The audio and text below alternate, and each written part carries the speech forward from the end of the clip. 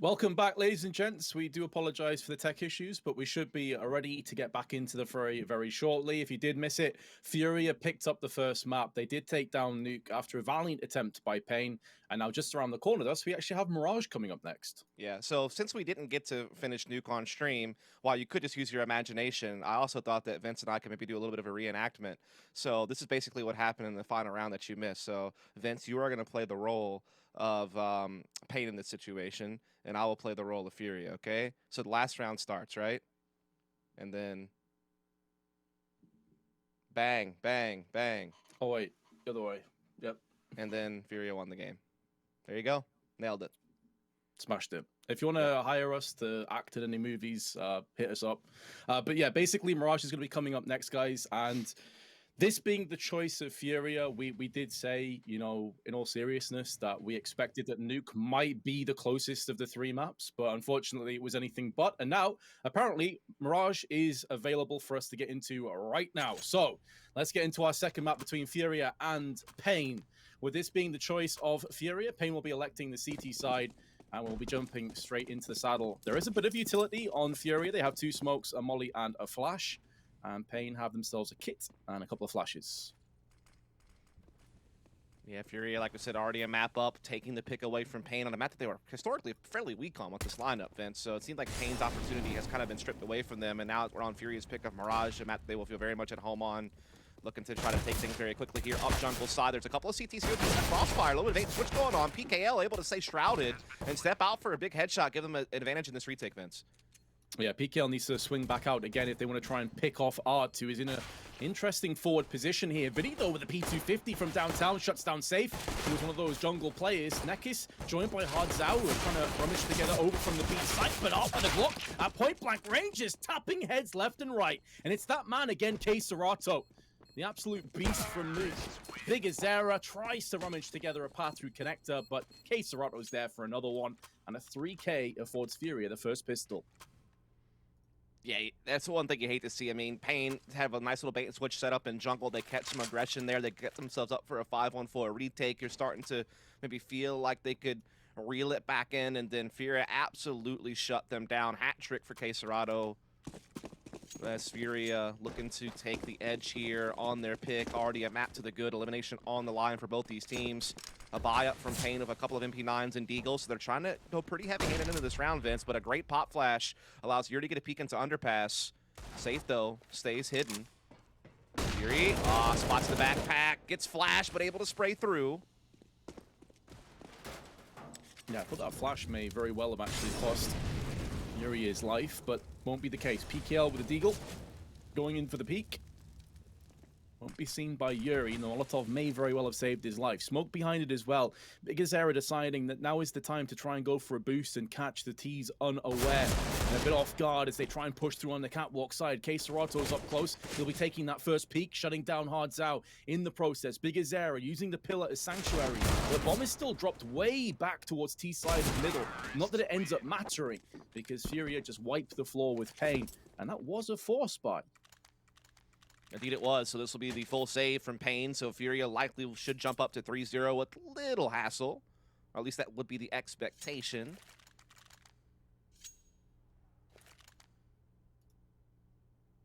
I'll tell you what, man. Furia are always on point with the Jersey game. Like, every iteration of their Jersey over the years has been straight fire. Shout out to you, Furia. You've nailed that one. Banging team, too. More important, probably. So Pain will be just straight up saving as we expected, getting up through middle. They got the flashbang and a P250, but they're walking into Yuri. This is actually where the Galil can be a little bit better than the AK, but will meet his fate to the hands of PKL. That extra 5 bullets I thought may very well save his life. Not the case, and so it's not a terrible start. Plus the bomb being in an awkward position here.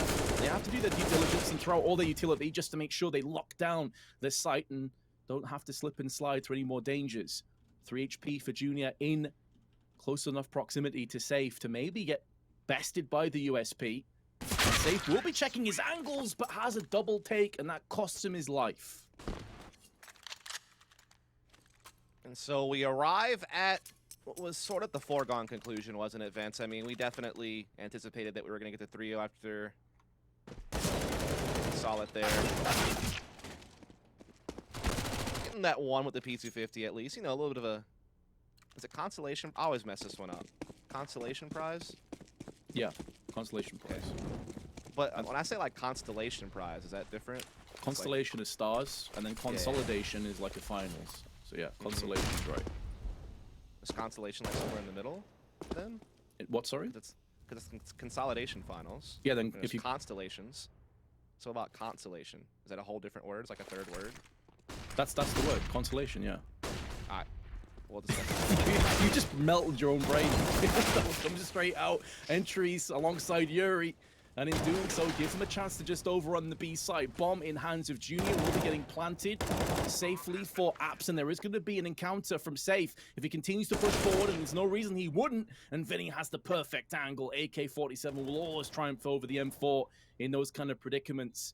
Pain already on the back foot early on with Mirage, and may have to just save, and they've just made the decision. They'll save these 2 M4s and a bit of utility. It's not looking good for Pain, Vince. Some say it might be looking painful. Boo. Boo. I'll boo myself on that one. That was bad. Pain at least able to save a couple of M4s, though. A little bit of utility as well as some head armor on both of these players. So at least they'll be coming into the next round with something to work with. They definitely have enough money to buy some around it as well if they so choose. But I mean...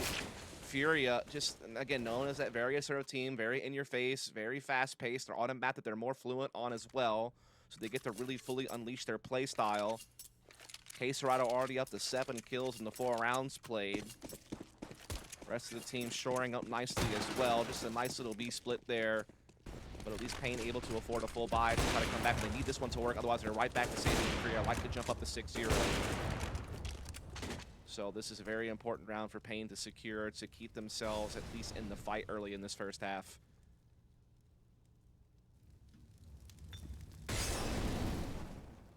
They know that there's no harness or safety net, though, should they fall in this round. Nekis trying to get around the back, getting information. If he can fully swing back into Palace, there is actually Vinny there that is available. But instead, he decides to continue to press forward. The bomb dropped back at T side of middle has now been retrieved by Junior.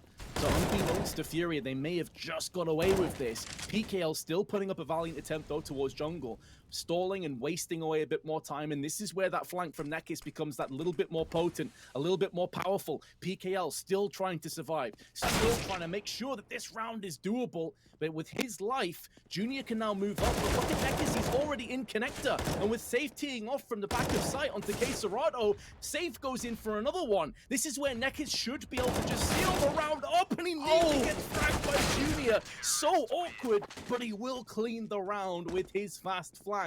That was so nearly a disaster, though. That was looking like a recipe for memes. Sugar and spice and everything nice, but instead of Powerpuff Girls, we were about to get some tasty memes. But, in the end of the day, it all wound up, you know, correcting course.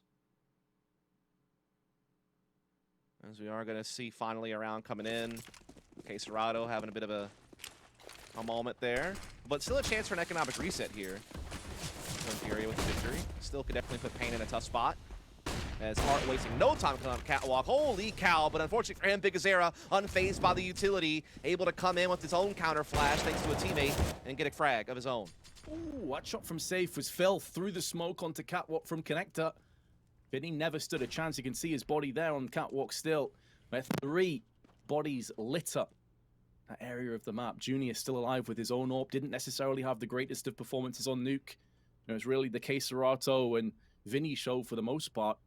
But he's not necessarily one of those players you look at for Fury to be fragging really hard. It's typically going to be the more like Yuri maybe stepping up. Art obviously has his moments.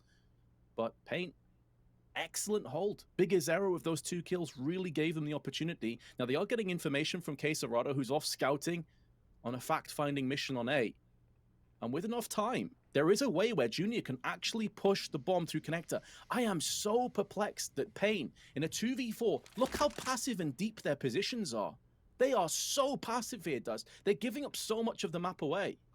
They are, but I feel like it's calculated because they know that, hey, worst case scenario, they get a bomb plant, but we can retake 4 on 2, and there's no chance that someone slips through the cracks, catches us off guard. They have everything covered, right? They know that no one can creep, window through murder hole. No one can, get up cat or get out of B apartments without us knowing. So it's one of those things where, I can somewhat understand the reservation, especially considering how the series has gone so far. You want to ensure that you win the round.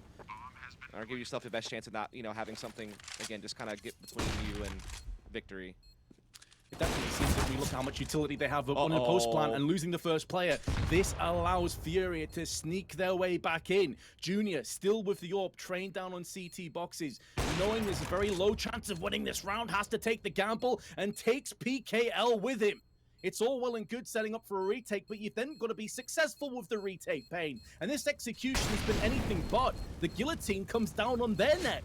Furia have pulled a fast one. The bomb is so close to detonation that all Serato has to do is waste time. And Furia pick up a 2v4. Pain have completely mind-gamed themselves. Yeah, that is a bit tough, man. Like, you would expect that maybe, even though you want to play more passively, which is understandable, as we were kind of discussing, you at least want to have some vision of the site, right? Like, if that op is going to play passive, at least play like Ticket and keep an eye on A ramp, but just play at an angle where you're definitely not going to get peeked from, Palace or something like that, right? So at least you have some ideas of what's going on the site. So there's a little bit of a gray area where, yeah, it's okay to play passive, but you have to at least have some vision, and they just didn't even have that. So I like their B setup, but I feel like their A ramp player kind of opting A ramp from Ticket or something like that instead, while his teammate covered the murder hole for him, so he knew that he wasn't getting backstabbed. You know what I mean? So I think that they just had the right idea, but took it too far. Double op in play though for Pain, and they do get the opening pick onto Yuri, so a quick 5-on-4. Other op though has been spotted at Van. K-Star's trying to hunt it down. Oh, so very close to the headshot. Not going to land though. Harjao able to get the shot, and this is big. Both ops reign true for Pain, and this is the perfect way to put that round to the side, Vince. If you can collect this one, put Fury in a bad spot economically, it kind of makes up for the round loss. Just make sure that you win this round without any casualties and allow yourself to build up some economy here. Because even if Pain is successful and they instantly go back into a loss, doesn't really get much brighter for them. So can they close this one out? They're not playing as passive as before. Understandably, they've learnt their lesson. They at least have those eyes on the sights, as you highlighted before. Big Azera from above will cause mayhem, dropping the bomb down in window. And Junior now stands alone against 5 of Pain. Really, the only thing in the back of his mind, other than maybe saving that AWP, is he doesn't necessarily have a great deal of cash at his disposal, is how many players he can take with him. But I think this is another reason why Pain getting the early aggression and getting the bomb down does afford them the luxury of also saving. Like, sure, if Junior can hold on to the AWP, it's not ideal, but it also allows you to save your 2 AWPs. You've got 2 AK-47s, and you get a ton of cash injected into your collective bank balance that you can really use going forward into this half.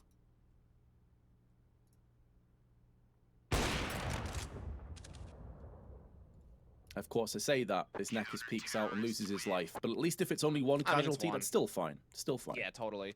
And the thing is, that was like a worthwhile risk to send one, because if you get the op down, then you know that Furia has virtually nothing coming to this next round. Money is just so low over there for the Furia boys, so it is what it is.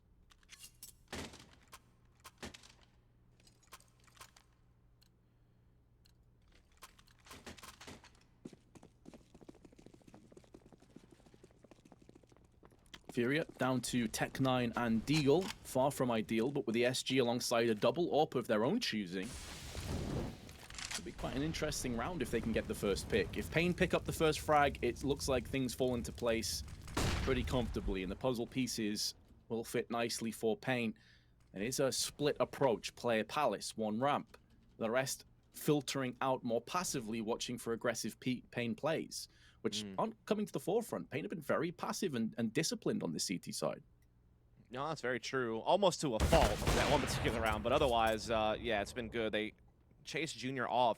This is a really cool setup from Furia. They go double op and they have Vinny on the Krieg, which Krieg not as powerful as it used to be, obviously, but Vinny was always kind of a specialist on that weapon even before it had like the crazy buff to it, and now the nerf, of course, from some time ago. So definitely some options out there for Furia to try to cause a little bit of a ruckus in this round, but so far so good from Pain's perspective. They've gotten one.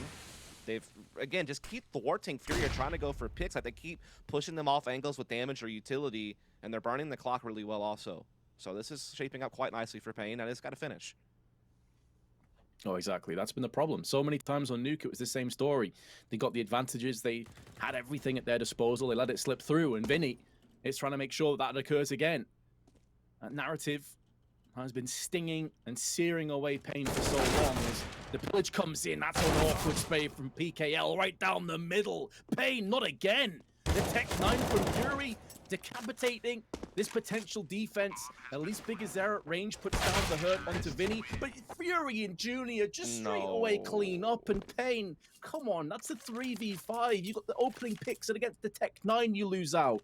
Not even the opening picks, but they also just kept shaving clock. They kept stalling Furia out. They kept disallowing Furia an inroad into the round, only for a Tech9 to come doing a drive-by and absolutely stealing the round away. And now Pain are the ones whose economy is absolutely in the bin. They need a tactical timeout immediately, Vince, in my opinion. Like, yeah, this round you can't do much. You're on pistols. You kind of have to just kind of maybe take this one on the chin. But after this is over, if you're up 7-2, you need to just cool the jets. You need to settle back in mentally. You need to figure something out because your tournament life is on the line. And yeah, I think a timeout has to happen here, Vince. Yeah, I agree, especially in the next round. Like, you're going to have rifles. Like, this has got to be it. This has to be that inspirational speech, or just like this moment where everyone realizes what's at hand. Pain are by no means bad players, but we're just seeing them not on the same page, I think, Dust. That's been the biggest issue for me. It was the same yesterday as well, but just in a drastically different way. Heroic was shown way too much respect to a flaw, to a fault. And now Yuri and the rest of Fury are pretty much having their way with Pain. The CT side is already in just such a shambolic state. Only 2 rounds. Already a match to the good as well, Vince. This might be a quick day at the office for Furia, as far as this series is concerned. Unless Pain can muster something up here, they need to do it quick.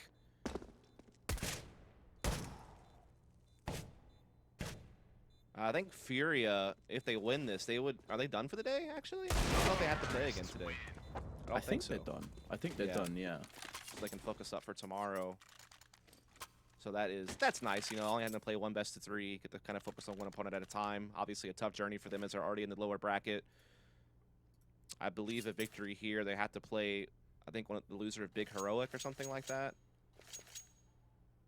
One of those teams in the upper bracket of Group B, as it's a Strauss, Complexity, Big, and Heroic there. So no matter who it is, Vince, it's going to be a tough opponent. Yeah, we're getting to that stage now where a lot of the weaker teams have been removed already. And Furia will be having that work cut out for them, but they still need to get across there. We didn't see the tactical timeout. They tried a bit of aggression, but Nekis is all alone. And Art will not miss that opportunity. It is an interesting mix-up as well. Typically, you don't see 2 AWPers on the T side of Mirage, but we know how good Art is with the weapon alongside Junior, and it's working swimmingly for them, but it's mainly because of how Pain are playing more so than anything else.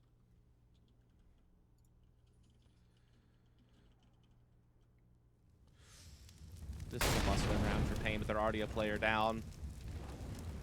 You already see Fury beginning to creep up A. Also still have apartments present, as well as the mid-watch, and Vinny just starts charging through, finds 1 entry, labored spray from PKL, but eventually yields the result he needs. But they need so much more, Vince. There's still a man behind. Bomb still making its way into A site. There's no one there to stop this from planting. Obviously, Fury can't know that CT spawn is empty, but they're starting to put that utility down to start pressing more and more forward. Big Azera trying to be a little bit risky here on the edge of the smoke, but gets flashed off. Repeats and gets the kill. A huge one, but instantly traded. PKL and Harzao, last man standing. PKL a bullet away from his demise. And he's been smoked off. Flash through on connector. Forwards Harzao the push, but it's going to be planted safely. And the blink of an eye, Art and Junior close the eyes of Pain in round 10. Move 8-2 in the lead. And it's just gone from bad to a whole lot worse. Don't think I can sum it up any better, really, Vince.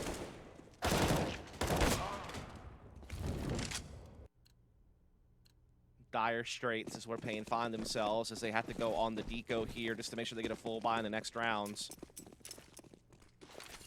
It's looking quite grim, Vince. But you know, Furia, to put a positive spin on this, Vince, which is, it's hard to do. But, you know, they're just looking out for the schedule. You know, got to play a little bit of catch up on the ROS, and, you know, they're helping us out. Appreciate that, Furia. Good guys. Securing that win nice and quick also allows them a lot more of a blanket to recover. And blanket sounds nice right now, Vince. Yeah. Don't tempt me. Does give them the opportunity to go and research the next game that they'll be playing up against Vinny. The timing is rough, but he gets shut down by Safe. But it's only an AK that trades hands, and the rest of the team are down to Deagles. They do have some Kevlar. Maybe there's at least a couple of avenues that were locked that have now been broken open. But I don't think that Furia will be walking in lackadaisically and giving any more weapons away. Molly to the balcony. This is grim for Harzao. Survives just about in 30 HP. That grenade probably won't affect him too much. Only 5 as he tries to run away. Does leave Nekis on A site all alone. They're not being tapped up from any other position, so they know that A should by and large be clear. And with Art taking the bomb in first, he'll get that plant down sooner rather than later. They've lost that AK-47 that Pain had. Their one ticket, their one key back into this round has been stripped away from them. And in doing so, Furia wants to a 9-2 lead. Oh, God. Just to add insult to injury, we see Case Dorado get that one on the edge of a smoke at long range. It's just Harzao and PKL trying to, you know, hold on to this armor. Playing back towards B side. Fury have plenty of money to blow to go chasing, although there's really not much to recover. It's just stopping them from having armor, I guess. But, I mean, they're just hungry for frags at this point. Everything is going according to plan. They can do no wrong. It seems winning 2v4s, winning all kinds of disadvantageous situations. It's wild. I mean, this is really where I want to see Pain go for a bit of aggression. I said before, go out on your shield, go out on your terms. Right now, Furia are bullying you. It's time for you to close your eyes and swing as hard as you can.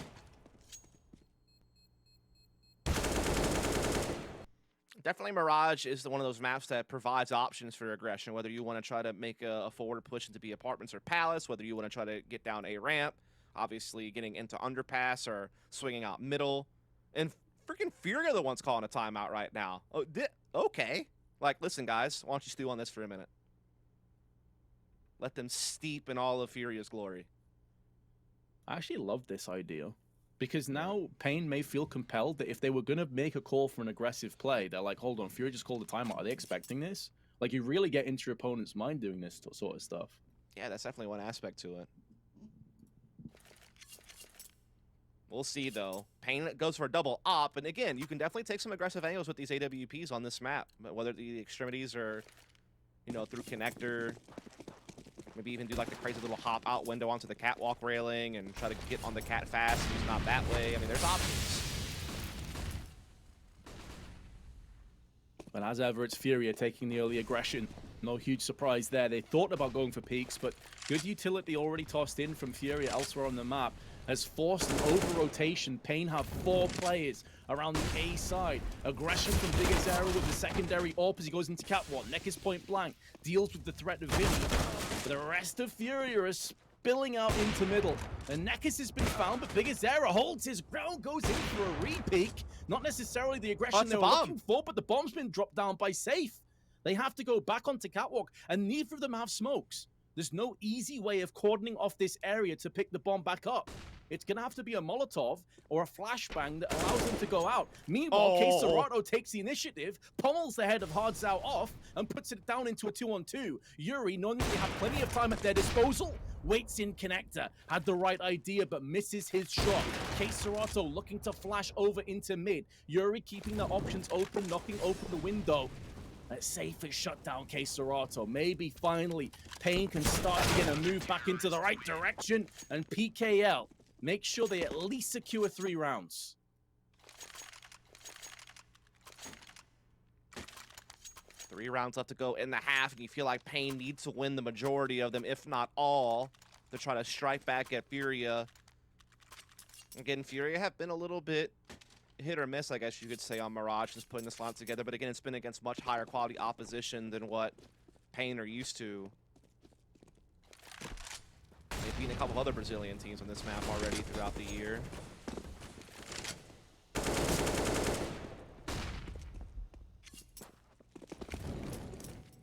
Well, just as Pain was starting to get a stranglehold, a foothold back into this, PKL has lost his head, courtesy of Art through middle.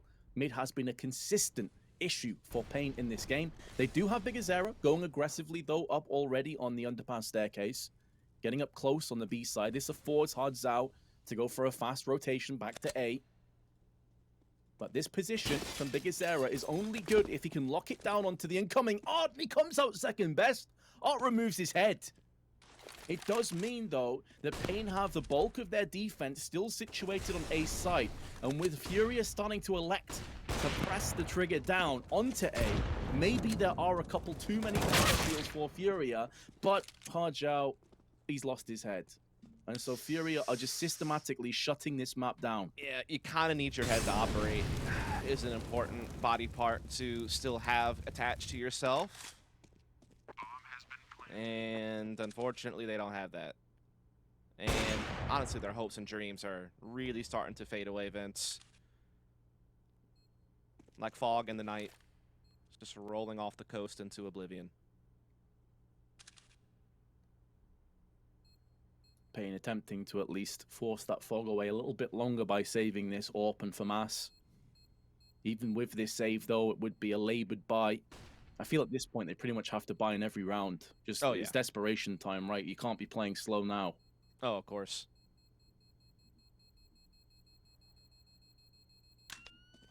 Safe is being pivoted in by 2 players who are in the BAPs. I'm not sure if Vinny and Art or Vinny and Serato will be able to shut him down. They do.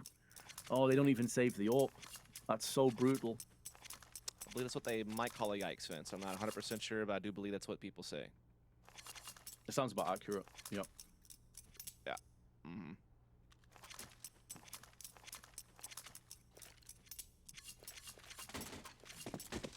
I'm trying to think of another spin we can put on this game to try to lift spirits, but there's just nothing there for me, Vince.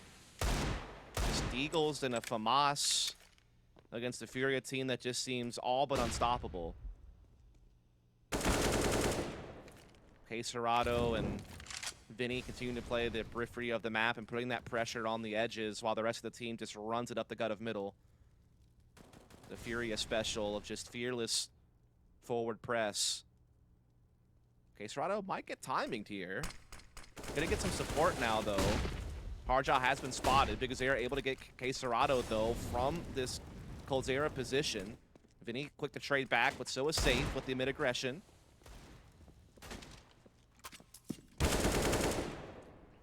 Safe been tagged down. 18. Big Azera additionally is low, but still carves a path through the head of Art. So Pain. They are weakened. They are bleeding out, but they're showing that they're not completely done just yet. Junior and Yuri still have 50 seconds, and they do have control over the bomb. And they're headed back onto the B site. They initially pressured and pivoted in through the B apps. They were thwarted by Big Azera's FAMAS. And a ton of utility that was tossed in as well. Since then, Big Azera has gifted his weapon across the Hard Zhao, who is in marketplace with it. This next kill is so vital, so important for this round. If it goes the way of Furia, likely the round will follow. They both know and are alerted to each other's presence, but they're not sure about Big Azera, who is hiding on the van. 15 seconds, he needs to get a move on. He has collectively more health than the 2 adversaries, but no longer the case. Big Azera with a massive 4K. Absolutely just what the doctor ordered to try to inject some life into this Pain team that has been getting run through the blender for the bulk of this map to finally have someone step up and make a big play in such an unorthodox way where you're not expecting much. The weaponry's not really there. But Big Azera finally living up to the name. Massive play from him. Double ops now for both teams coming to the final round of the first half. Still a lot of work for Payne to do to contest Furia that have got such a comfortable lead. Serrata continuing to put on the speed pressure. He's done so well, Vince, just single-handedly keeping these B players busy.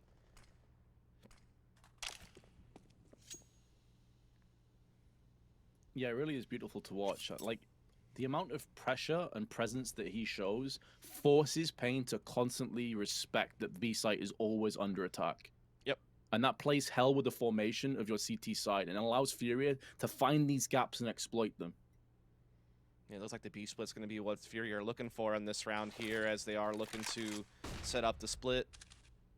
Flash put in so Big Azera can get a different angle with the AWP here, and they also put out a smoke at a really good timing because it's going to force Fury to either play through that or kind of wait until like the last 25 or so seconds before they actually can start pressing into B site, which, again, with Big Azera having this angle, he's probably good for one and then able to fall back, you'd imagine. So Furia might have to reroute. Actually, no, they realize they don't have the time to do that. They're going to have to commit back to B, but it's tough to break this open. But, oh, no, that's the one thing that couldn't happen, Vince. Oh, the flashes are so on point. Hardzao couldn't see a thing. No snowstorm descended and he was swept away. Payne, 3 players to go. It looked like it was doable. Time was running dry, but that entry on the apps was everything. PKL gets an unsuspecting art, opens up his account into the round, and gives them a bit of connector control and catwalk control. But 3 separate areas of re-engage from Payne. Last round of the half. Of course, they're going in for this one, but they only have 1 kit between the 3 of them. All the utility centralized on Nekis, but Nekis has gone huge onto Junior. PKL also chipping in with a frag. Kate Serrato holds it down. And long enough for Yuri to surely just play the time and draw this to a conclusion. 11-4 will be the half as we head into the second half of Mirage.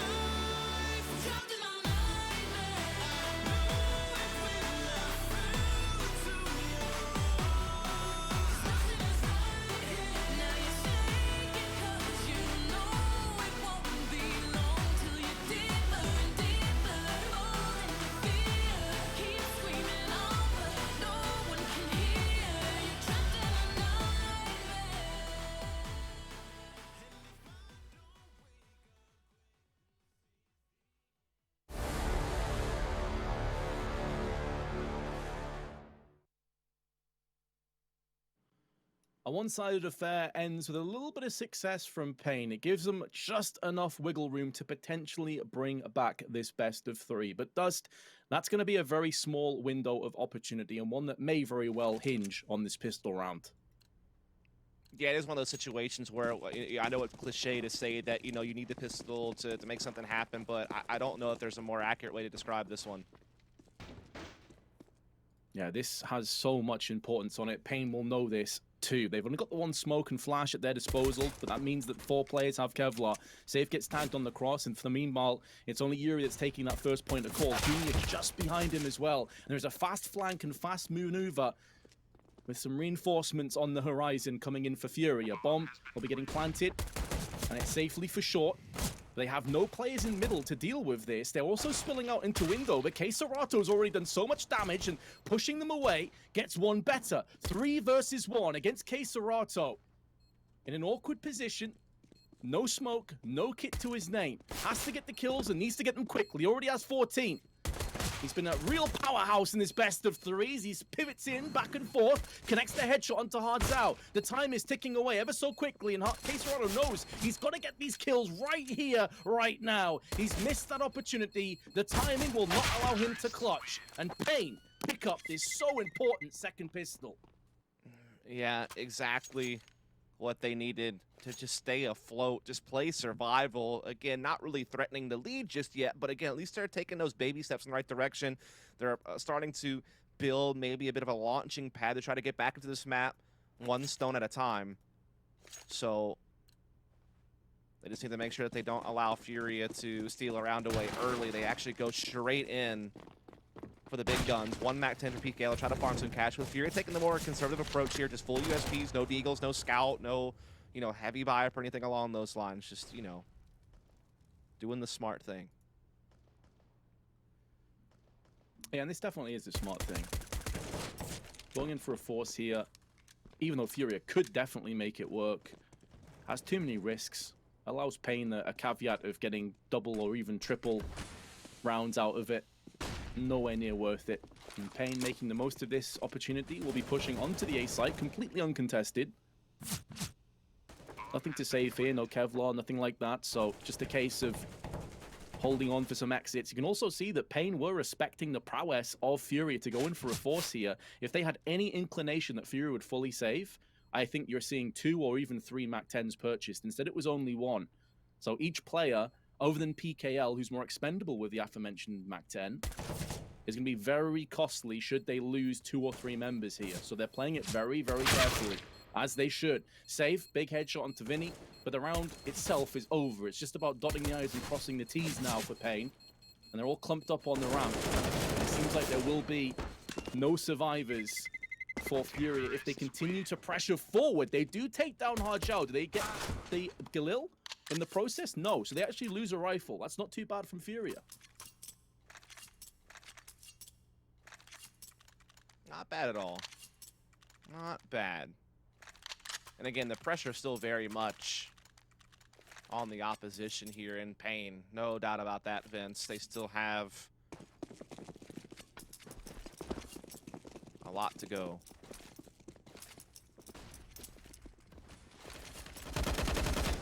Yeah, this is just merely the first couple of baby steps up a steep mountain.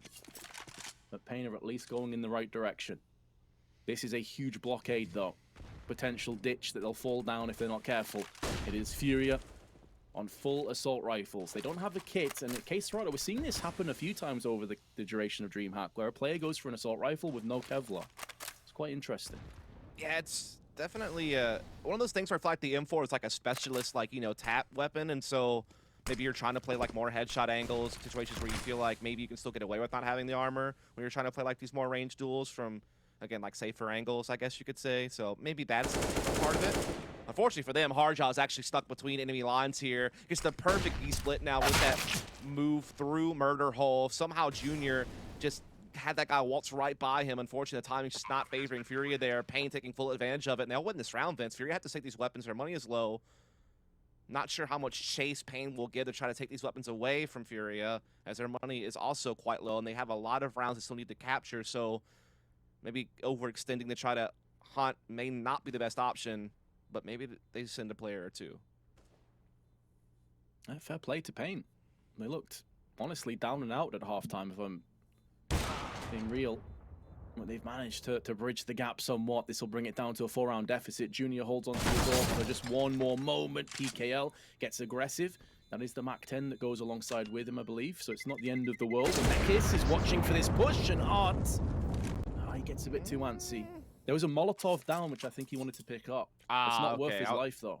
Yeah, I was wondering why. I mean, you feel like a couple players are already chasing. There's probably a good chance there's other people around, so wouldn't have expected. And yeah, it looked like there must have been some type of timing where Junior had an op and connector watching middle, but somehow someone got into window without him noticing, and just, you know, obviously there's no communication there, so Hardjob is just a freebie there on the Case Rider, who was indeed playing like a really tricky headshot angle with that, you know, silenced M4 and no armor to be apartments, and just gets absolutely thwarted. And now Pain is starting to, you know, get a little something going. You're going to get boosted into ladder room. Not a bad idea, because it seems like Cat might be a play. That rifle in that position, maybe something that can stop it, but he does get found out. Can use the smoke as Sanctuary to escape, though. Just in the nick of time as well, just faded away. Molly down as well will force them out regardless if they wanted to go for a repeat, which wouldn't have been advisable. Bomb picked up. Art may be called into action. There's still going to be quite a distance of time that elapses before Pain do pull the trigger on a B hit. They want to check all these angles, make sure that they don't walk into some kind of gimmicky stack inside the B-apps. And you're looking at places like balcony, on site, bench. But if Art peeks in and gets caught, that could be everything going wrong. That being said, Art gets flashed, but does a lot of damage to Hardzao and Nekis. They needed kills, though. If Art picks up 2 frags there, there's every chance Furia go for this. With his life, no chance. They're going to just save again. Indeed. That op and that M4 are so valuable, and actually they would have the money to buy around it really well into the next round. So certainly going to be the case. But Pain Vent, slowly but surely, starting to maybe get your hopes a little bit up. Don't want to get them to dangerous levels where it feels like a big letdown, but definitely have to start considering that maybe Pain still has some fight left in them after all, despite such a cold start. Fury have yet to win around this half-inch. Pain are landing in on them here on their attacking side, trying to match Furia's brilliant T-side performance. Still have a ways to go, but again, they're slowly but surely putting it together. Vinny, not too far off from connecting that deke, but instead, this will put him into a slumber, at least for the next few moments before he resurrects. And that resurrection will be met with a rifle. Furia call their second timeout. Not a bad time to do it. Buy coming up. Want to make sure that you don't let this one get out of hand.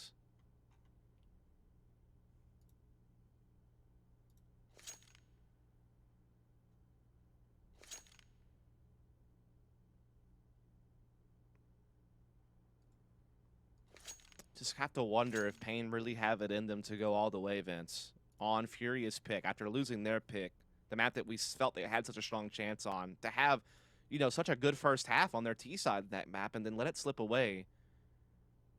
It seems, from what we're seeing, that they've been able to keep their composure well enough to mount this comeback effort, but can they take it all the way to the finish line? That is a whole different task to try to accomplish. As it is now a fully bought Furia. Counter incendiary on ramp to slow down Pain, who are looking for some type of set piece at A. They have no presence anywhere else on the map. This is what they're going for here. And Junior has to opt trained on that position. If he's unfazed by utility, he could definitely strike first. Also, Vinny starting to float that direction to help reinforce Yuri on top of the balcony. Very tricky angle to deal with, and there's a Palace player there that's going to be safe with the op, so things get very tricky here, Vince. Smokes are starting to come out, but there's no flashbang that precedes the push, and so Junior just gets the freebie. They walk out into Yuri, and Yuri smacks them down with the M4 for 1. Dink onto Big Azera, and safe through the smoke will perforate the kill onto Junior. So it was looking like it would get out of control. But Pain have brought this back into close enough proximity to make Furia sweat one more time. The weakened Big Azera falls back into the shadows of ramp, anticipating that a flank may be forthcoming, but they still need to get the ball down. Hardzao instantly flicks to the head of Keserato, who had the best angle and goes out for more. Junior is the last man, or pardon me, it's Art with the last man with the AWP. did connect onto safe, but it wasn't the outright frag, and Hards Out cleans it up. That looked like Pain and let this round slip away. Yeah, we talk a lot about Safe and Big Uzera kind of being the highlights to this team, and they are on, you know, the scoreboard right now, the lead fraggers of the team, and generally speaking, they are very much the star players of this Pain team on a pretty regular basis when they are successful. It's those two doing the heavy lifting. But Harjao, in his own right, has often been a good contributor to this team in the North American region when they've done well in ESEA advances with the smaller cups that they play in the NA region, as well as doing well in some like DreamHack Open type events in the region against some solid teams. And he really kind of demonstrates those capabilities in this round. Just the impact of those frags were so huge. Particularly that first kill he got on Case Serrato playing that off angle inside the site. That is really what saved the day for Pain. It was starting to become a very stressful situation. They now are just a couple of rounds away from tying this thing up. Pain's money is still very low, but they are going to go for a double op here. So not just the hero AWP Vince, but the double hero. I'm putting a lot into this round. And Exactly. the asterisk next to the Pain comeback for me was going to be that up until that point, it only played one round against a fully purchased Furia. Well, now it's two. And sure, that definitely wasn't without a couple of very squeaky moments, shall we say. But they still get it done. So you can't even look at Furia and say, well, they're still yet to get their AWPs out. They're still yet to get the utility out, their rifles. They've had those opportunities twice, and Pain have passed both times. Keep in mind, this is 5 unanswered rounds now. It was 11-4 coming into this half. Absolutely. You're right. You start to kind of wonder, has Furia run out of steam at just the wrong time? They needed to come out and close. Now, Junior, to his credit, trying to force the hero op to work, has already seen his teammate fall in middle trying to make something happen. No way to recollect that op either. And so it's really on Junior now to try to make magic happen, as Case Serrato's also going down in the B apartments trying to play aggressive and gets caught. You can understand why. I mean, Furia, without much weaponry, are having to take these little dice rolls to try to give themselves a chance to strike at Pain early and fast, but it has not panned out. Great news for Pain, of course.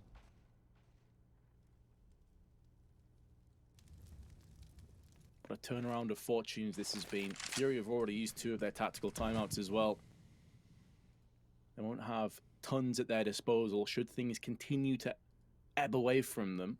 Junior already set up in a position where I feel like if they do hit B, which they've already taken, Nekis is over there, he's cleaned it out fully, may just try and save with his teammates. And that may also be a call from Pain to keep at least one player over towards the Palace, where it's like, we got tons of cash, we don't mind losing a player or two, it's worth way more to take some weapons away from Fury at this point.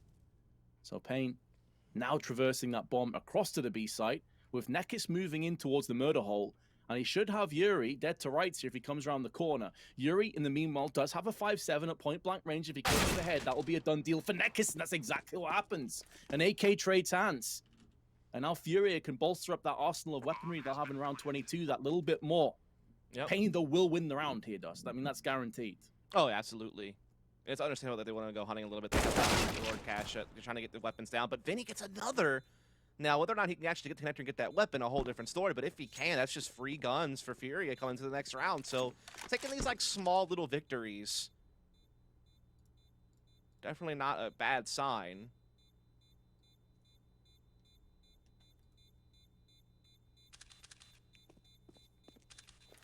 Oh, you'd love to have AKs on the CT side. They were going to have a buy anyway, but this just significantly improves their firepower.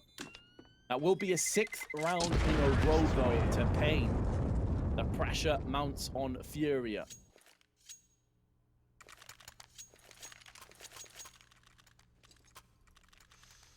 Man, oh man. We got a game on our hands now. All of a sudden, Vince, things are getting hot and spicy. It's not a foregone conclusion any longer that Furia will be waltzing away with the victory and sending Pain out of the tournament. But we are now back onto equal footing as far as firepower and utility is concerned. But again, Furia are winless on the defense.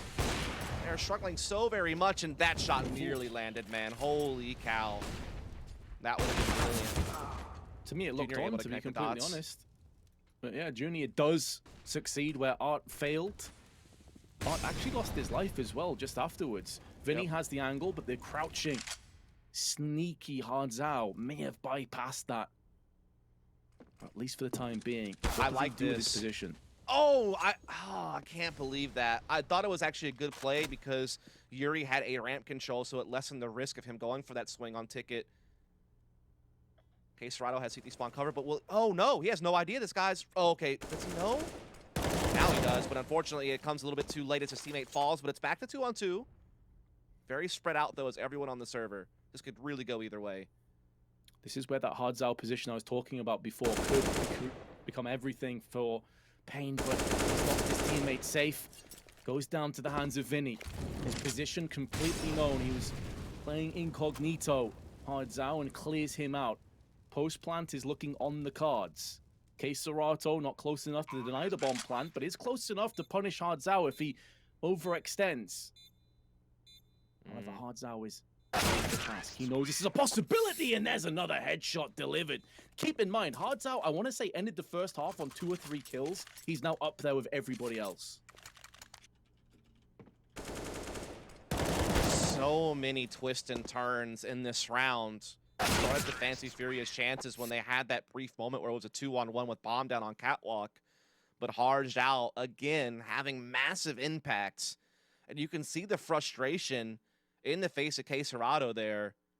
They feel like they've had so many rounds. They were so close to getting victory and holding Pain off, and it just has never quite aligned. Meanwhile, Pain continuing to get big performances out of not only Safe and Big Azair, but again, Hard Zao, despite, you know, being, I guess, -2 KD, he's basically won 2 rounds for his team by himself.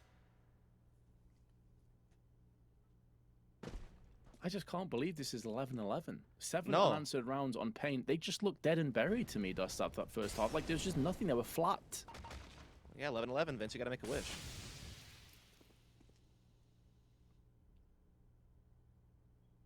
Did you? Yes. But if I tell you, then it doesn't work. No, right? you're not. Is that I how just it asked works? if you made one. You don't have to tell me what it is. Yeah, yeah. Okay, good. So we are still in a 5-on-5. Or to spit the backtrack now, Vince. He's still coming in from Pain. I slowed it down quite a bit. Furia haven't really gone for this boost too many times. Nekis, joined by PKL, take control over ladder room, but Vinny is getting in close. He doesn't expect 2. There's no way you expect 2 players there in that position. And that costs him his life. That's a 1-for-1 that Pain will gladly take. Serato, MP9, only on the side. Just seemed completely perplexed and confused as to what to do in that position. And Odd, second best in the spray. Everything going wrong for Furia. It's almost like they've just stalled entirely on the CT side. As a trained EMT professional, Vince, I feel like this team is in dire need of the Heimlich maneuver. Does seem like there's a lot of lack of air exchange taking place here for Furia lately. Meanwhile, Pain, again, playing true to their style, not playing timid, not letting the first map get to them, not letting the big lead Furia had face them at all. They've kept their composure. And while Junior's hitting some impressive shots to take this op, you know, those are only little small highlight moments that don't really amount to much for too long. And again, with them kind of approaching that max loss bonus and them continuing to be able to carry weapons over, they're giving themselves chances to keep buying, but again, that's just not going to matter too much. Unless they can get victory. Timeout coming out, only 1 remaining for Fury as well. Not a bad time to call it because they've finally given up a lead. It feels like for the first time this whole series. And maybe they lost a pistol or something along the way that set them back a couple of rounds, but I feel like they've always been in control of these games up until this point. Well, Fury have led the entire game. They took a 4-0 lead, a 5-1 lead, and then extended it to a 9-2 lead. So it goes to show that they've just always been in pole position, always been drastically ahead. And now Pain. This is something that Furia did in the first half. They got tons of wins. They called a timeout, let Furia stew on it. It's like, you've had your chance at a timeout. Now it's our turn. What are we going to do? Can you get a read on our T-half?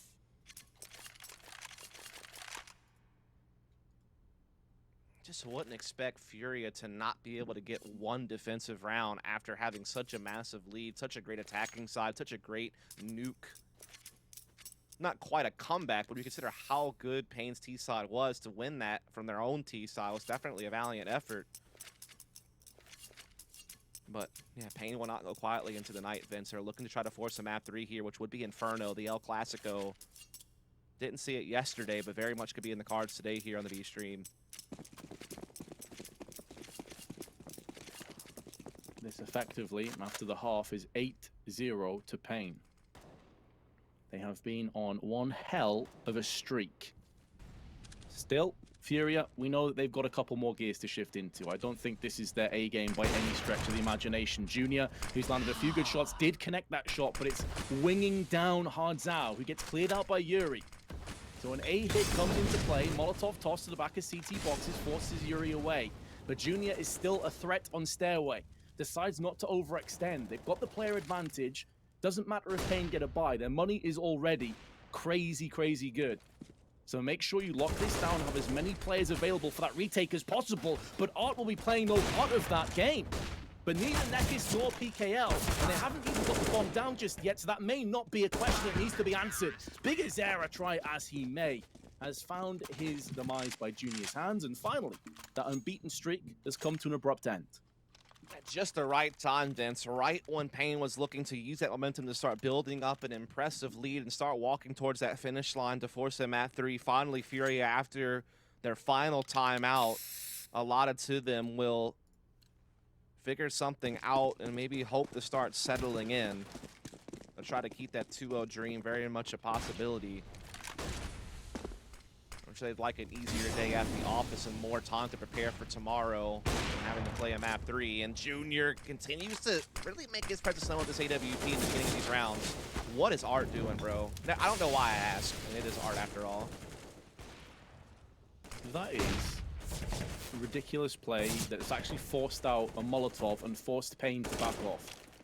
Yeah, so I guess even insane. though the journey was weird, the destination is good for Furia, I suppose. So fair play on. Just keep being crazy. So you're going to see Pain had a lot of success on these B hits. Looking to maybe do that once more. A couple players in the apartments already. Bomb carrier going to be safe, still kind of at the back and middle. They still have presence with Big Uzera, making sure that they're not getting flanked through any type of A aggression.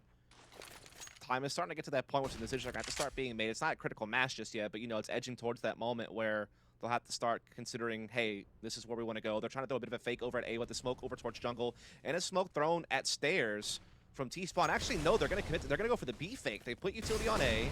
Now they're putting utility on B. They're causing a rotation in a big way. Look at how hard they bit on this on the Furia side. 4 players drifting towards B. Now the bomb will come up, but Yuri is still here. And with that kill and with no added pressure, Furia seem to probably know what's up at this point. Yeah, exactly. That's it.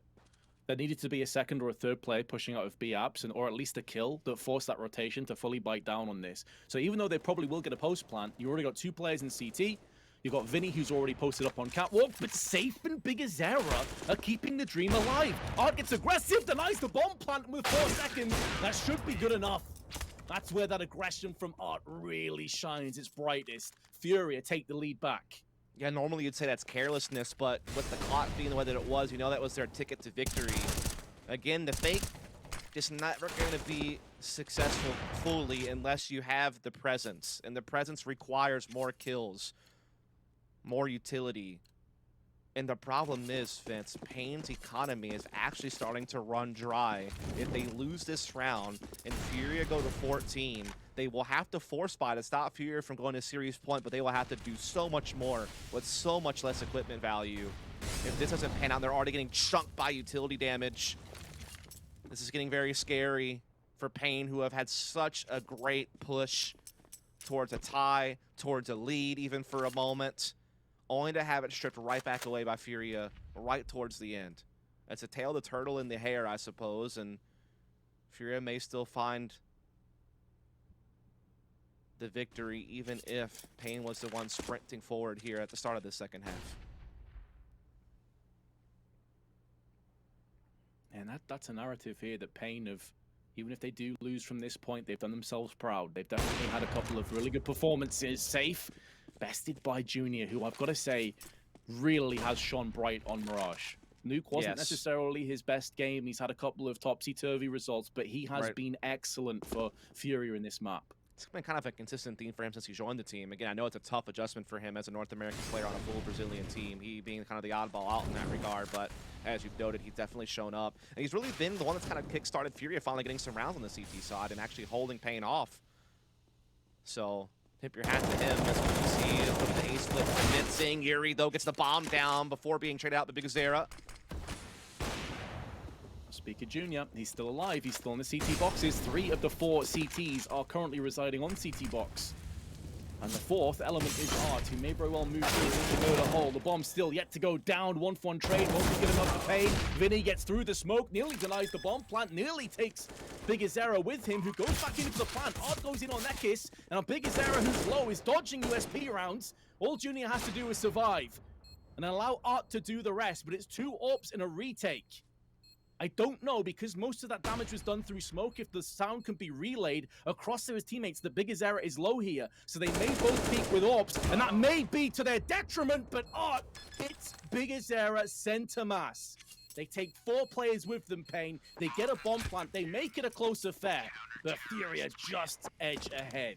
And that bomb plant is a lifeline events. Without that, they likely would have been force buying very low weaponry into this next round, trying to stop Furia from getting the series point. But now, as it stands, they should be able to get a pretty comfortable purchase. I mean, that money is there to get the AKs and armored utility. They may or may not have enough money available for an AWP for safe. I didn't quite catch that before we got to see their brilliant faces on screen. So, yeah, it looks like it's not. In fact, he has to have a Galil. And utility is limited on a couple of these players. All of it resting kind of on Harjao and Nekis. Looking for an ace set piece, Vince, and see if they can just put one last push here. Curtain beginning to come down. Can they stop it though? Break the mechanism. Break the wheel that Furia have got back on the bike. You're going for that plant. There's a slight gap in there, and Art shuts down PKL. You just see his foot. They heard the plant come in. And Art now forces Pain back, and they had very little utility. That was their one chance, their one hope of shutting this one out. And they're losing players, the smoke's beginning to clear, and the head's fading away from K-Serato's M4. 3 match points, 3 elimination points now come to Forefront. This is it now, Pain. They've done so well to get this back to a competitive series with their efforts here in the second half of Mirage, but right as they thought they saw the light at the end of the tunnel, a rock is being rolled in front of that cave entrance, Vince, and that is Furia, in particular Junior and Art with the ops are having such impact in these early round situations, just kind of picking Pain apart before they can really get rolling. And now they have to do more with even less this round, Vince. A couple of Galils, very little utility, just 1 smoke grenade, Vince. 1 solitary smoke, but they do get the opener here onto Art. It's going to allow them to get some easier mid control. But now it's just 4 flashes and 1 smoke.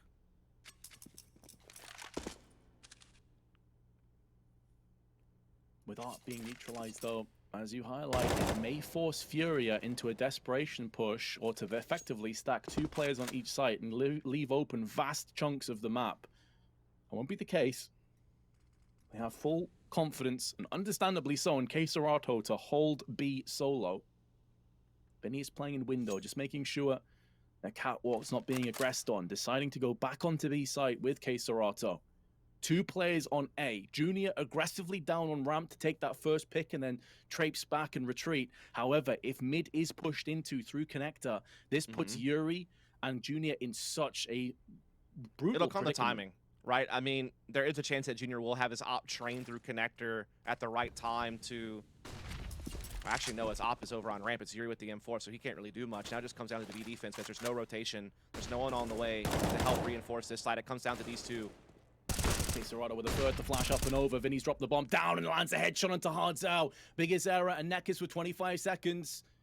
Need to regain control because of the bomb being dropped. It affords the luxury of Furia to spill and to speed those other players towards the site. Vinny and Junior seal the deal. Furia will live to fight another day. Pain are done. We're heading to a break. When you join us, we'll be breaking it down and potentially bringing you an interview. Don't go anywhere.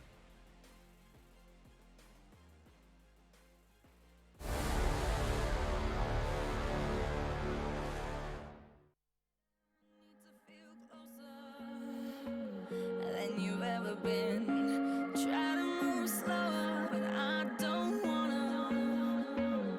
You try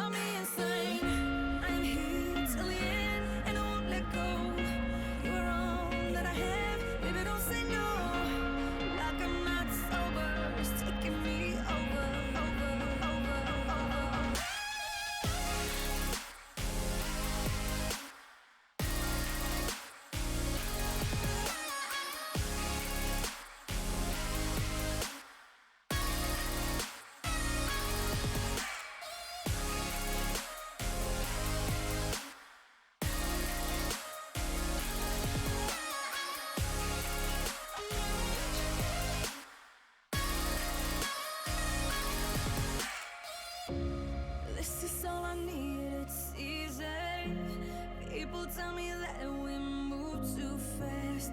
They don't even know what we know. I feel like we could face the whole world, 'cause I know that you're so good for me. 'Cause they don't even know what we know.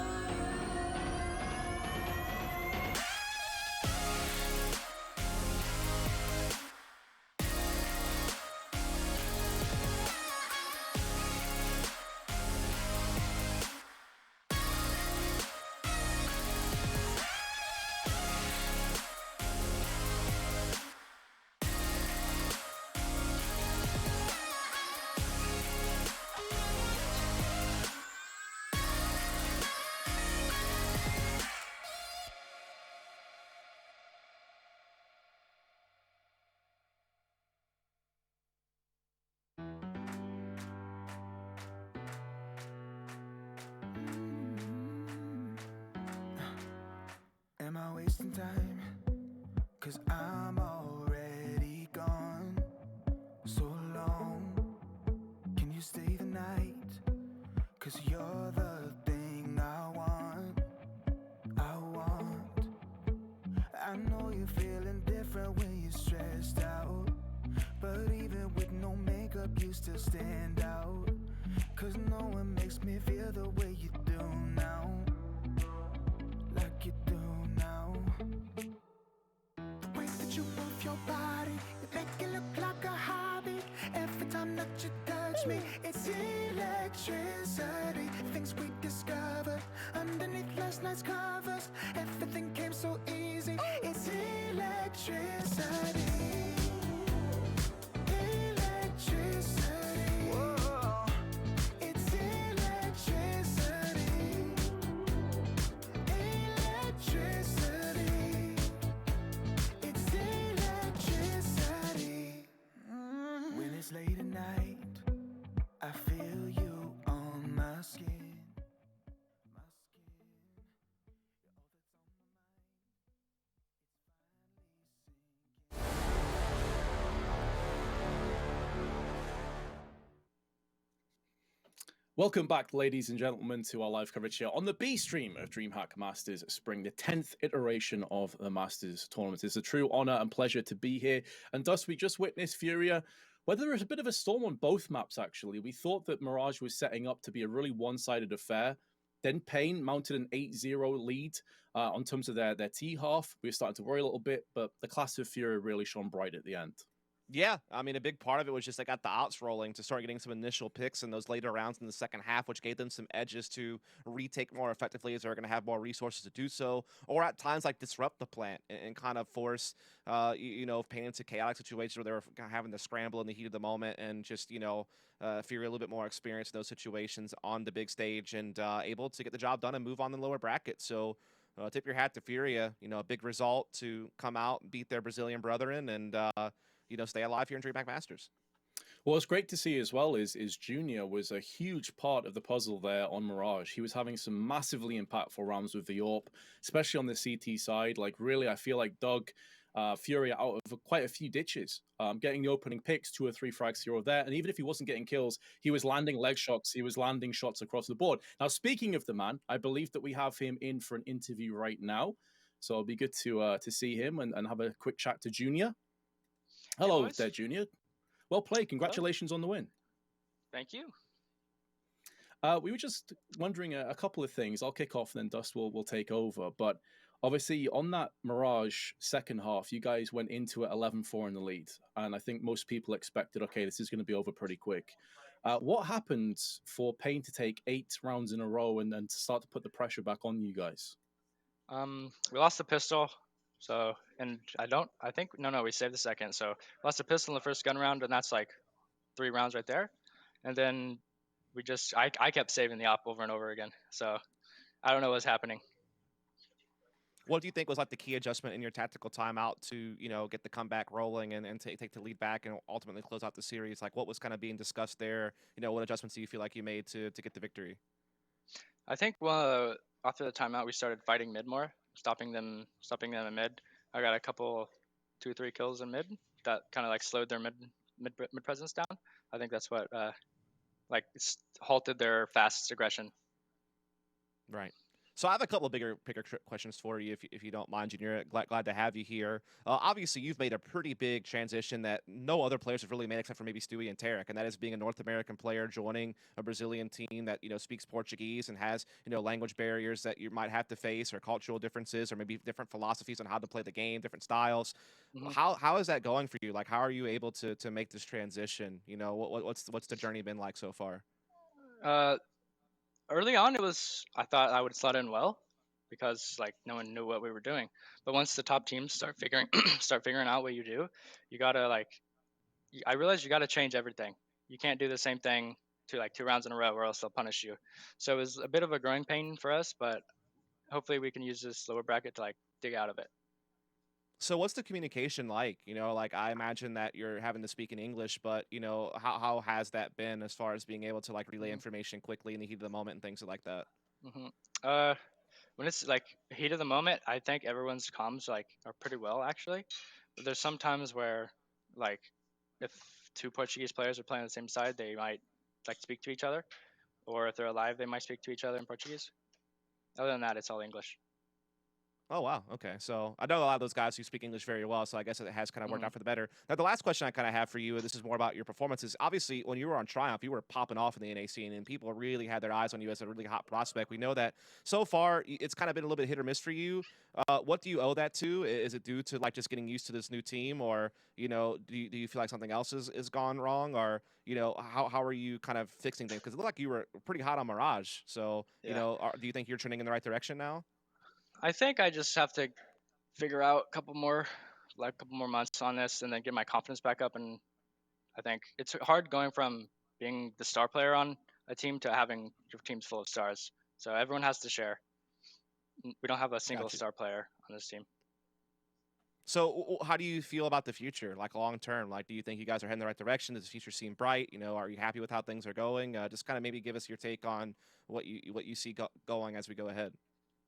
I think once we break out of this little slump, you can say, I think we'll be fine because we were contending and beating top 1, 2 teams for a couple tournaments now. All right, man. Well, I definitely appreciate you hopping by and sharing some insight with us. And congratulations on your victory, and good luck tomorrow. Thank you, boys. Have a nice day. You too, man. So those were the words of Junior. Some interesting answers, especially to do with the communication in the team, I would say. And I think once he gets that confidence, as he was talking about before, we saw glimpses of what this guy is capable of doing. And I really look forward to the future of seeing Junior with that up. Absolutely, man. And that was a fantastic matchup, Vince, but we have some more spicy games coming up next. And in particular, Vince, I'm looking forward to the one we have up next. It's going to be Spirit taking on Virtus Pro, two teams that have been ranked within the top 10 for quite some time, particularly VP within the top 5. Both these teams with some fantastic form and results lately. Both teams coming from the CIS region. Both of them have yet to play against each other yet this year, but definitely have a track record in 2020 of going head-to-head on multiple occasions. So it's going to be a great one, Vince, but before we can get to the meat and potatoes of that one, we'll take a short break. So stay tuned, folks. We'll be right back.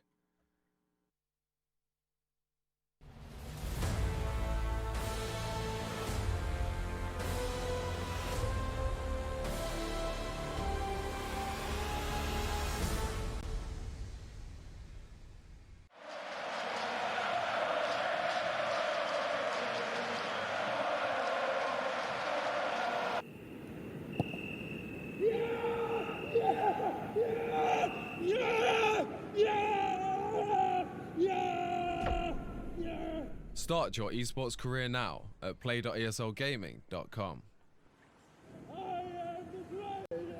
My name is Jordan Gilbert, aka Nothing. Hi, my name is Sue Lee. My handle is Smix. I think it's important for these initiatives to happen. Empathy really, really goes a long way, and it always means so much to us, and I think that's where initiatives like this really help. I encourage everyone in the community, anytime they see bullying, anytime they see someone getting called names, I encourage you to step up and say something. Good luck, have fun. Good luck, have fun.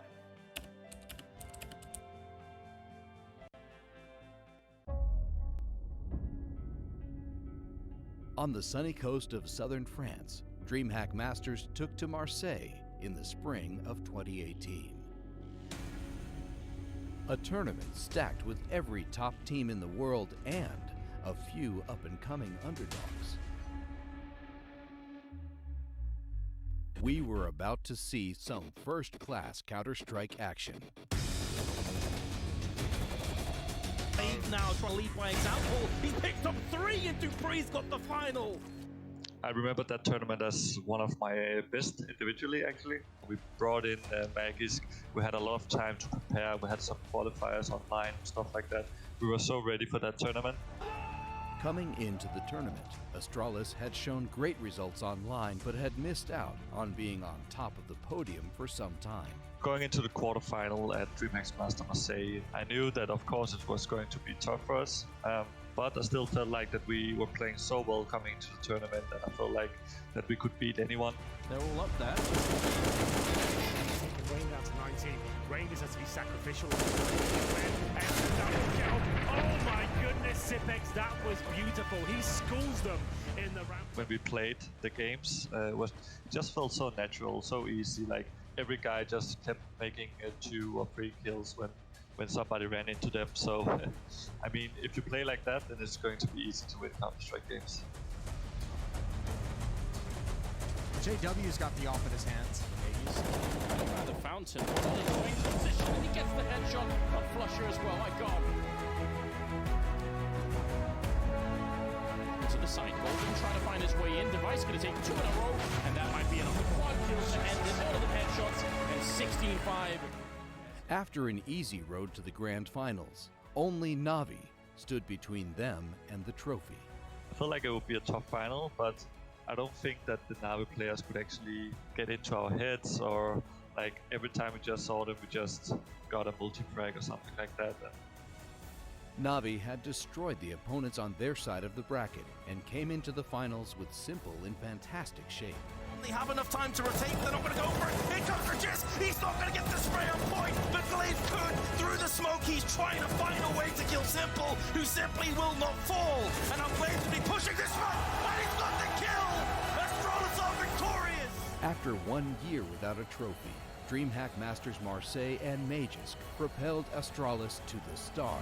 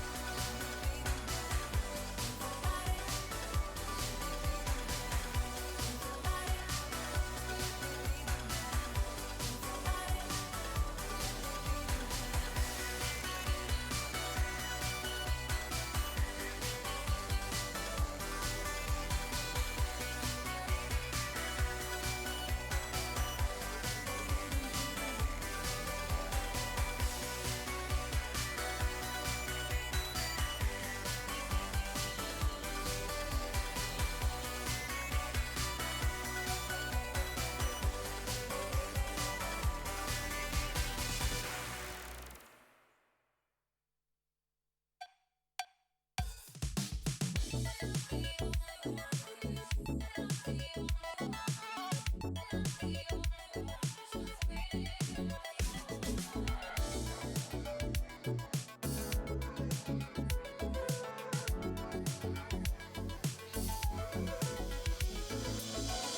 gone.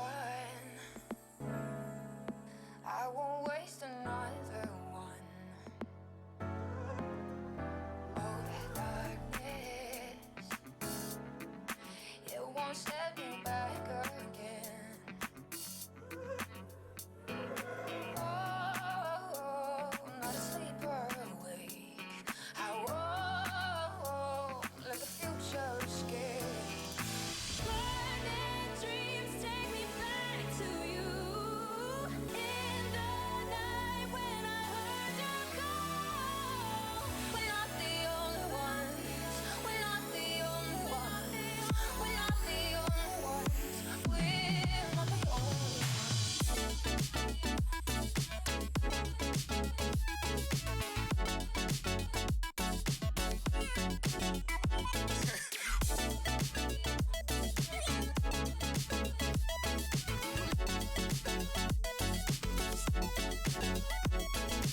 Head down, they will watch us shake the ground. Oh, it's like this. It will fill the air around. Oh, not asleep or awake. I won't let the future escape. Burning dreams take me back to you. In the night when I heard your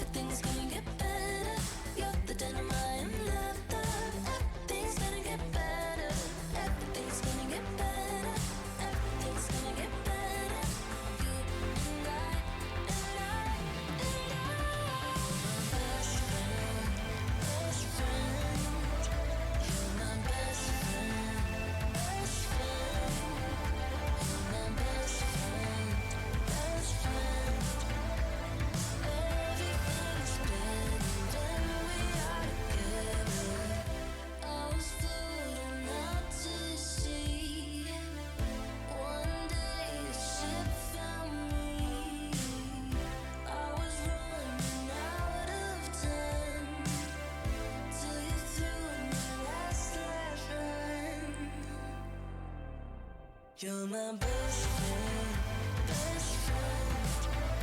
You're my best friend, best friend. You're my best friend, best friend. Everything is better when we are together.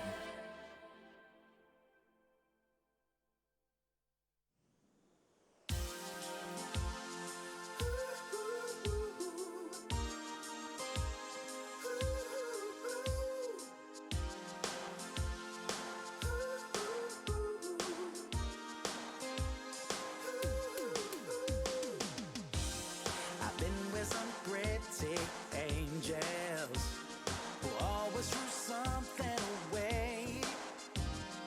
Could I be desperate, crazy, or is it that they never see things my way?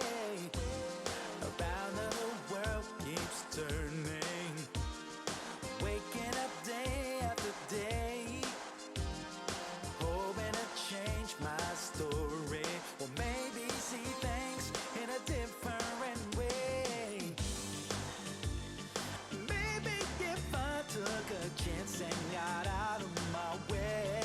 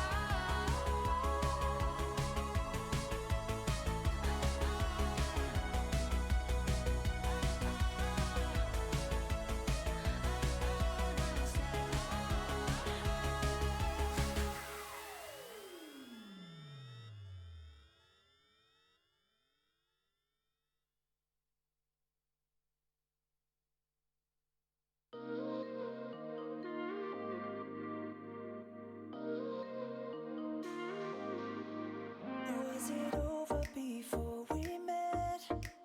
Or could you love me again? 'Cause you're the memory that I can't forget. Something more than regret. If we go back in time, can you forget the lies? And I'll believe when you deny.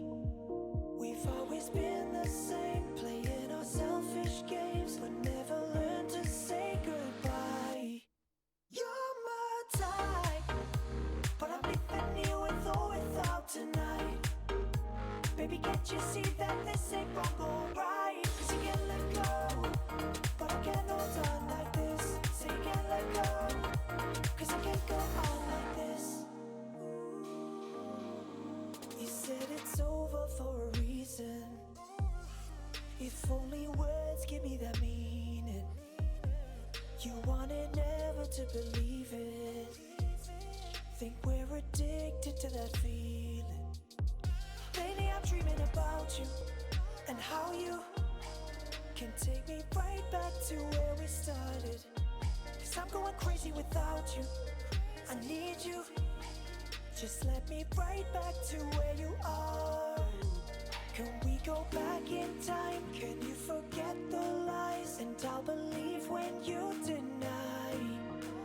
It's always been the same, playing our selfish games, but never learned to say goodbye.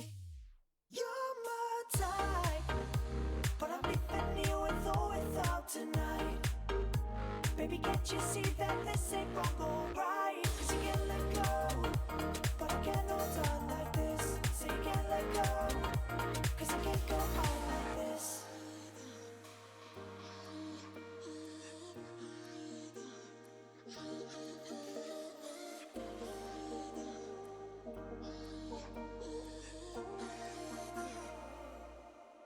You're my type, but I'm leaving you with or without tonight. Baby, can't you see that this ain't wrong or right? 'Cause you can't let go, but I can't hold on like this. So you can't let go, 'cause I can't go on like this. So I'm leaving you with or without tonight.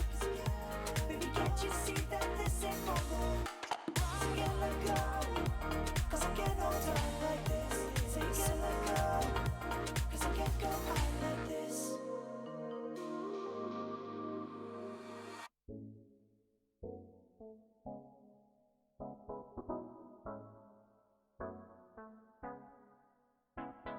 You ask if we could talk, but then say nothing. Maybe you just had too much to say. 'Cause when you call me up, you just want one thing. And maybe in the end you'll get your way. But I just wanna know, oh, oh, oh, oh, yeah, if we should take it slow, oh, oh, oh, oh, yeah. I just wanna show ya I'd do anything for you, girl. I just wanna know, oh, oh, oh, oh, yeah. I just wanna know.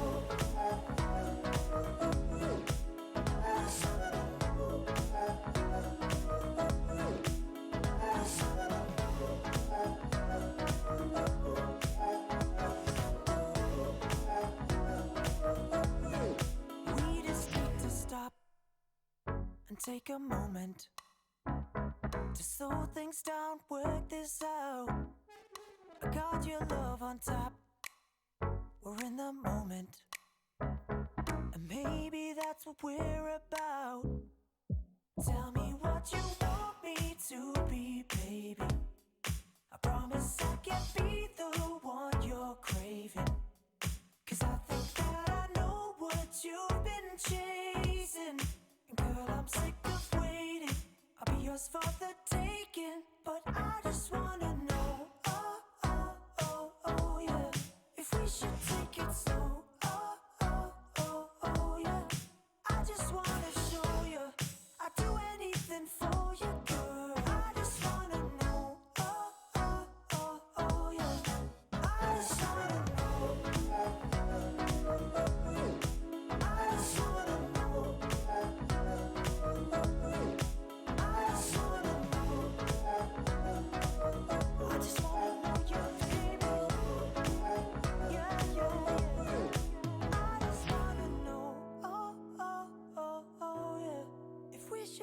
it slow. Oh, oh, oh, oh, yeah. I just wanna show you I'd do anything for you, girl. I just wanna know. Oh, oh, oh, oh, yeah.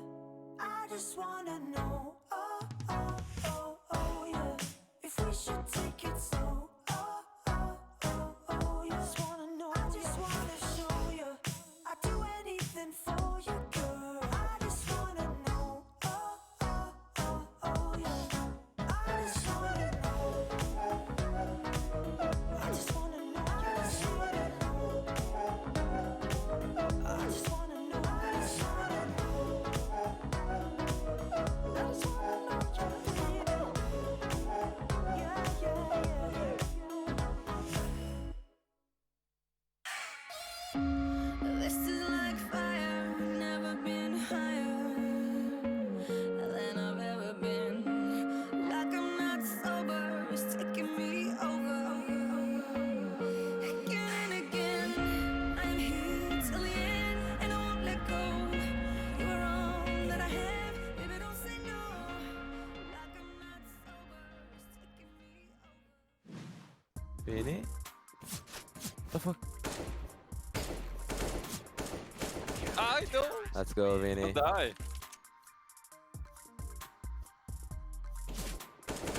Ah, no. Vinny. Nice. Cacerate aí. Cacerate. Too much jiggle. Yeah. Ai. Come on, Vinny. 96. 96. Ah, man. No, I have fun, Vinny.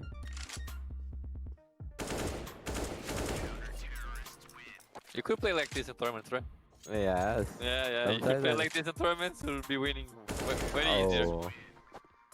I was talking, Vinny.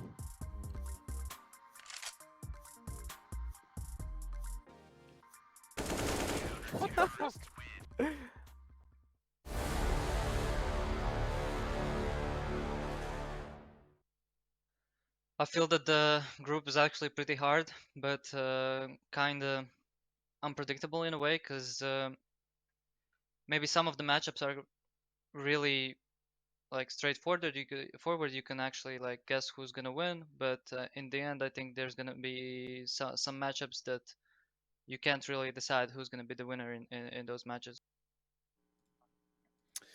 Best of 3, number 2 is coming right up. It's Spirit and VP, an all CIS engagement, and I think on paper this could be quite a close game, Dust. Yeah, it definitely could be. I mean, these two teams haven't played each other in a while, but throughout the course of 2020, with slightly different lineups, they definitely did kind of trade some best of 3s against one another multiple times throughout that year. And a lot of those series did go all 3 maps to decide things, and definitely a lot of games that were like 16-13, 16-14, or maybe even overtimes involved. So, yeah, I do think that there is definitely a good chance that we could see things be quite close.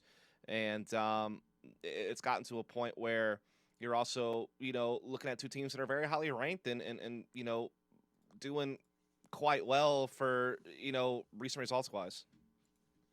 Yeah, they are, and I think VP have definitely shown a few weaknesses here and there, but we saw Spirit actually go the distance in a match that we didn't think they would earlier in the tournament. So we're in a position right now where I think both teams aren't exactly on their A game. VP have had glimpses of brilliance. Kindar, you just saw there in the interview talking about the group being quite difficult. He was a shining light when we last casted them over on Train. He was absolutely unbelievable, but we didn't really see James have that bigger performance. So maybe against Spirit, this is his moment to shine. He is against Dexter, though, who is no slouch with the weapon.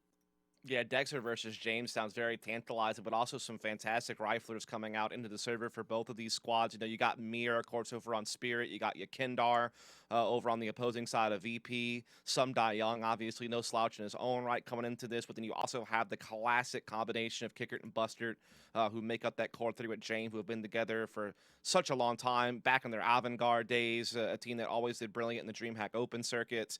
Definitely a team that was always on the verge of being one of the more powerful tier 1 teams in the scene. Definitely had some bigger events where they did step up and perform huge, and now they're really cashing in on it because you've seen a situation now throughout this year where, you know, they ended 2020 with titles at DreamHack Open December, Flashpoint Season 2, and CS Summit 7. They come into 2021, they make the grand finals of Katowice, losing to Navi, but beating everyone else along the way, including the likes of Astralis and, you know, Liquid and all those top teams. And then they were able to get a top 8 finish in EPL Season 13 as well. So they are comfortably kind of sitting as one of the top 5 teams in the world right now. But they go up against a Spirit team who's been, you know, hot and heavy in their own right. They won DreamHack Open January. They came top 4 at Katowice. So they are starting to pick up some steam as well, Vince. So both teams seem to be on very similar trajectories as far as, you know, results go. And now they're about to clash with so much on the line. Tournament elimination is who awaits the loser of this series. Yeah, and neither team has exactly set the world on fire within the context of DreamHack Masters Spring either. As you can see, Spirit over on the left side and VP on the right-hand side. Number 5 in the world versus number 10. But Spirit, the game that I was just kind of touching on before, was against Fiend. Now, this is no disservice to Fiend, and they were a good team in their own right, but you go into that game, you expect a fairly simple 2-0 for Spirit. Fiend actually should have won that game 2-0. They let it go to a third map, and they ended up losing it. Purely off the basis of just running out of steam and just not having that killer instinct. They were multiple rounds winning on overpass and had so many opportunities, let them all slip by. So Spirit, in a sense, were actually lucky to even be here in the first place. No, you're absolutely right. Now, VP obviously also made it here in the lower bracket. That was, by the way, the best of 3 loss to Navi, losing that series 0-2. Pretty one-sided victory for Navi, to be fair. Of course, VP did beat FaZe in the best of 1 on Train to open up the day. So got a little bit further than bracket 4 getting dropped down. But again, it still comes to these two CIS teams battling it out. Again, both these teams ranked, for my money, within the top 10. VP top 5. So one of these teams bowing out this early is certainly going to be a little bit depressing for whoever finds themselves in that position. So Group B lower is as follows. Obviously, Spirit took down Fiend. We just talked about that before. So we have VP and Team Spirit doing battle at the top side there. G2 and Mouse Sports, we touched on this earlier. That is a really tantalizing prospect. I think most people would expect G2 to walk into that game the favorites, but Mouse did just beat FaZe Clan, a team that are having their own issues right now, Dust, but I don't think that's a foregone conclusion. That could be quite a close game. Yeah, G2 versus Mouse Sports will be coming up after this best of 3 on this very channel, so you'll definitely want to be tuned in, as we still got a lot of Counter-Strike to go here today on the B stream. Of course, the main stream has their own matches going on as well. Yeah, but before we go any further, Vince, we got to start talking about maps. We got to start trying to figure out where this is going to be headed. When you look at it, I imagine Spirit want no part in Vertigo as kind of their perma ban, and I imagine that VP want no part of Nuke. So I imagine that those will be the kind of guaranteed bans, and indeed, that is what rolls out. Now for Spirit, a very good Dust 2 team, also a very good Inferno team, also no slouches on Nuke and Overpass, so that might be targets for them. Inferno and Mirage have been kind of the top of VP's map pool for quite some time, but also favor some Overpass. So with Spirit taking the Train pick, this is a little bit more the middle of their map pool, but definitely been a bit dodgy for VP, so maybe trying to pick into what they perceive as a weakness of their opponents on Train, as that's more of a 50-50 map for VP. VP go with their highest win rate map, which is going to be Inferno. They've been absolutely brilliant on that map the last 6 months, so no shocker there. I imagine, you know, Overpass could definitely be the third, but actually Spirit ban it. I think that's a little bit of a respect ban, understanding how good their opposition can be on it. And now it's up to Mirage as a third map, as that's going to be somewhat, I think, VP favored in my opinion. So I think VP are pretty happy with this map pool, other than Train being the first map. Yeah, I would agree. I'm just happy to see Inferno, Dust. We haven't casted it yet. But that is actually kind of wild. We've not casted a single Inferno until today, so I'm pumped about that. Train first pack, remember in mind as well that it was the map that VP played earlier against FaZe, I believe it was, where they won 16-13. As you can see now, the players on your screen just chilling out. I thought that was a cigar at first. I was like, what's he doing? That is one way to chill out, you know? Before a game, just, you know, proper chills, shades on, cigar out, fair enough. You know, I mean, whatever floats your boat, I suppose, when it comes to that sort of thing. As indeed, with Train being the opening map, I mean, I kind of already talked about how, you know, Spirit, you know, not necessarily like the hugest win rate on the map, though it is their pick coming into this series. But we have seen recently them win 4 of their last 5 games from Katowice 4. They've included wins over Astralis, G2, Extra Salt, and Extremum. So recently we have seen an uptick in form from them on Train, which again just kind of lends to the fact that it wasn't really too much of a surprise to see them really want to go that direction.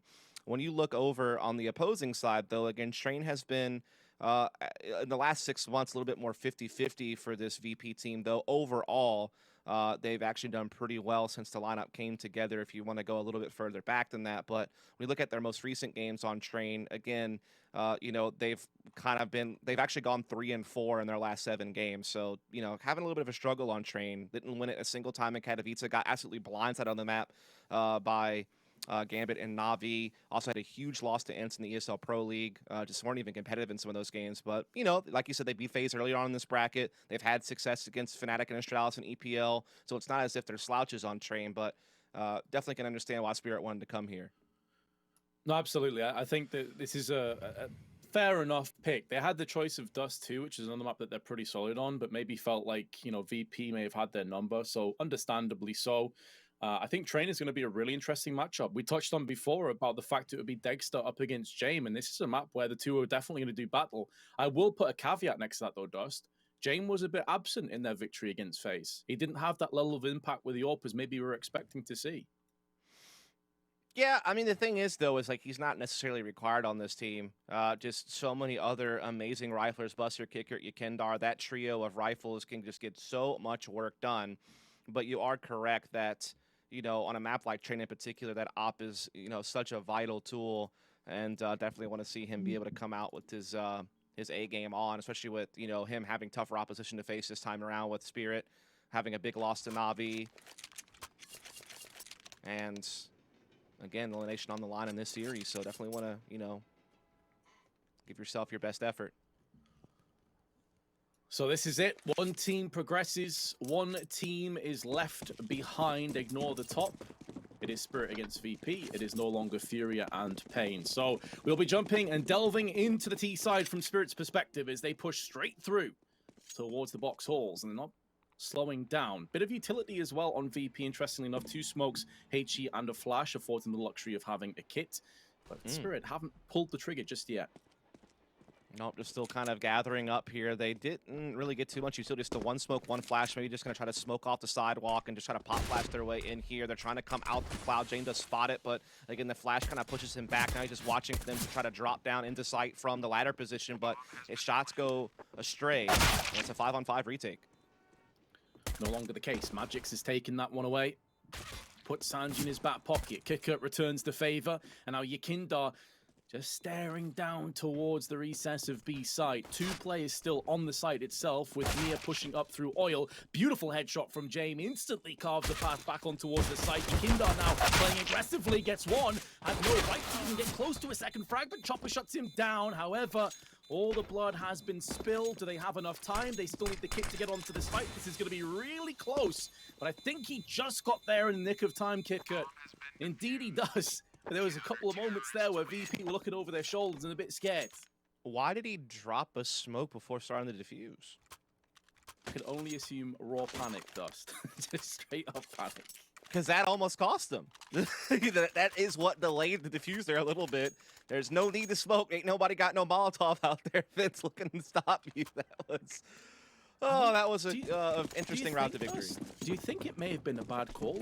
And like they didn't realize everyone was dead? I guess that's possible. Well, I mean, that's the really only thing I can actually think of, so you might be onto something. Hard to know. Both teams bought out here. Obviously, that bomb plant Spirit looking to try to immediately strike with the Galils and AK Tech 9 for some Young Deagle for Chopper. Obviously, rifles for VP, a scout for Jame, and MP9 for Yekindar. Damage being exchanged both ways right now as Mir is looking for a peek over towards E-Box. Again, Spirit definitely kind of got this vibe for them that they love the slower pace style of play. We saw that time and time again against Fiend, and as well as even G2 in their opening match on Mirage. I'll be honest with you, Vince, they looked a little bit dodgy yesterday. Like, obviously, Dexter had the one huge map against G2 where he got 35 kills regulation, but then was kind of struggling at times against Fiend. But we had an interview with him where he talked about how he was going to go to work immediately to try to watch some demos and sort out what went wrong and try to bring it today with some adjustments, so we'll see how that pans out. I think the same could be said of your Kindar as well. Really good first half and slowed down in the second one. But speak of the man, it is Dexter to break the shackles over on IV to open up business on A, where, to be honest, it's scarce of CT presence. The most favored site there was 3 players on B site. Now they come onto the site, though, in just enough time. Yekindar leading the charge. 15 seconds. All it takes is a kill or 2, and this round could be done. But instead, Spirit come out swinging with the Galil in the hands of Magix. Exquisite work from him. And James can do little but ponder a save. With the scout, does have Kevlar behind it, but Spirit proving that they are more than capable in this force buy of making it work. Yeah, some teams would sometimes elect to just full save and go for the full AK buy in round 3 when they get that first round bomb plant. But Spirit wanting to go ahead and try to strike early, and strike they did. It did come down to like the last 15 seconds or so where you started to get a bit concerned that maybe someone from Spirit might be able to disrupt the plant, and or excuse me, from someone from VP would disrupt the plant and cause Spirit to have some real problems. You know, certainly Yekindar was in a dangerous position there up on the bomb train, also a player in heaven. But both got caught thanks to Magix. 2 goes with the Galil to ensure the bomb would go down, and they just mop up from that point forward, not losing a single player on the route to victory. They tie out the game immediately 1-1, and money is not there for VP to force back.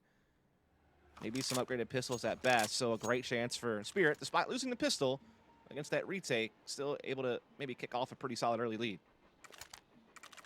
It's almost the perfect scenario, honestly, for the Ts. Like, you lose the first round, and it sounds like a weird statement to make, but it completely cripples the economy of the CTs. They're into a sort of weird, sketchy buy. They won't be able to get another one into the next round regardless. They know they're into a double eco sort of territory here. So, this is a fast track for Spirit on their choice of map to get a really decent foundation built on their T half. VP already in a spot of bother. However, 4 Deagles to try and battle their way out of this predicament. It's only James not going in for an investment, understandably. Obviously, he wants to get the AWP when he can get his hands on it. Sanji getting burnt in Pop Dog. A forward safe passage for Spirit in there. That looked a little bit dodgy. Some young staring at the ground. You know, his knees buckled a little bit with that plummet. Not really using the ladder, more just kind of hopping down. Makes a little bit of a sound cue. Oh, Sanji trying to get close to the Deagle, cuts someone off bar, but, well, that was anticlimactic from his perspective. It's just Chopper mowing people down with Mir on this outer site. Round will go to Spirit any moment now. It most certainly will. Kicker at least has the element of being incognito with his Deagle positioning, but that's really it. Best case, maybe gets a frag, and then the T's will just swarm him. 40 seconds, they're taking their sweet time to get on the site.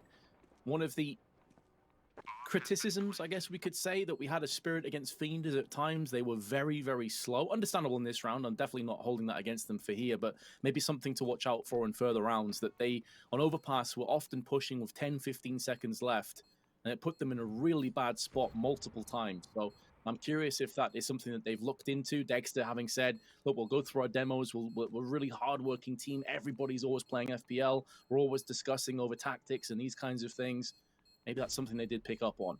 Kicker, though, will have Magix coming to him, and he delivers the Galil straight to his doorstep. However, I don't think he survives and lives to tell the tale. He certainly won't.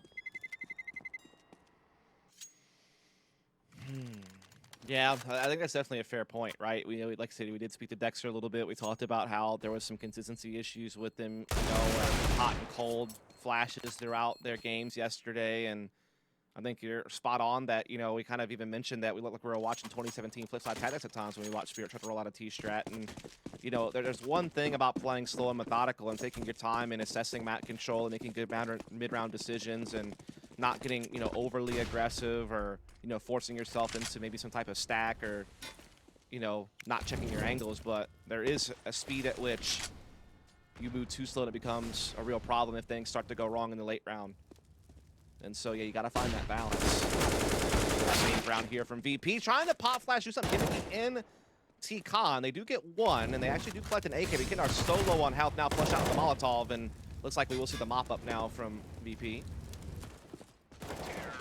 The AK did reside in Sanji's hands for a millisecond before he's obliterated by Sundar Young's MP9, and this is the moment we've been waiting for. James has an AWP, has a Kevlar behind it as well.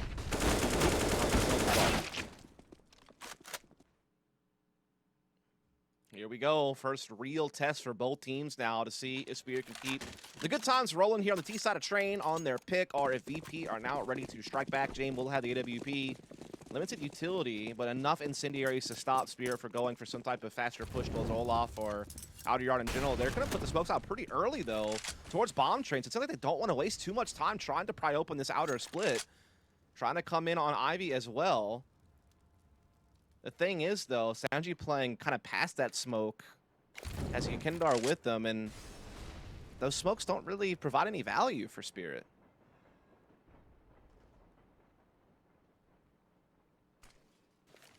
One thing that has been a consistent in this matchup is that when these two teams play best of three, they typically go the distance. Yes. Out of the 4 times they've played in the last year, 3 of them have gone to a third map up.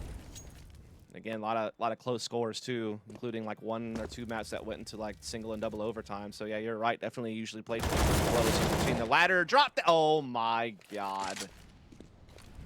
It's raining men. There's no Hallelujah events. Unless Not you're a for VP Spirit. fan, in which case you're loving it. Oh yeah, absolutely. The sky opens up and Spirit. I've never seen a double stack fail that hard. Yeah. They did some damage to Sanji, but that's basically it. You at least want to go for one trade in that Yeah. situation. Seemed like a hard read from VP to have both players in ladder room like that, ready for that drop. Maybe just having, you know, again, some scouting reports on their opponent. Again, Spirit this round just looked really dull to me, though. Like throwing smokes at outer, but not using them for anything. I don't know if they got hit with counter utility that slowed them down from building off those 2 smokes when they threw them immediately at the start of the round, or what. But again, a theme of Spirit, and a lot of the reason why they've had downfalls is just due to hesitancy.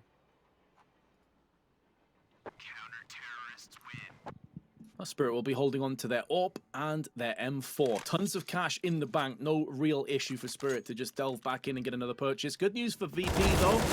Their first test of full-on rifles on both sides has been passed by and large.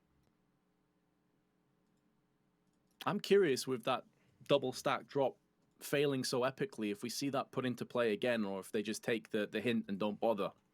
I mean, usually you're going to drop some type of flash or something to go kind of alongside to supplement it. Or maybe, you know, you see a lot of teams kind of take the double Molotov play through the windows to kind of flush players out of that position before you drop down.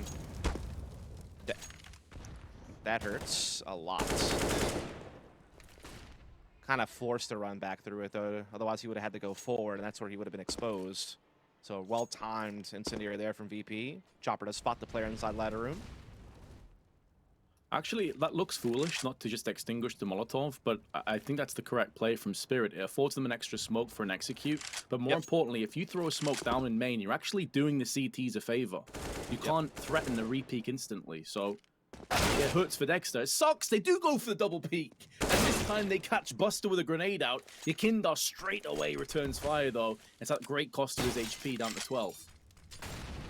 Yeah, getting to the mid-round here in a 4-on-4 situation. No map control really taken here from Spirit. Yeah, they got the pick at ladder room, but now they have no more presence on that area of the map. 2 players towards Ivy, maybe setting up the outer split through T-Con and Ivy simultaneously. Again, Yekindar playing that up-close position, though, is going to be right there to stuff them. They might be in a little bit of trouble. If they can get Yekindar down, they get man advantage, and they get access to outer sight. This is an important moment, and Yekindar getting one on anticipating a double peek, trying to retreat back onto the sanctuary of the A site, but it costs him his life. Null and void, player advantage. Magic should have Jane dead to rights. Gets it done, bit late, but fortunate it was only the AWP and not an assault rifle. Now Molly to the back of sight will put Sanji in real trouble. Needs help from Pop Dog. Kicker will oblige with one. Nearly doubles up. As Sanji's position is known, and he's not exactly the highest fragger on VP. Put in an awkward position. Spirit bounced straight back with a win of their own.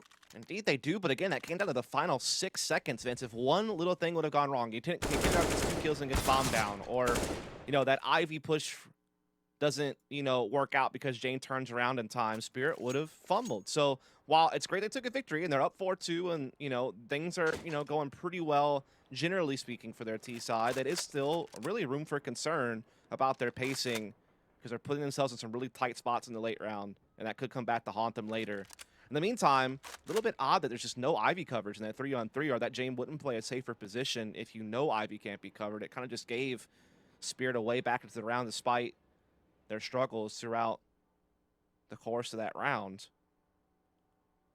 At the end of the day, though, Spirit had the 4-2 lead. A tactical timeout comes out. Extra time for both teams to think things through. Again, they haven't played each other in about 4 or 5 months now. So while they have familiarity being from the same region and maybe from practice and obviously had a track record against each other in 2020, might be some things that they, aren't used to yet, or maybe some new tricks up each other's sleeves. As we have VP coming into this with a very labored bye. 2 FAMAS, 1 Scout, and an MP9.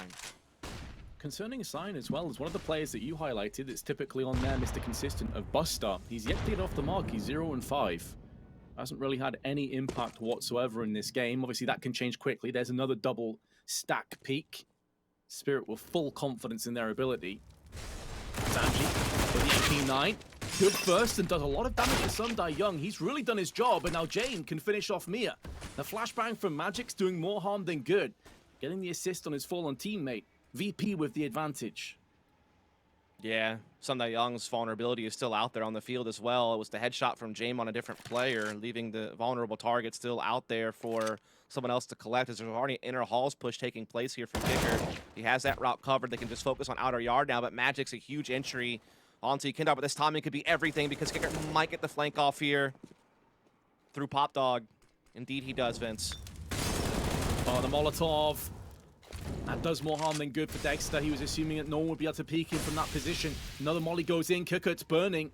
Has to throw the smoke just to keep himself alive. Keep in mind there's a molly just behind him as well from Dexter. Uh-oh.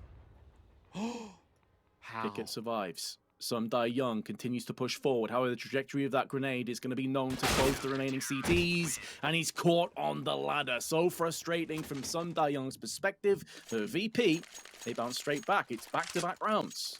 Yeah, you thought Kicker was done for on that HE grenade. It gets tossed in there. It seemed like it should be on the mark to finish him off, but he survives with 10, and that means he's going to be a lingering threat on the field.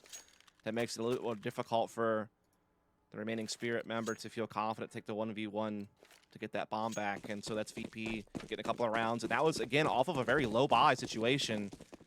For the backs are up against the ropes economically, Vince. They could have been forced to save. And that's where Spirit could have built the lead up. But now both teams find themselves in kind of a 2-for-1 deal type round. Whoever takes this will likely win the follow-up. So a chance for VP to take the lead back. Chance for Spirit to build on theirs. Two players coming up catwalk very quickly indeed, but the timing works against Chocolate. He nearly had Quickert, who goes in for seconds and dies. He was acting as a pivot point, a springboard for the rest of his teammates to rotate off. He got a bit greedy and puts the rest of VP into an awkward position as a result. They still have some utility. 3 grenades, one of which has just been tossed to the back of the site, but doesn't really do anything. Sanji finishes off Sundai Young. Yakinda has flanked himself all the way around the back, and he is playing this passively. There is no reason to check this position if you are Spirit, and he has this round in the palm of his hands. Is he going to grip down? Dexter around the corner. Yakinda gets 2, and Jame has him on the overwatch. Beautiful play from Yakinda. And Magic so unlikely to clutch out from this position. There is Jame again. The fact that he just held on, Dust, for those extra few seconds was everything. I'm surprised he can move with stones that big, man. I mean, because like you said, there's no reason to check the spot, sure, but you never know, right? What if Chopper just happened to want to turn back to look at a teammate that was coming down the ramp or something? I mean, it could have blown up in his face, but it didn't. He has the discipline to hold on to the trigger for just a bit, and he winds up yielding such a huge result because of it. Now it's just a deco here for Spirit. A chance for VP to take the lead back here. Jame already with the striking blow and gets to spam on Mir through the wall. Mir was itching his nose like, I'm safe here. Oh, well, okay, my kneecaps have just been blown out. Cheers, Jame. Appreciate that. I feel like you would lose more than 27 HP if your kneecap got blown out. I feel like if we were to translate IRL to HP numbers, I think a knee blowout is probably like a solid leaves you with 40. Fair enough. What do you think? Maybe not quite 40. I don't know. Maybe that was a bunch. Oh, okay, Dexter. He's given them a chance. He's given them at least a slither to get back into this. Tagged down heavily. Will probably drop that AK to one of his teammates, I'd imagine, with his low HP. But then again, he is the star player, so why not? Keep it in his hands. No one has Kevlar anyway, so aim punch is going to be an issue, whatever way you spin it. And the fact that Jane gets caught from that boost now puts us down into a 3-on-3. The one-tap potential all three players from Spirit currently possess. What they don't possess is a bomb site. And that is going to be an issue when they have no flashes or smokes to play off. But Sun Dai Young is trying to thread his way through on main and takes the head of Yakindar. Now the site's open for business. There is a player in the form of Sanji who's down in Pop Dog. And at this kind of range with no Kevlar, it will rip and shred straight through Spirit. 20 seconds to play with. Smoke now clearing on main side. And he's just waiting for the cross, that pixel, while Kikut goes in for the flank. 2 MP9s typically would be a rough situation for the CTs, but against the armorless players, this is where it thrives. 7 seconds to go. Spirit may have been too slow, may have over-egged the pudding and overthought things. Flashbang out. Can't deny the plant. He wanted to go for that peak, but he's waiting for Kikut to show his hand now through on main. Flashbang goes out, but Kikut is there to pick up the pieces. All falls to Sun Dai Young. 100 HP to his name. He needs quick fire headshots. And nearly bags the frag onto Kikut.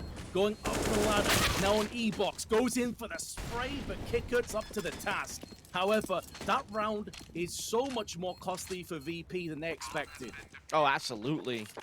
You are dead on there, but luckily they're able to get the defuse. They didn't have that much investment from their players coming into that. A couple of guys were on 89s, and that's the 2 people that are able to go pick up fallen weapons, and so the others will be able to rebuy around this. But as you said, just the stress of having to deal with the close round, you feel like you should be walking away with it with ease. I mean, Jane got the opening pick right off the bat.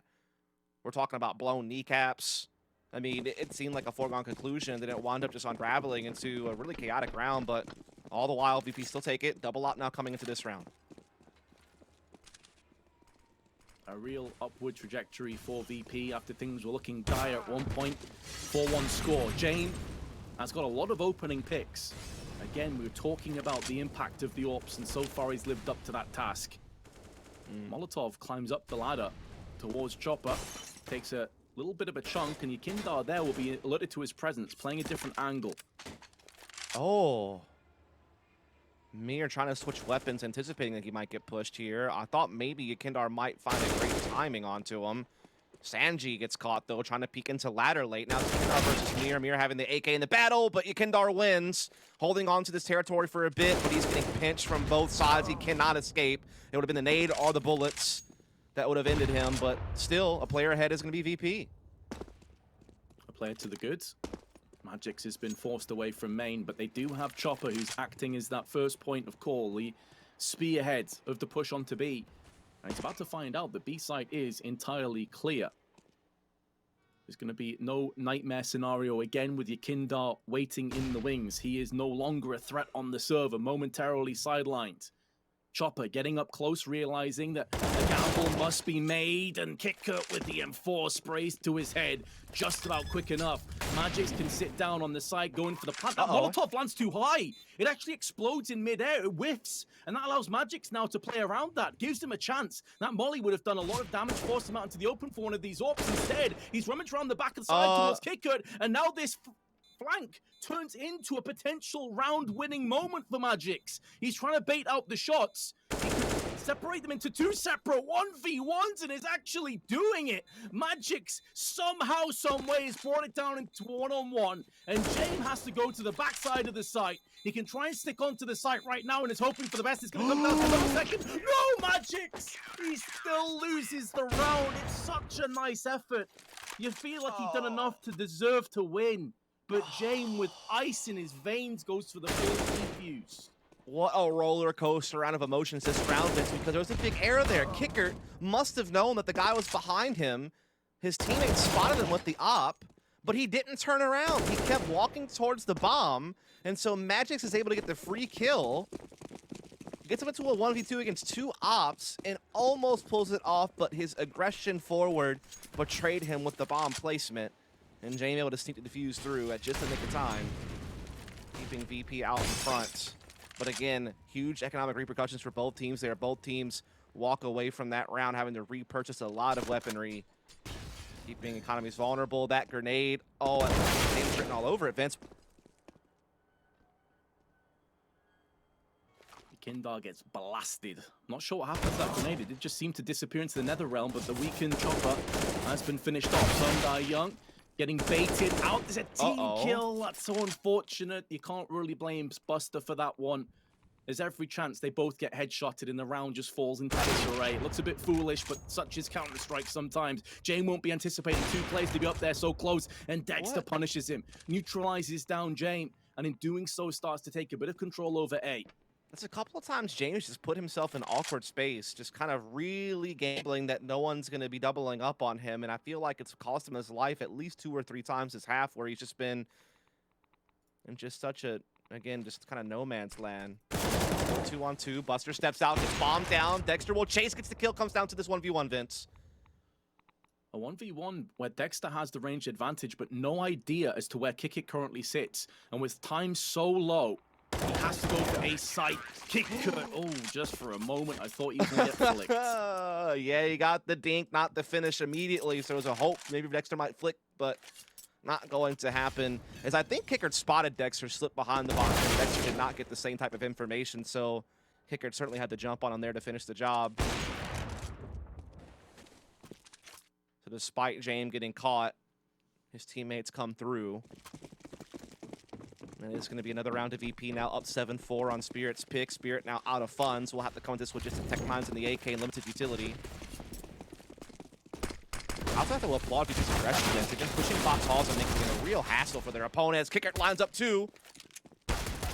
Has to fall back, runs out of ammunition, but he has his trusty sidearm, and James watching over from Connector. Always in the right place at the right time. A quick fire triple for Kickert, and Spirit already down into a 1-on-5. Chopper, no control over the bomb. No real hope of getting his hands on that anytime soon. He's going to try and maybe rotate round Connector. The only luxury he has right now is time. That's it. He wants to die before the end of time. He knows that he's basically going to sacrifice himself. Round loss bonus will be coming up. Can get a full AK and a full dosage of grenades. Nice frag onto Buster. Take as many weapons away. VP's economy is far from secure. These are all very much worth their weight in gold as far as Spirit are concerned. Yes, the last 5 or 6 rounds has been going against them, but the bigger picture suggests that if Chopper can do a ton of damage here, it could be enough to still get them a decent half of Counter-Strike. FAMAS picked up. That won't be good enough for the next round. Chopper unlikely wants to hold on to this one. He's been found from Yakindar, and he has been fragged by Yakindar. Still landed a headshot. Chopper's in some fine form right now. 11-8, and he's hitting his shots. Yeah, it's a good sign.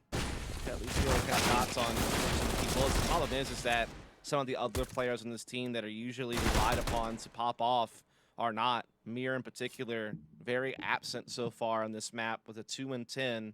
Usually he's that guy right next to Dexter, is kind of that 1-2 punch that provides the star fragging power for the Spirit squad. And again, when you're on your map pick where theoretically you should feel the most confident in your abilities and what patterns you'd like to operate, to see Mir struggle this much is a really bad sign. He's like the only one on the server that's really that far down, except for maybe Buster, who's also had a cold start.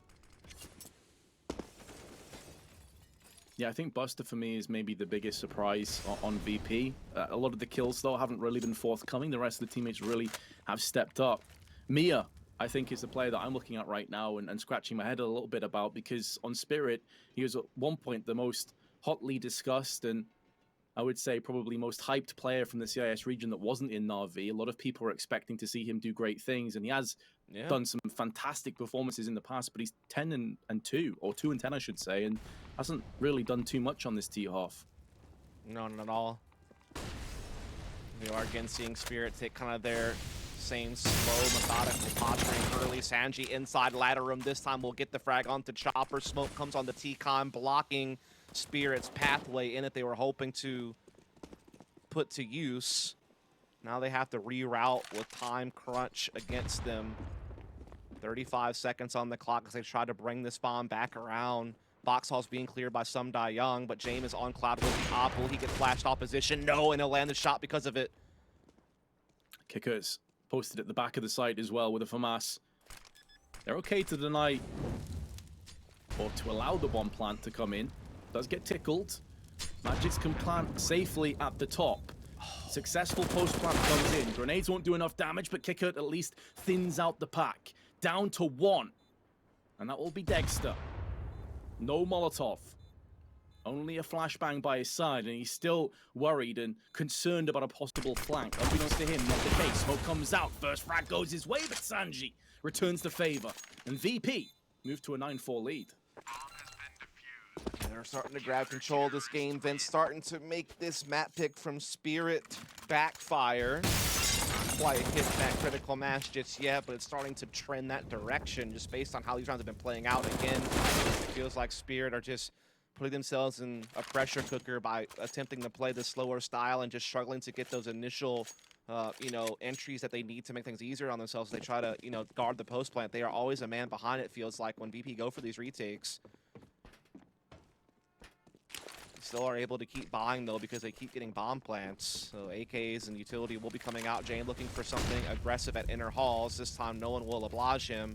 Meanwhile, Yukindar also putting out a little bit of pressure at Ivy, but he might get run down. That nade, I can't believe they don't try to punch on him there. They actually just fall back. Someday, I don't know, catch a Sanji at ladder, so at least they find an opening elsewhere.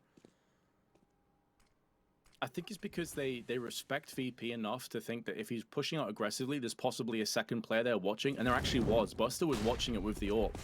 So as soon as Yukindar pulls back, he knows he has to watch his teammates back. Spirit have picked up the first frag regardless, though. Sanji's gone down. Yukindar up on the boost. One connector. Sprays in with the AWP. Connects the headshot. Oh, they so nearly lined up for Kickert to get 2. Both Sun Da-young and Mia are exceptionally close to death, and Mia has now been catapulted out the round alongside Sun Da-young. The weak are cold. Now Dexter has to try and come back from such a vast deficit. Won't be happening. And VP, who are 4-2 behind, not even that long ago, have now extended the lead to 10-4 in their favor.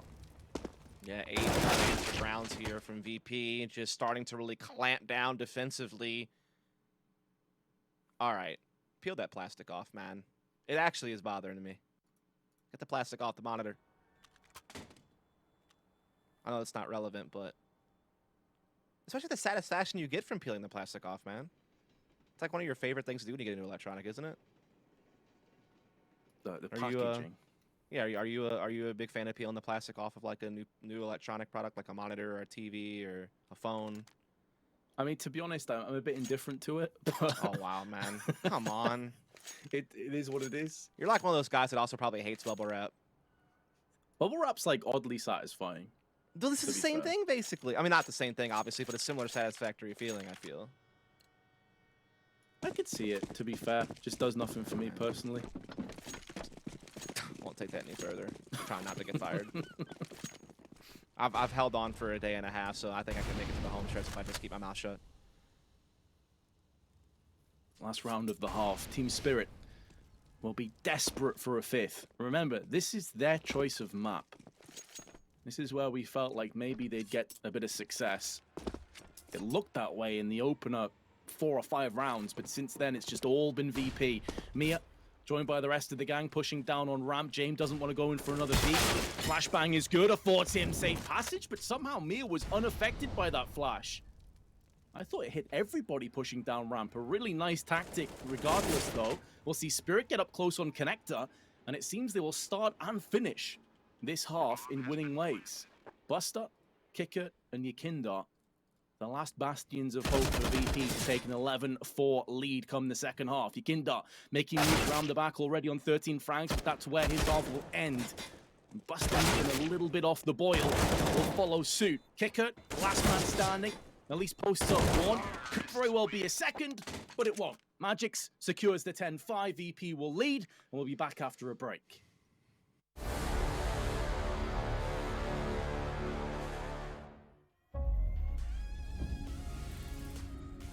On the sunny coast of southern France, DreamHack Masters took to Marseille in the spring of 2018. A tournament stacked with every top team in the world and a few up-and-coming underdogs. We were about to see some first-class Counter-Strike action. Eight now trying to lead by example. He's picked up 3 and Dupree's got the final. I remember that tournament as one of my best individually, actually. We brought in Magisk. We had a lot of time to prepare. We had some qualifiers online, stuff like that. We were so ready for that tournament. Coming into the tournament, Astralis had shown great results online but had missed out on being on top of the podium for some time. Going into the quarterfinal at DreamHack Masters Spring, I knew that of course it was going to be tough for us, but I still felt like that we were playing so well coming into the tournament, and I felt like that we could beat anyone. They're all up there. Rain down to 19. Rain has to be sacrificial. And the double kill. Oh my goodness, Sipex, that was beautiful. He schools them in the round. When we played the games, it just felt so natural, so easy. Like every guy just kept making 2 or 3 kills when somebody ran into them. So, I mean, if you play like that, then it's going to be easy to win Counter-Strike games. JW's got the off in his hands. He's right by the fountain. Well, he's going to position and he gets the headshot. A flusher as well, my God. To the side, Golden trying to find his way in. Device going to take 2 in a row, and that might be another quad kill to end it. All of the headshots, and 16-5. After an easy road to the grand finals, only Navi stood between them and the trophy. I felt like it would be a tough final, but I don't think that the Navi players could actually get into our heads, or like every time we just saw them, we just got a multi-frag or something like that. Navi had destroyed the opponents on their side of the bracket and came into the finals with Simple in fantastic shape. They have enough time to rotate, they're not going to go for it. Here comes Regis, he's not going to get the spray on point, but Glaive could. Through the smoke, he's trying to find a way to kill Simple, who simply will not fall. And now Glaive will be pushing this one, and he's got the kill! Astralis are victorious!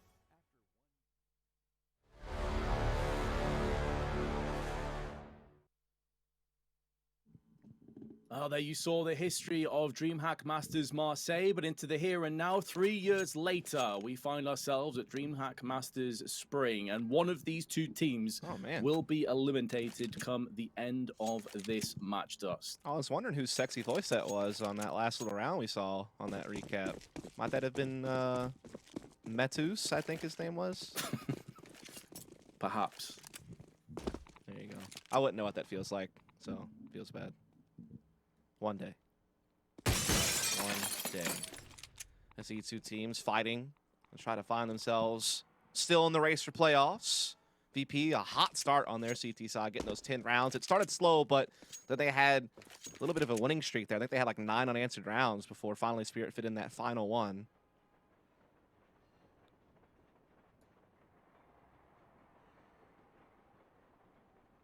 All quiet on the B front. Spirit dip in. The only player that's been spotted thus far is Yakindar, who pops off the head of Mia. My goodness. And he's just playing games and playing with the hearts of Spirit. Chopper is going to start to get aggressive as he looks to peek in towards the box balls. Sanji round the corner with the Glock. This is typically where the Glock will shine, though. Faster fire rate, more bullets, and just way more accurate in these kind of confrontations. Spirit in trouble. Yeah, you can't blame him for going for that. You know that you're in a 4v5. You have to kind of make a play for intel and try to even the numbers. Didn't pan out, though. Now they're even further behind. I put you on that slippery slope, and they're just getting pegged on all fronts right now. Vince, not a single player for VP goes down. They're already so far ahead, and that pistol will set them further on that track. It's now Spirit have to make a decision. If you force buy here and you lose, then you're full saving, and that's going to allow VP to jump up to 13, and you're not going to have very many chances to stop them from getting to map point at that juncture. So the commitment to go for a Nova in a Scout as well as the Eagles is a bit of a dice roll against the fully decked out rifles of VP, all Galils and AKs. And I can only assume that he's going to play the Nova in Pop Dog. Yeah. About the only place you really could, except for maybe like inside inner sight on the bomb train or something like that. Even then, it's very interesting you go for a Nova as opposed to a pistol, but I suppose the kill reward is far higher.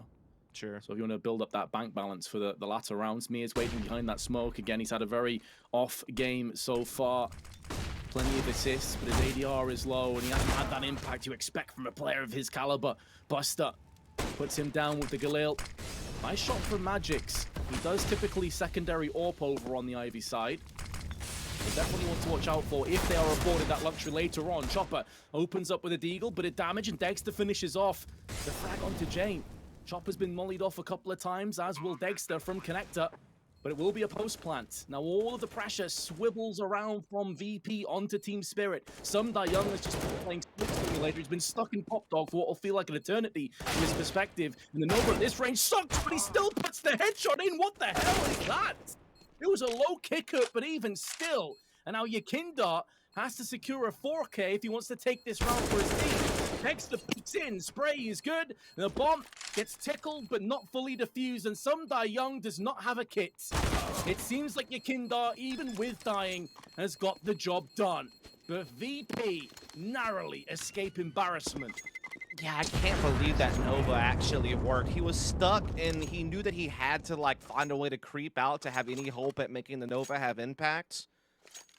But unfortunately for him, the player decides to slide up to E-Box, try to do a little bit of a unorthodox peek, as he thought maybe the guy ladder would be distracted by the player he had already been facing, and he thought he could like slip in and grab a freebie, and unfortunately he got pumped full of lead. But still, due to the clock, VP able to find victory. Now very close to that 13th round. They've done a lot of economic damage though. They're keeping VP's economy in check, so they would actually theoretically have a superior buy next round than VP would. But the problem is that they're just so far behind now on their map pick as well. And probably one of the weaker maps in VP's pool the last 6 months in comparison to some of the rest, including Inferno, which we'll see next. Yeah, that for me is the most terrifying prospect, is like VP may very well be moving 1-0, moving into Inferno. So that is pretty scary. Now, sure, Spirit will be starting on the CT side of Inferno. But VP are no slouches on their T side. However, that's in the future. In the here and now, in the present, Spirit are still trying to hold on desperately by a thread here on Train. Players in off angles such as Dexter, but he is alone. 4 players stacked towards Ivy. Spirit taking some gambles and risks, understandable with this significant lack of weaponry. It's really only some Young that has anything to talk about. But this has 13-5 written all over it. So hard to see how Spirit can somehow take this round and make it theirs. Would take a huge blunder, you'd have to imagine, from VP. Are them running into a stack? And, well, Spirit had the numbers in the right place right now. Buster could call this pants down as he's trying to line up a smoke, and Dexter's right there in front of his face, but he'll catch on to it. And we'll get in. But again, the stack has a chance at some impact. That's the bomb. The bomb gets dropped down from Sundar Young, who's exceptionally low, gets finished off by Kickert. There's a slight gap in that smoke. Kickert now going in for the full plant. Successfully gets it done, and the threat has been by and large dissipated, and this round falls into position. Chopper would do wise not to peek that angle again, but he only has a USP, and Sanji puts him out of his misery. 13-5, but Spirit do have a buy coming up. Indeed they do, and again, they will probably be a little bit better off, as it's going to be 3 Galeals, or 2 Galeals and 1 AK carried over. A couple of AKs will be able to get bought around that with no AWP for Jane. But they have a lot of cushion surrounding them and their lead. So for them, it's really no matter, as it will be rifles aplenty. Double op immediately in play, and I mean, that's just the double-edged sword though, Vince. It's either works and great, that gets you back on track, but if it fails, you have no money to challenge VP when they go for map point. I respect it though, knowing it's probably one of their last real opportunities. You might as well grab onto it with both hands and dear life. Jane gets naded down. This is a good way of dealing with it though. The flashbang is good, but Chopper and Magix are tag teaming together in tandem and just tearing apart Virtus Pro. Kickert caught in the catwalk. Sanji, other side of the world, no chance to have any impact on what just occurred. And Spirit, we just talked about how they need to take their opportunities, and what they took it and then some. Absolutely. Just shutting down inner push. I thought when the first few bullets missed on top of that inner pop dog train that maybe there's a chance for VP to break through, but Magix and company able to make that rotation. Magix gets his. Sun Dayong also grabs one.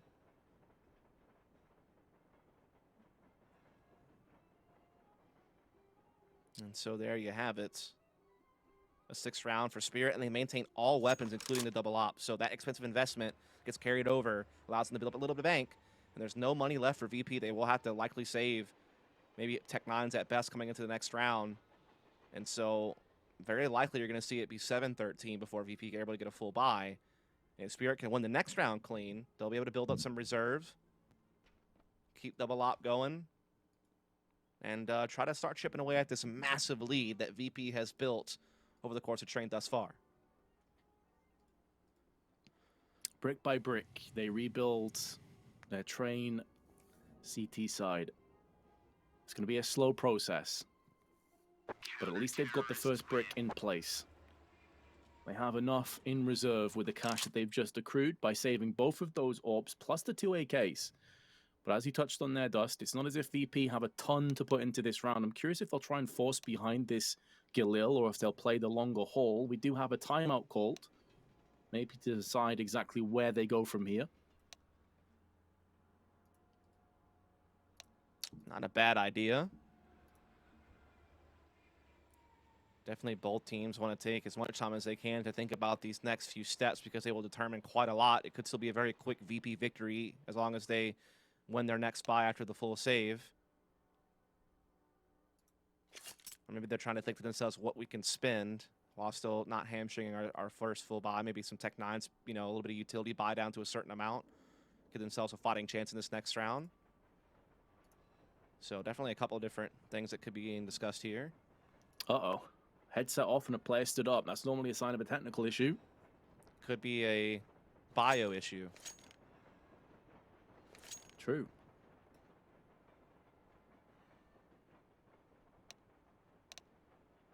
Looking around, can hear the tapping of typing in the background. Not entirely sure what is going on. As soon as we find out, we'll relay it to you guys. What we do know, though, is the current score is 13-6. And although VP have been on a tear lately, Spirit have the building blocks at their disposal to try and come back into this. It's mainly been Magix that's caught my eye. We haven't really seen, again, Dexter pop off the way that we'd maybe expect him to. Sure. Definitely a map where you want him to establish himself as quick as possible. Especially now that you're playing from behind, you're on the CT side. You need that op to get unleashed to try to claw your way back into this. That'd be one of the best ways forward. He is holding one of them. And indeed, it's the full save for everyone other than Sanji. So yeah, definitely being smart with the spending on the VP side of things. Realizing the lead that they have, that they don't need to risk anything here. Yeah, 100%. 100%. I'm actually certainly a fan of that. I was curious with VP being a team that definitely likes to be slippery and maybe a little bit unpredictable if they would go for some kind of a purchase. But Sanji with the Galil will be keeping that because no one else has Kevlar. I feel like under normal circumstances, he's probably dropping that to like Hikyo or Yakinda. Right. But lack of Kevlar suggests he will be the main man. He is the raid boss as it stands. Yeah, it looks like they're just going to try to explode in or maybe just try to at least get a bomb plan out of this situation. It's kind of the go-to eco strat for Train for years and years. There is a player, though, up close. It's going to be Chopper. Trying to stop that from happening as he plays this angle by Oil. Gets his kill and falls back. Bomb will get planted, though, because of this decision. But just thinking better of the victory rather than the extra money that VP will collect. Yeah, exactly. This will be a case of VP being picked off. Not a single kill, though a headshot was delivered to Sundai Young. And I think in an odd twist of fate, both teams will be relatively happy with that outcome. You know, sure, they conceded the bomb plant, but they kept all their players alive, so their money is really starting to flourish now on Team Spirit, and VP are like, cool, we just got a better buy out of that.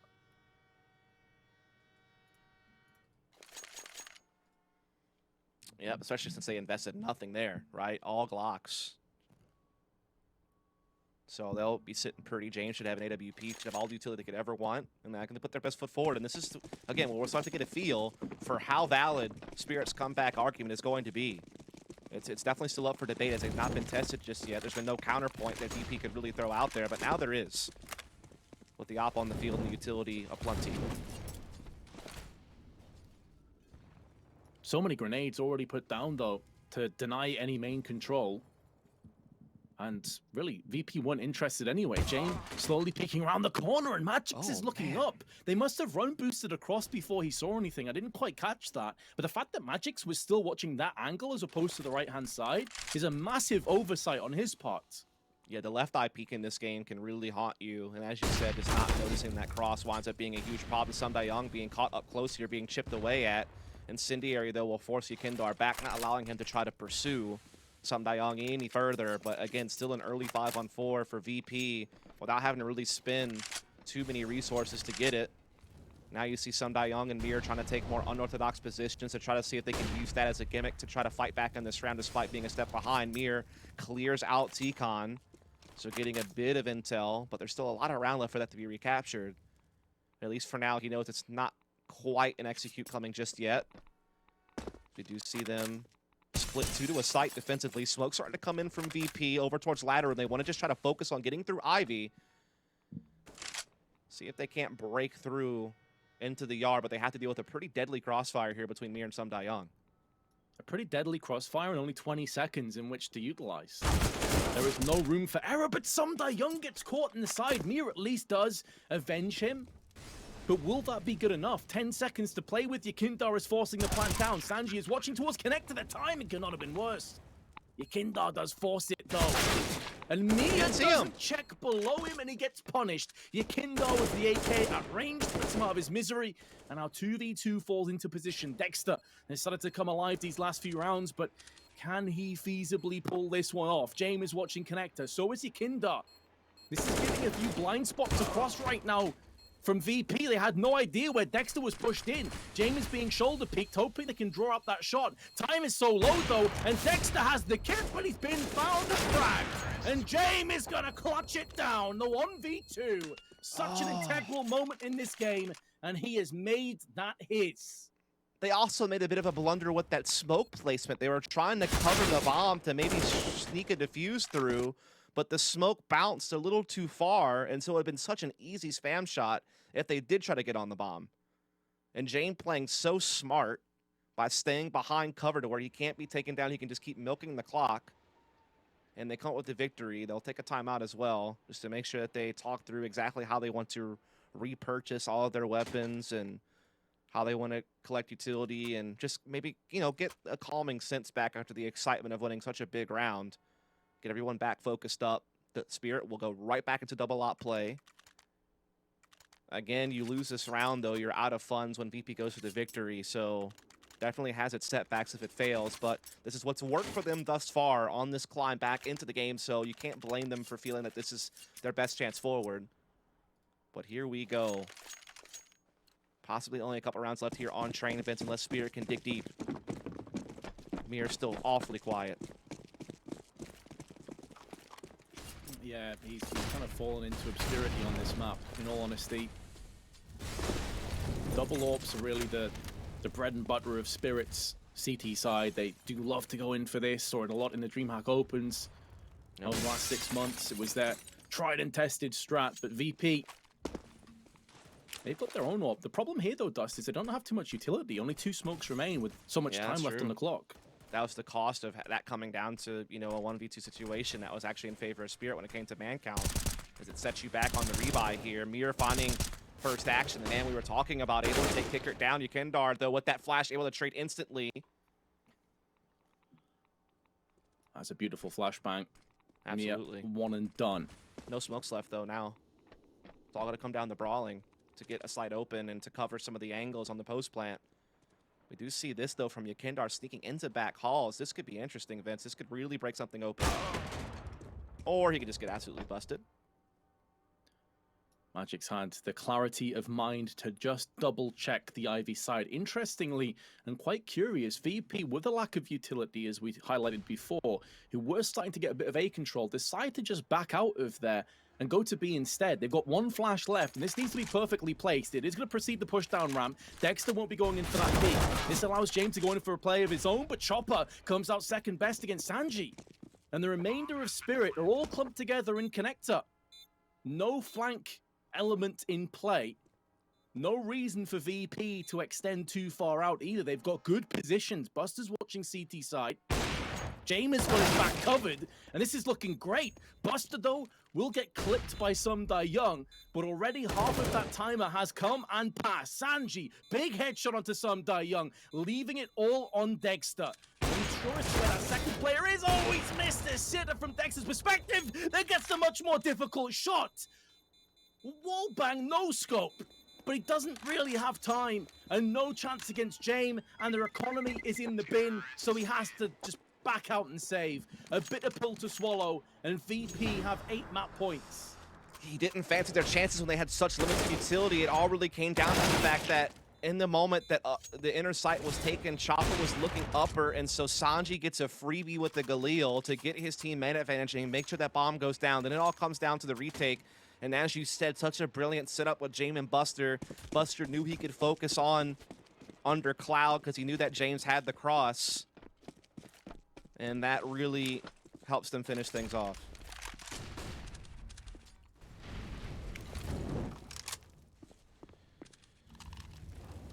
Spirit with a 4-1 formation. It's only Chopper alone on the B site with a FAMAS. Just a smoke as well. No incendiary or anything else to hold off the push if it is forthcoming. They have the aggressive element of Dexter and Magix to try and take some Ivy control, but Sanji is pushed all the way back.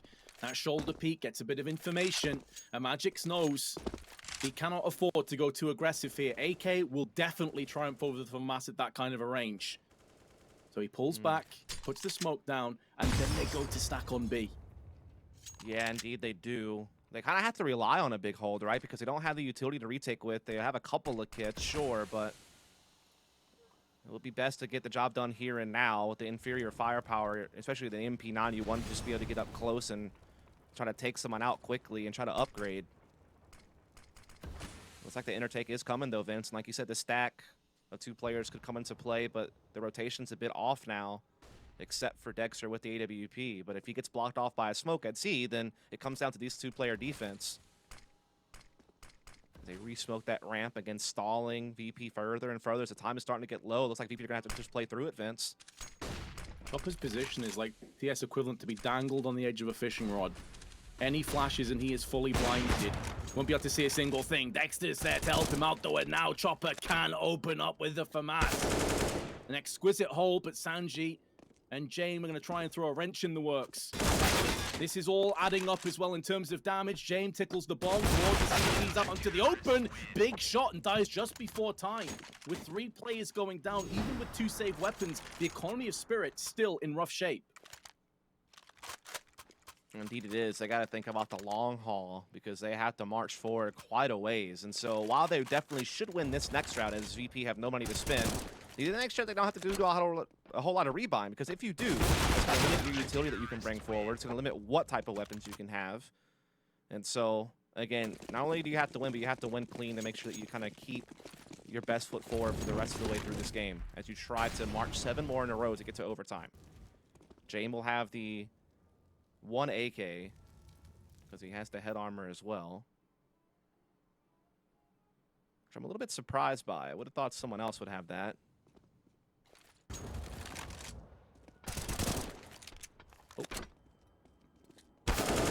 Well, we just teleported into the past.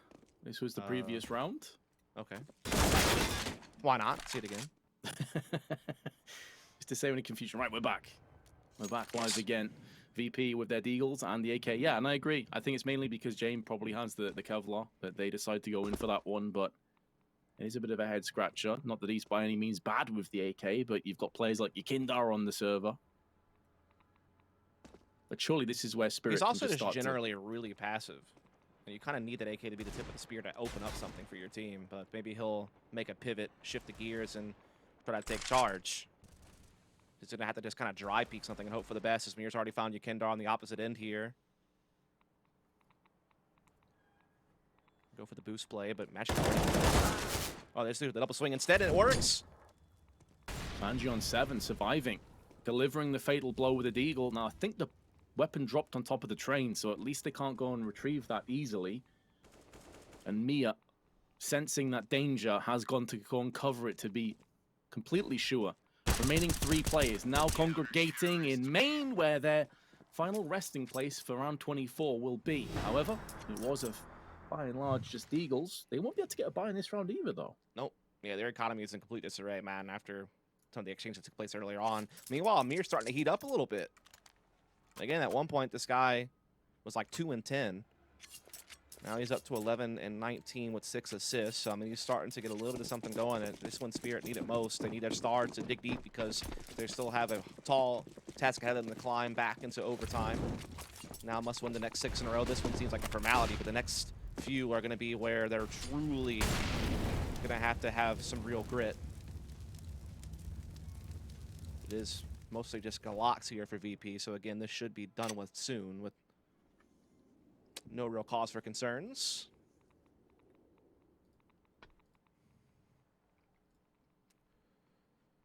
Run boost coming in again. Magix this time did catch a glimpse of the ankle just as it landed. So Sanji,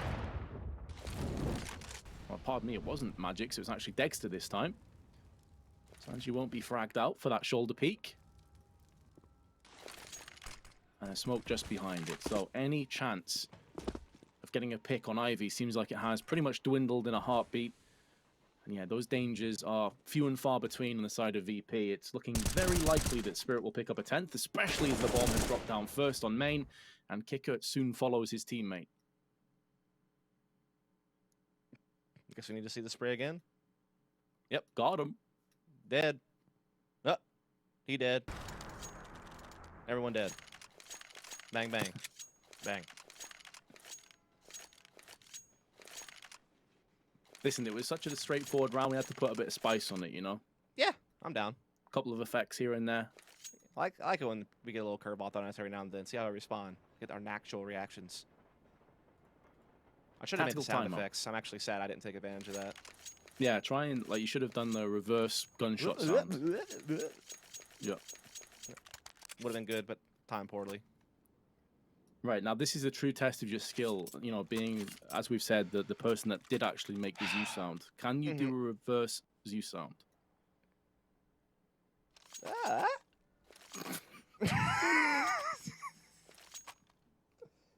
Not bad, actually. Better than expected. I had no expectations. Why is this my life? 5 more map points. VP this time do have a buy and an AWP in the hands of Jame. But early grenades tossed onto main. This has been the staple of Spirit, though. Tons of nades onto main, funnel them away, and then hope to get them in the latter stages of the round. This is a big moment for Spirit. If you can win this one, you get money back low for VP. That puts you at 12, and that's when VP start to feel the sweat. Dropping Moretti's all over the floor. Speaking of which, fun fact, Moretti is actually an Italian beer. I did not know that. Today I learned. Yeah, Scrawny actually showed it to me one day. Said he sat down with a nice ice-cold Moretti, and I was like, intrigued. Scrawny is doing some interviews for us here at DreamHack Masters throughout the week.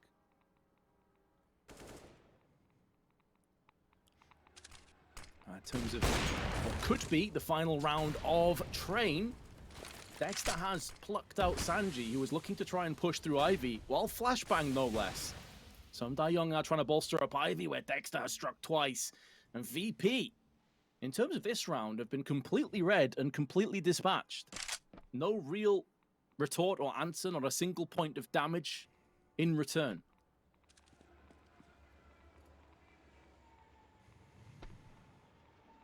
Yeah, this is looking a little bit grim when it comes to the VP perspective, but if you're rooting for the Spirit comeback, well, it's well underway. Dexter with 3 kills this round. I mean, Kendar, no hope. We're getting tagged before his feet ever hit the floor. Never a chance. And so, again, you're starting to see Dexter heat up now as well. You know, he had a little bit of a cool start. I think he was like 13 and 14 at one point, so he's been able to, you know, only add 1 more debt to that collection while really jumping up the frag numbers now that he's got an op in his hands on a consistent basis. And so, I mean, this is starting to get pressured now. That big lead has shrunk severely. Now it's just a Tech-9 buy up here. What if VP win this way, Vince? What if? It wouldn't be the first time we've seen that, would it? Somehow No, always seems to happen. Tech-9s are so powerful, man. They really are.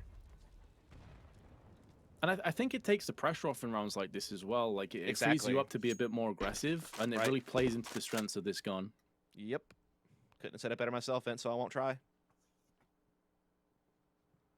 as they have plenty of flashes to barrage their way in with as well as the smoke they would want for sidewalk and perhaps deep towards Z. So it's all going to be the chopper, whether or not he can get kind of the first couple of kills. And Incendiary comes in, but way late. Yeah, way too late. Already 3 players had pushed past that point. No way of Chopper knowing that, however. You can even see those flashes being tossed in. Smoke now down towards the train tracks, and there's also going to be just a full-on pile on the site. A 5v5 retake, and this is where the Tech-9s really shine their brightest. You have to walk into their prowess. You have to walk into their strong suit. And already damage is being inflicted. Kidburn takes off the head of Dexter. Chopper goes down the same way, as does some Die Young. It's all down to Magix, who has to pull off a 1-on-4. And now he's got 3 more to find. Kindar, 6 HP, has been finished off. Does a little bit of damage on the approach. The time is also exceptionally low. Smoke down onto the site. Sticks to the site itself. Goes in for the defuse. He's run out of time. VP are actually going to take this map with Tech-9s and P250s. And we'll be breaking down all the lunacy and madness after this break.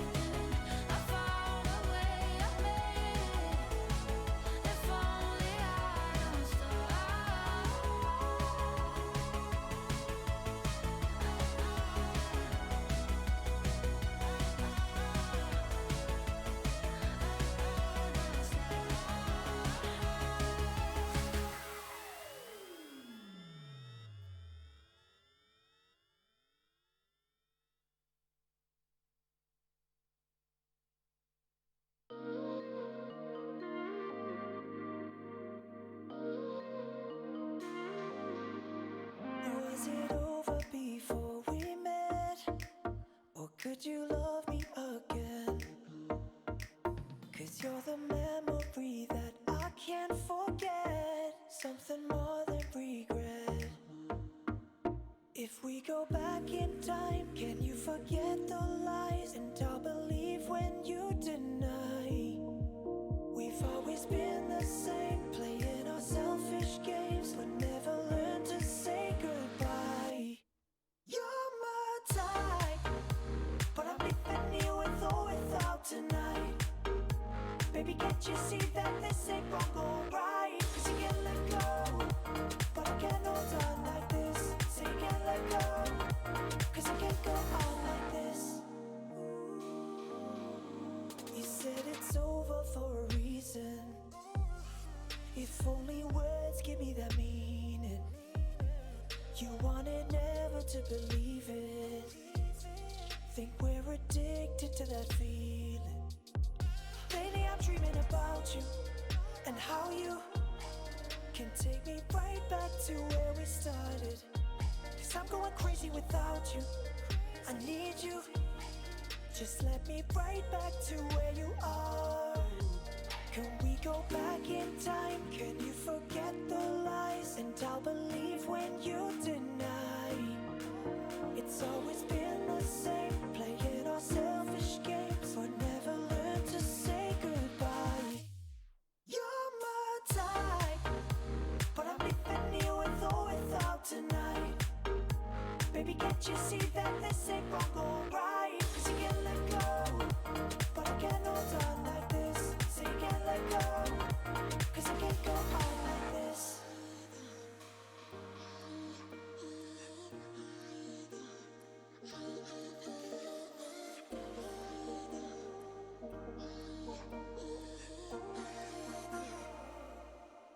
You're my type, but I'm leaving you with or without tonight.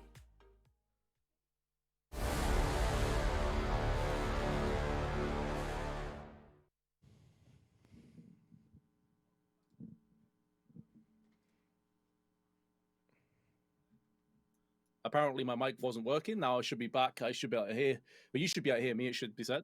It's all good, right? Cool. Second map is going to be coming up there, Dust. Train started nice and easy for Spirit, but then VP decided that they had enough of those shenanigans and just absolutely decimated them in the first half. Spirit did mount a comeback in the second half, to be fair to them. We started to see a bit more of what Mia had in store. Dexter also shone a little bit, but ultimately it felt like it was too far gone at that stage. I'm hoping for the neutrals that Inferno starts in a much better neutral position for Spirit, because if they start slow like that again, I can't really see them getting too much out of this map. Yeah, I mean, Spirit are certainly no slouches on Inferno. A 5-2 record with this 5 since, you know, they've been able to bring Dexter on board. The only losses have been to Gambit and Astralis, so, you know, 2 of the best teams in the world right now, both kind of ranked in or near the top 5, and they've had victories aplenty, but the only real big-name teams that they've beaten really is, like, Heroic and, I guess, G2. So, I mean, they don't have that many scalps collected when it comes to Inferno. When you look at VP, bit of a different story. You know, they have a 18-6 record in the last 6 months on the map. Pretty solid on both sides as far as being able to convert rounds. But they have kind of gone back and forth their last 5 games where they kind of won one, lost one. But again, their losses are, you know, really good teams like Astralis and Na'Vi and things of that nature. Prior to that back and forth throughout the rest of this year, they were at one point on like a 8 or 9 game winning streak, beating, you know, the likes of Astralis, Vitality, Fnatic, Furia, you name it. I mean, they have usually done very well on this map, and really even dating back further than that, Inferno's always been kind of a comfort for them. So I expect them with already a mat to the good, and with them being able to be on their home court of Inferno, that they would certainly have a good shot at a 2-0 here and moving on. There's a really interesting stat that you very rarely see in that previous map. And I'm kind of amazed. I almost feel like this might be a mistake, but I'm going to say it anyway. Spirit had 4 players of a higher rating on Train than VP had. Actually, James, who was top rating for VP, would have been the 5th best player on Spirit, and they still lost.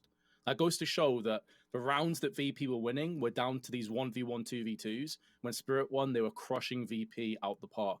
That is such a strange stat that you very, very rarely see in Counter-Strike. I mean, they definitely outfragged their opponents there, right? I mean, they had like, you know, 4 players that are at 19 frags or better. And you know, with Buster having a sitter at 9 kills and Sanji and Jane being, you know, a little bit below. Yeah, I think that there was more overall kills from Spirit's side, despite the fact that they lost that game 11-16. So yeah, I think that that's actually, you know, a fair assessment, but yeah, definitely a rarity. Yeah, I mean, when you got Magic's dropping 24 kills on Train and still losing, quite sad times, but that was their choice of map. You know, we felt like that was their best chance. If they were going to take this, it would probably be a 3-mapper, as has often been the case between VP and Spirit. I'm not going to write them off Inferno. I think Spirit is still a decent team on Inferno.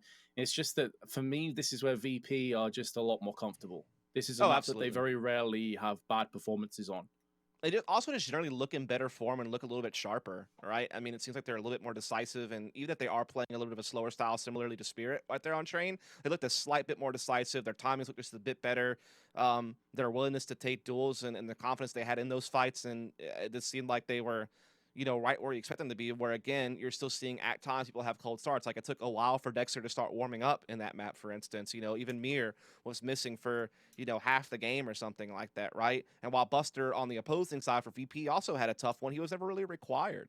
Everyone else was doing their job well enough to where, you know, he wasn't necessarily needed, while Dexter and Mir are the stars of this team for Spirit. And so for them to have slow starts and to be missing, you know, a lot of the game is just unacceptable if Spirit want to win. You know, like, they need those guys to produce. And, you know, I'm not trying to, you know, call them out necessarily. Everyone's, you know, going to have an off day or something along those lines. But I feel like this has been kind of a consistent theme throughout the tournament, right? Dexter's had that one big, massive game against G2 on Mirage where you felt sorry for him that he had the losing result when he was just absolutely dominating the server individually. But since that point forward, he's had several games where, you know, it's been a bit of a mixed bag before he could really get on top of things. So we'll have to see how that plays into the next map.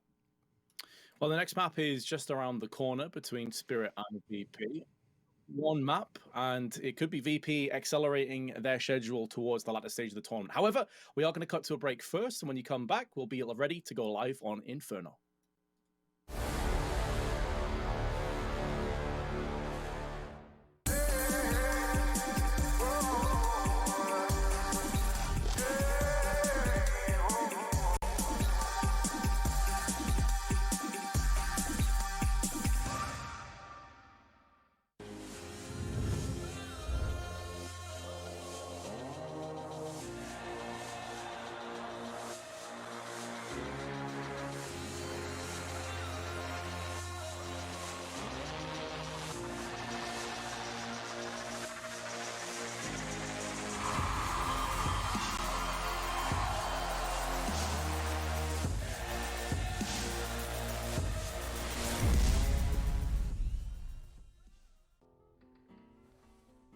to know what you're good at and, well, also what you suck at, check out csgohub.com.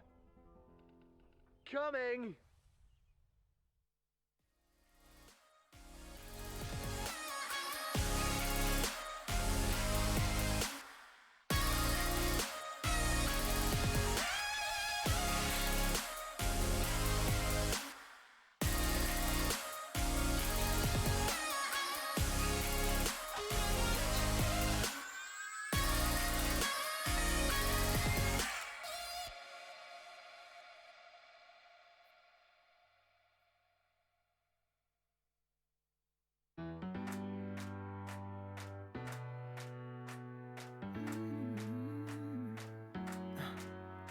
Am I wasting time?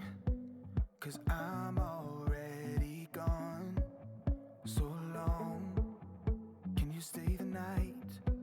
'Cause you're the thing I want. I know you're feeling different when you're stressed out. But even with no makeup, you still stand out. 'Cause no one makes me feel the way you do now. Like you do now. The way that you move your body, you make it look like a hobby. Every time that you touch me, it's electricity. Things we discovered underneath last night's covers. Everything came so easy. It's electricity. Electricity. Whoa. It's electricity. Electricity. It's electricity. When it's late at night, I feel you on my skin. My skin. You're all that's on my mind. It's finally sinking in. You're it. I know you're feeling different when you're stressed out. But even with no makeup, you still stand out. 'Cause no one makes me feel the way you do now. Like you do now. The way that you move your body, you make it look like a hobby. Every time that you touch me, it's electricity. Things we discovered underneath last night's covers. Everything came so easy. It's electricity. Electricity. Oh, it's electricity. Electricity. Oh, it's electricity.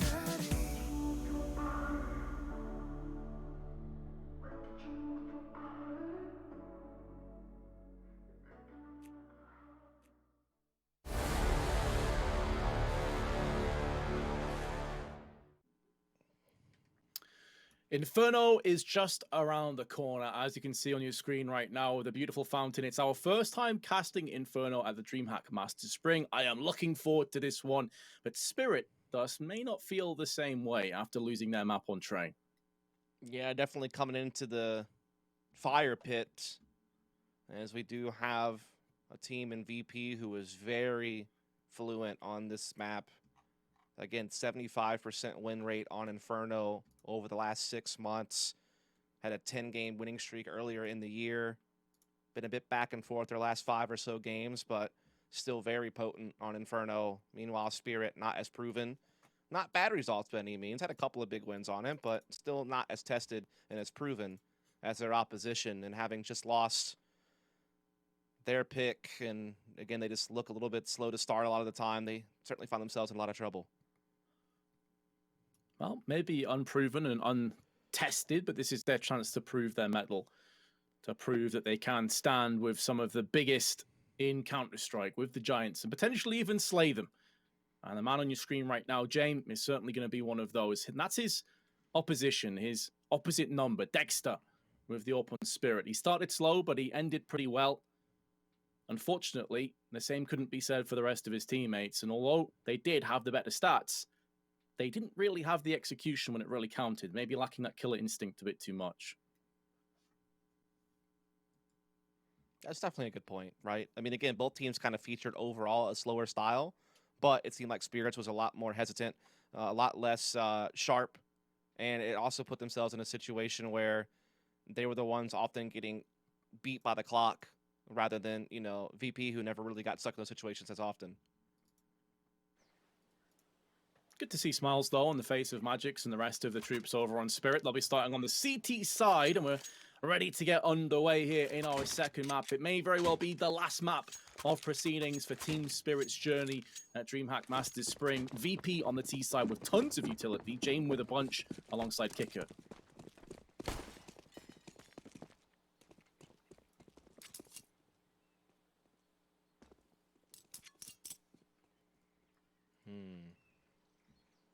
Spirit definitely want to get off to a good start here on the CT side. Considering the predicament that they find themselves in, a map behind elimination on the line. You do see them trying to go into apartments, but that's going to be an absolute trap. I mean, look at the setup that Spirit have. Oh, Sanji. What a catch. Oh my god, man. How in the world? What is going on? Whatever VP have for breakfast, I want some of it, Dust. That is unbelievable fragging from Yekindar, and everybody just gets crunched within the space of a second. Sanji with the CZ, using it to perfection, and VP, you know, we were saying before how good they were going to be on this map. Well, that's a declaration of intent if ever I've seen one. I've never seen an apartment's aggression fail that hard. I mean, Sanji just seemed to have the vibe that something was going on. Jiggle peaked. And then they clear it out. the two-man hit squad just absolutely rents apartments. You want to know what I had for breakfast this morning? Go on, what do you have? Had a little kale and mushroom egg bite. Mushrooms grim, mate. Shut up. And no one asked. And I had some oatmeal with some dried fruit and nuts. A little brown sugar. Coffee. Sorry, you lost me at mushroom. I know I'm going to get a lot of hate for that. I don't care. Mushroom's grim. Either it all way, depends on how you cook it and prepare it. It's like a sponge. It absorbs whatever you cook it in. So if you just eat a mushroom by itself, yeah, it's not that great. well, speaking of absorbing, Spirit certainly did their fair share of absorbing headshots that last round. Hopefully they can return the favor I was here. really curious where you're headed with that. Yep. So went off on a bit of a tangent, but we got there eventually. They did go for a force here, though, Dust Spirit, and they did. It does put them on the back foot should they lose. They're going this for it round. again, Vince. They're going for it again. This time it's going to be the stack at middle, so they're still trying to play forward. This is very forward positions, and not just with pistols. These are with Max 7s, MP9s, Desert Eagles. A lot on the line here. Grenade being tossed out towards middle. Yekindar forced back, goes in for the spray, but nothing's forthcoming. The damage actually significantly up against VP, and look at the time. Only 25 seconds, but they're moving back onto the vulnerable B site. Smoking off the CT side. Chopper here with a P250. Will be up against the world. Should he pass? Should he fail? The next few moments will be vital in finding out. There is now a boost in. It's a delayed boost, though. And Mir starting to rattle some heads with that Deagle. Jame looking to try and get the plant in. It's an absolute chaotic affair, but Yekindar saves James' life. And that is so important because of the time. If James spills the bomb, the round probably goes to Spirit. So Yekindar may have just saved them. Or perhaps he just made them live to die another day because so many players are weakened, and this is where the Max 7 can really shine bright. Magix puts down 2 frags already, and Yekindar on 19 and Buster on 45, far from healthy, but Yekindar sprays them both into oblivion, picking up a 4K and a second round. What a hero from start to finish from Yekindar. Again, he's the guardian angel to ensure the bomb plant. Look at how tight this clock was, down to the 7-second marker. If that frag happens, the round is lost. Yekindar winding up with the quad kill as well, ending the round when things got scary. Badger's getting some Mag 7 kills at Banana, really making you fear the worst if you were a VP fan, but they come out on top, and now they're rewarded with what should be an easier round, right? There's not as much packed behind this punch from Spirit, just a couple of Deagles, only one of them armored. A chance for the Mac 10s of Buster and Jane to maybe farm some extra cash and get that 3-0 lead. As they're looking to test the waters at B pretty early on here. Very heavy emphasis on banana control, and they have it pretty quick. May just follow up right away, Vince. Not really sure. There's a stack going on once again towards middle. And this time it will be completely avoided. Oh dear. Jane wanted to throw that smoke to CT, but got tagged in the process and therefore whiffed it. That's why you typically line up the smokes on Banana. A little bit surprised that Jane fell for that one, but doesn't lose his life at least. Does stall VP on their endeavors towards the B site, and this maybe plays into the hands of Spirit. Did initially stack A, now they're sending all of their A players over onto B, so they're gambling this one, they're rolling the dice. Yeah, but the way that VP are playing, like, they never really hard commit. Now they're going to flash check mid, realize that closet, you know, balcony, all that stuff is clear, but their hope was that that would cause a rotation, and instead, they're dead wrong. It's still the B stack fence. They might be in some trouble. Oh, certainly trouble now that Magix is perfectly surgically removed the head of Jame. Sundai Young with a P250 frag onto Buster, and it will force away VP back onto the A site where Chopper is waiting, but he only has a USP, and none of these players are low enough to frag instantly. Do they check the site? Surely they do. It would be lunacy if they didn't. How has Chopper got a kill? He outright kills Kicker, leaving Sanji in a 1-on-4. Already tagged. Good flick in the head of Sundayong. Dexter nearly Magix. But there's too many CTs to contend with and not enough time in which to do it. Instantly, Spirit bounced back. And that's where the slow playstyle is so frustrating, man. Like, when they flash cleared middle, they could have just committed. There was no need to try some elaborate double fake situation. Like, you know that they have low firepower. You know that the clock is low. You know that if you screw up and you run into the stack little time left and you get disrupted, you're going to lose the round. So you need to commit more in the mid round. That way you have that extra bit of time in case things get a little bit shaky to be able to battle your way through with the superior firepower. And instead, they wound up just folding over. They get Spirit around early with an even lesser buy they had in the previous round, and now they have to take a full Glock save. It's just madness to me sometimes. It feels like you're watching someone continuously run their head up against a brick wall. Well, Sanji in this last, say, map and a half or so has been really impressive with his fragging. He's not typically the first person you think of when it comes to heavy hitting. But he is going to be put down first. Dexter making sure that middle has no more aggressive elements forthcoming with his AWP, and VP on the back foot again. As you say, though, coming into this, there were very low expectations. Right. But, yeah, I wonder if that round is going to be the kick up the backside they need to actually speed it up a little bit more. Again, it's fine to play slow and patient, but there is a limit. And they have really hit that repeatedly, and so has Spirit.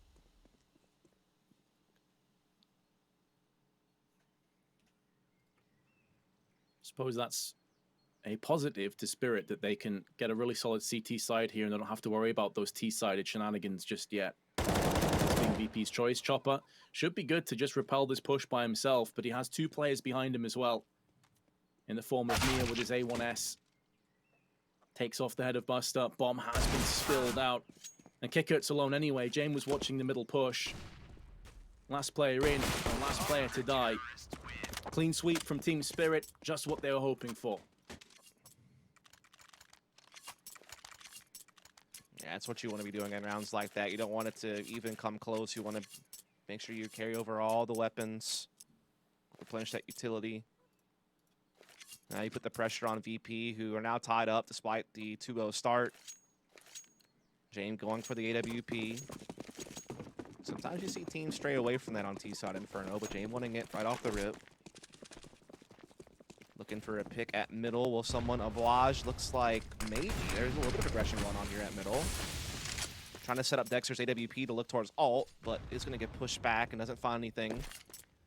Nade pressure from Spirit will keep VP at bay as well. They're still stuck on T-stairs with 4 players, Vince, and we're like 20 seconds into the round. Yeah, and that sacrifice banana control, you can see already that Spirit of Incendiary down on wooden logs. Have Chopper pushing down there as well. Already with that banana control, and they have Chopper with a smoke. This affords Mia the luxury of going to rotate if they should choose. Right. I thought he was for a second, but he second-guessed himself. Yeah, slowly Sanji's trying to start getting towards apartments here. They also did put a flash at Banana and started to peek down towards Cart, so trying to now establish that control. But again, it's coming so late in the round that they're going to have to be very careful with the rest of their pacing as they are looking to creep down towards Boiler, maybe even apartments explode. There is Magix, though, sitting at the balcony. There's also 2 other players nearby to assist him, so a take up this route is actually going to be very hard to break through. Smoke in their face at middle. Looks like they might have to push through it. Grenades being exchanged does afford them the chance to maybe push through and explode out of balcony, but 25 seconds to go, and again, there's no casualties. Magic's going to be pushing through that smoke, though. Could cost him. Oh, he's got the wherewithal, the clarity and chaos to check that angle. Some Young helps him out from the side, and it's looking grim again for VP. They run the gauntlet with so low time. They slip slide out of the round, and it's another clean sweep. Magic's looking imperious. I mean, it's just the same old story, Vince. I feel like it's kind of a broken record at this point for me. Just, you don't leave yourself a whole lot of potential to salvage things if things start to mess up when you only have 20 seconds left on the clock when you commit. It's just never going to work. They had no information, no map control. They didn't bleed out really any of their opponent's utility except for Banana side, which is just kind of standard anyway. And I mean, that's just, this looks kind of grim. What was Sanji drinking there? Looked like tomato juice or something. That's grim. Yeah, that's what I was thinking. Especially, I mean, I'm not a fan. Yeah, I'd have to pass on that one as well, Chief. Like, everyone who hypes Bloody Marys, you're dead wrong. Awful. Get it out.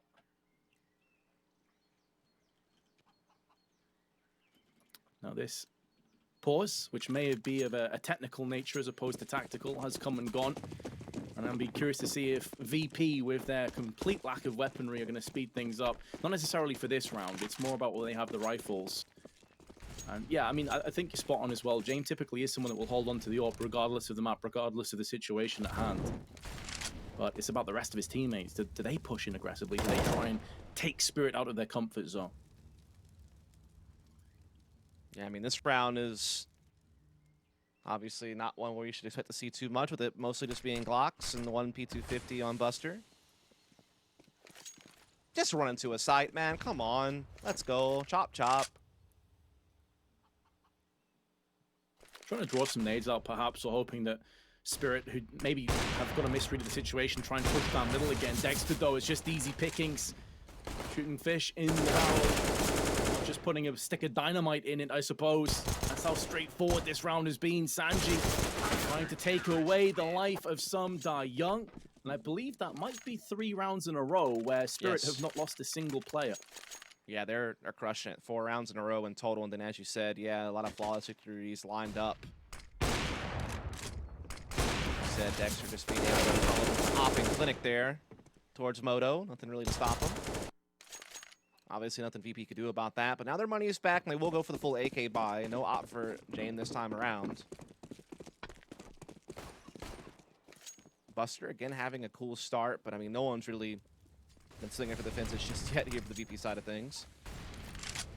Again, that utility from Spirit over at Banana side is making it tough for VP to ever go for any type of quick Banana control. But now they will flash their way through the smoke and start trying the challenge. Also starting to get into window room here a little bit quicker.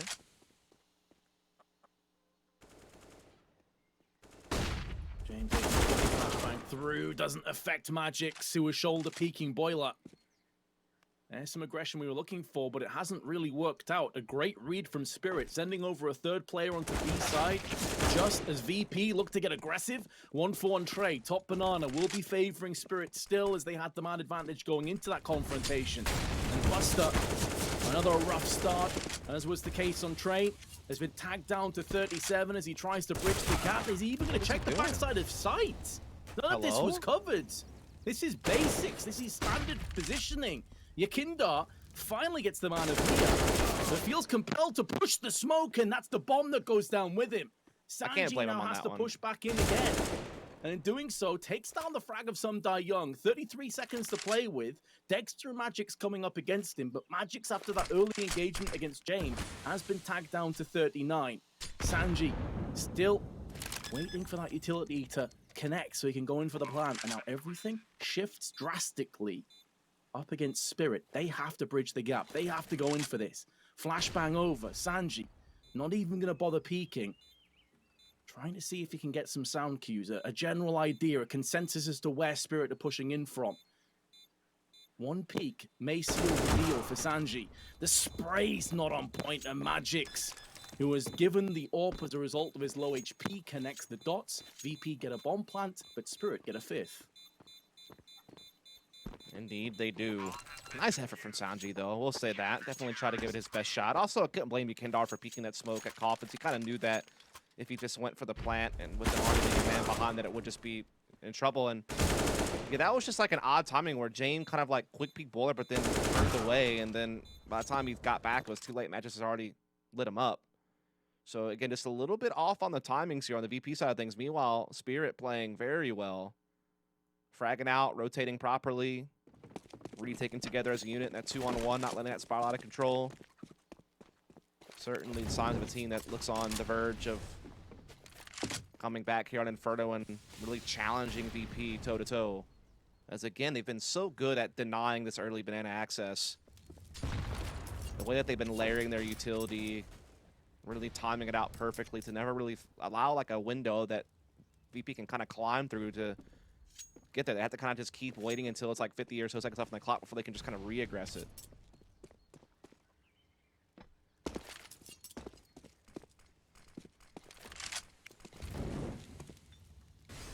Punching through a hole through middle. Supplied by mollies and flashbang. Sunlight Young's also smoked out of position over on Arches.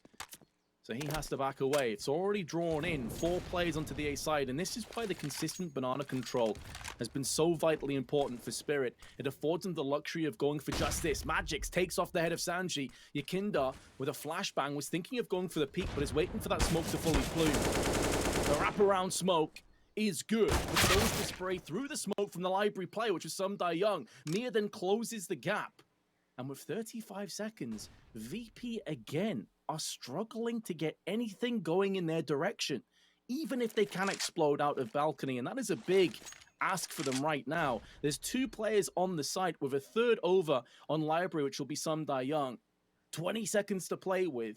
Because they've been a bit slower, it's forced out 1 rotation to the B site, but Dexter flicks the head of Kickert off mid-air. The bomb's been spilled out, and so will Buster. It's all on Jane. He may have to back away and try and save. That's the best possible scenario. Down he goes to Chopper. And VP concede yet again. Yeah, things are not going well at all here for the VP side of things. Again, they are just too darn slow. Right now, they only have a combined 17 kills to their name in the 8 rounds that have been played. Meanwhile, Magix, I mean, he's only 4 away from having that by himself. In fact, you can take him and add any other player, and you basically have the totality of VP covered. Literally any other teammate, he's got it. It's just been grim. They've been shut down at B early. They never can get control there until mid to late round. They get apart so they can never break through that next stage and really capture a site. Clock just keeps getting absolutely drained. They show no signs of pivoting either. Like, something's got to give. You got to make some kind of adjustment. Whether it's that you want to run up mid-fast, chancing that they might be triple stacking banana early with all that utility, or whether it be just trying to play through the B utility, though that's kind of inadvisable. I mean, the thing is, Spirit have open triple banana every single round. Surely you try to punish that once with a yup the mid type of situation up to the arches, but actually they'll just try to force through the utility at banana instead. Chunks of damage to Kindart. Molly's landed too high. It's not really going to affect him, but the flashbang certainly will. And Kickert does facilitate that frag from Yukindar as a result. So they may not have landed the utility they were hoping for, but they got the kill they wanted. That gun is also out and available for Yukindar. He's picked it up and obliged in kind. Mia sprayed through the smoke from the aforementioned Yukindar. And Sundar Young has his work cut out for him. He goes down to Yukindar. 3 entries of quality. And in doing so, the B site's open, but they've already headed to A. No, they've second-guessed themselves. What are they doing? Just go! Oh my goodness. What is happening? Pick a site!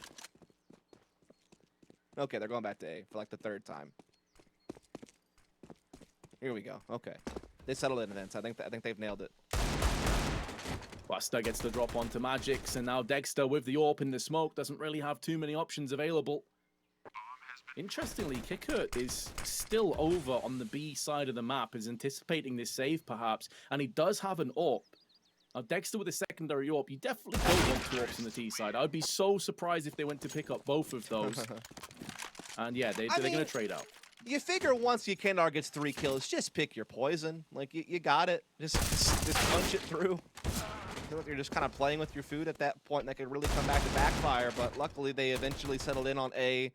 Good moto smoke, the post-plant positioning, no problems. And so they pick up the pace due to it being a Tech 9 round. It winds up yielding a great result, mostly thanks to Yekindar and his fearlessness and picking up an M4 off the floor and using it for a couple of more frags. And, you know, trying to keep VP in the hunt here on the T side.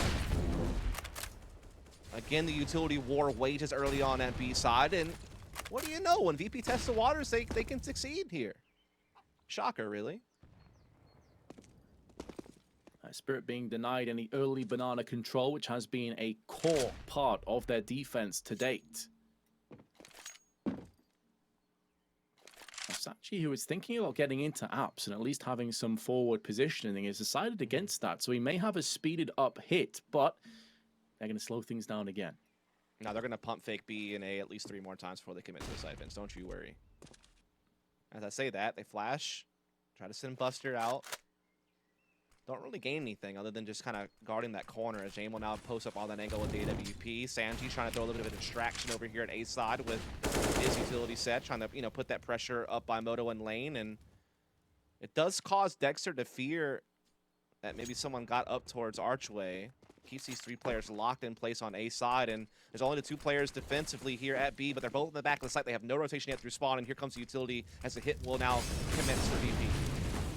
Great utility is so good. Chopper is burning alive, still gets a kill though. Takes the head of Kickert while flashbanged.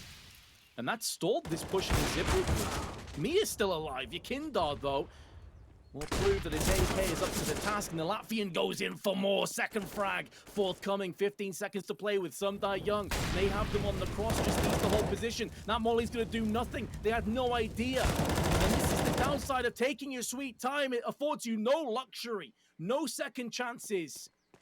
If one frag goes against you, the round is done. James holds on to the AWP, but it won't make a difference to Spirit taking the round. It's so frustrating at this point, man. You're literally just sending one guy out there by himself. He dies to the players to the back of the site, and then you just stop. You don't have the time to do that. Just go out there, have space, trade frag. Do anything. But look, they just stop. There's still like 3 players at top banana. Like, no one's even near edging that corner with their teammate there. They just kind of sent them out as sacrificial lamb and had no real plan to help engage with him. And that's just such an oversight. I expect more from a top 5 ranked team in the world on a map that they are very, very good on usually. This is basically just like Yekindar trying to carry the rest of the team. Everyone It else is. on the team has 12 frags. He's got 13. Make it 14. Beautiful entries again. The man is unstoppable, but he needs a team behind him. Sundai Young will fall prey to Sanji, but again, you look at Yekindar, it's all him. Yep. Basically single-handedly giving his team a chance.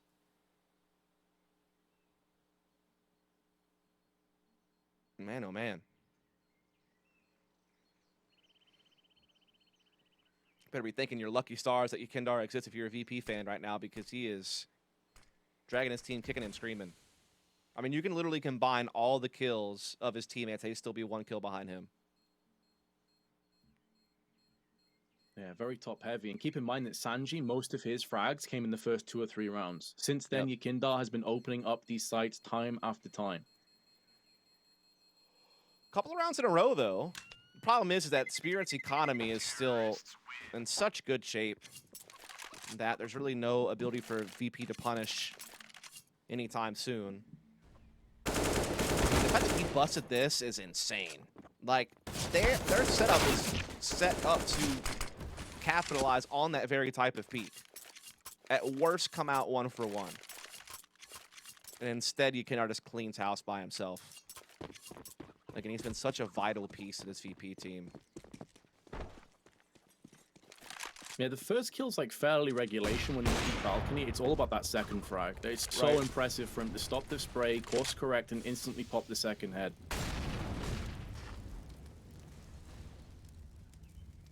Now this time, VP do fight off banana control, but they decided not to take it themselves.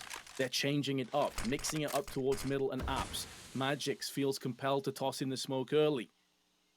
There isn't a great deal of utility on his belt. Only a flash and a HE remaining. So once these smokes clear, VP could have a shot to burst out into the A side of the map, but now they're sending two players up banana. Yeah, no telling. It might just be that they're trying to make sure that no one's pushing banana and flanking, and they also are maybe trying to throw a couple of smokes over there to keep those B players in place, and they're going to double back up middle and still run the A split. It seems to be what they're gearing up for. They got apartments control really quickly, and they've been staging up ever since. Yeah, indeed, you see them start to fall off banana now. I think they did throw maybe one smoke that direction. A counter smoke gets thrown by Spirit at the top. Double nade stacking there as well. Jame lurking with the op over there. Meanwhile, the rest of the players are still playing inside of apartments. Smoke now being deployed at middle here from Spirit. Again, it's coming down to these last 30 seconds, but they catch Magix right away on the balcony. It looks like they'll follow up quickly. Oh, somebody young, what a shot while flashed him. He goes in for more. Dexter now picks up the slack with the AWP. 20 seconds. Kikut's been tagged down to 4. Finished off by some Young, and Jame has to traipse over the Molotov to try and clutch this one out. 13 seconds. Dexter misses his AWP shot. Jame flicks in for 1. Tech9's been picked up, put down range. 5 seconds to play with. May not have enough time for the plant. He was too late. Tickles the bomb. Hopes and prays that Mia gives him the free kill and the round, but Mia just dances out of there.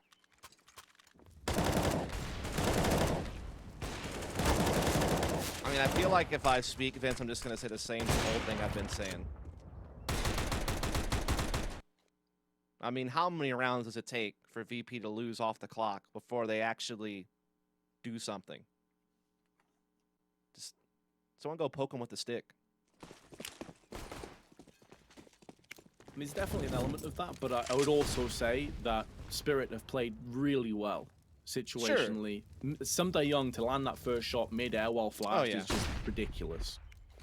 They've used their utility really well. Like the way that they're layering their utility up, and it does make it difficult for VP to control that early in the round. They've also had Magix, who has been so intelligent on how he anchors this kind of pit position, how he times out his smoke in the apartments hallway.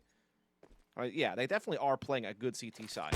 I'm not trying to take that away from them at all. But VP are making it pretty easy for him. Kindar's entry work has been quite simply world-class here on Inferno so far. 16 frags to his name, and we're just starting to get towards the end of the first half. Without him, they'd be absolutely lost at sea. Mia's been flashed out multiple times, still threads the shot though, and a second behind it. Molly's now landed. His life is deemed forfeit.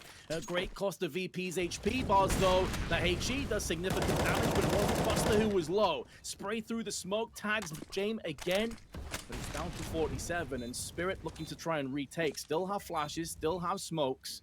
They have Those kits. nades could be brutal. Speaking of the grenades, they're now being tossed in. No one's home on dark. Buster now is looking to try and peek in. Sanji with a huge headshot onto the boosted up Majax. And now they may have to just push in with Dexter, but I don't think he fancies it. I think Spirit finally realized that their economy's in such rough shape, they've just got to dart out of here and save what they have. Yeah, VP's been grinding this game just close enough to now find another T round after a bit. And as you noted, some of these rounds have come down, you know, to like 2v2 type situations or something very similar. So there's been a lot of rebuying going on throughout this half from Spirit. And so, yeah, eventually they have kind of been drained of having, you know, a solid buy coming into this next round. I mean, they'll buy up what they can around this saved M4 and AWP and MP9 for Magix. You know, it's some base utility, but gonna have to be a little bit more careful with how they use it in early round now. And this finally opens up the door for VP to maybe have an easier time getting that early map control. Now there's not as much to pounce against them. So they are looking to charge up Banana right away with a good pop flash. No Molotovs to stop them. Just gonna keep going forward, it looks like. Chopper all alone. He was isolated and split in half, divided and conquered because of mollies and HEs that forced Mia away. Well-placed utility from Virtus Pro. And they reap the rewards as a result. Aggressive peek from Dexter, tagged down to 22, kept honest. He'll think twice about re-peeking that angle. Oh, he tries to go for the boost, but there's a HE there to greet him from Kicker. And now the B side is wide open for the taking. They're right there, all 5, including the bomb carrot. Oh no. Okay. Please, God. I want VP to lose now. Get run through this crossfire, bro. Let's see it. I'm ready. I'm down.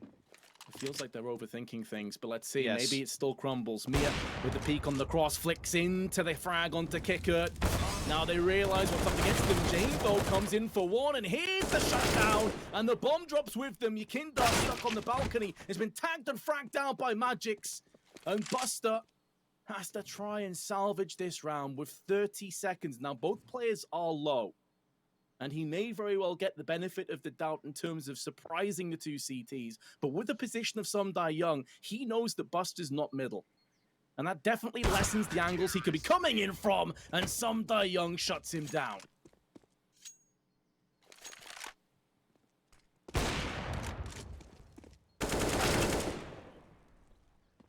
I just don't get it, Vince. I really don't. You have 5 players at Banana. You got a double entry from Kicker on B side. At worst, there's 1 person there. Just go! Like, what more do they need to encourage them that playing this type of style is just not going to work? This bouncing back and forth is trying to, you know, mind game your opponent and get them to rotate.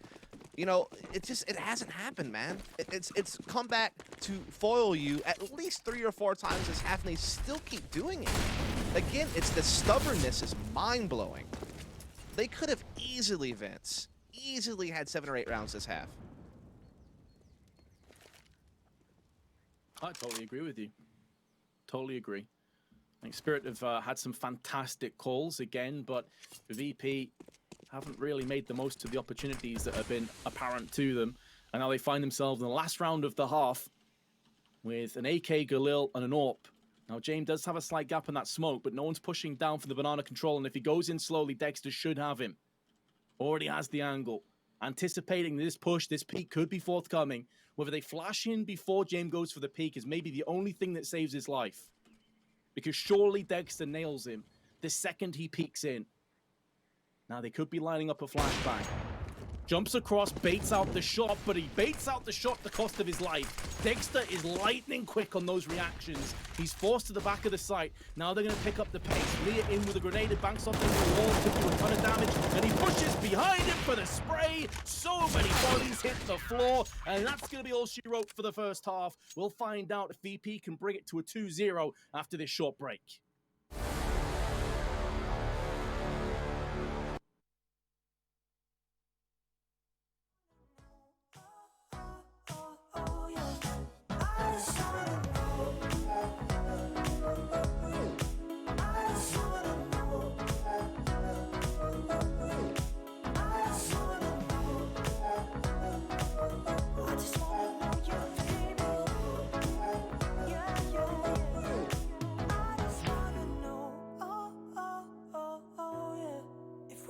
Take it slow, yeah. I just wanna show you I'd do anything for you, girl. I just wanna know, yeah. I just wanna know, yeah. If we should take it slow, yeah. Just wanna know, I just wanna show you I'd do anything for you, girl. I just wanna know.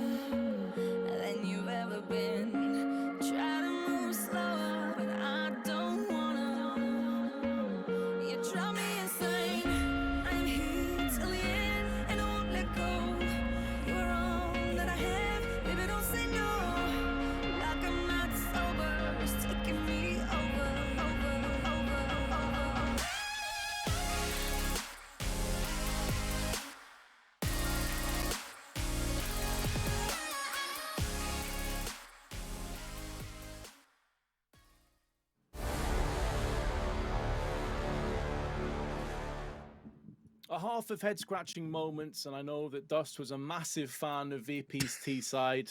He could off air. He was just saying how much of a fan he was of them overthinking things multiple times. Dust, how are you feeling right now? He's gone crazy. Yep. He's finally got broken by I watching have too much broken, CS. man. It was round 14 that did it in for me, man.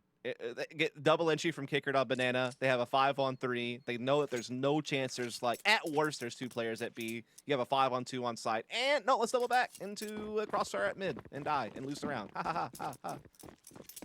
Granted, again, the other side of that was that Spirit did play well. Like, surely, everything they did was correct. Utility, perfect at Banana every round.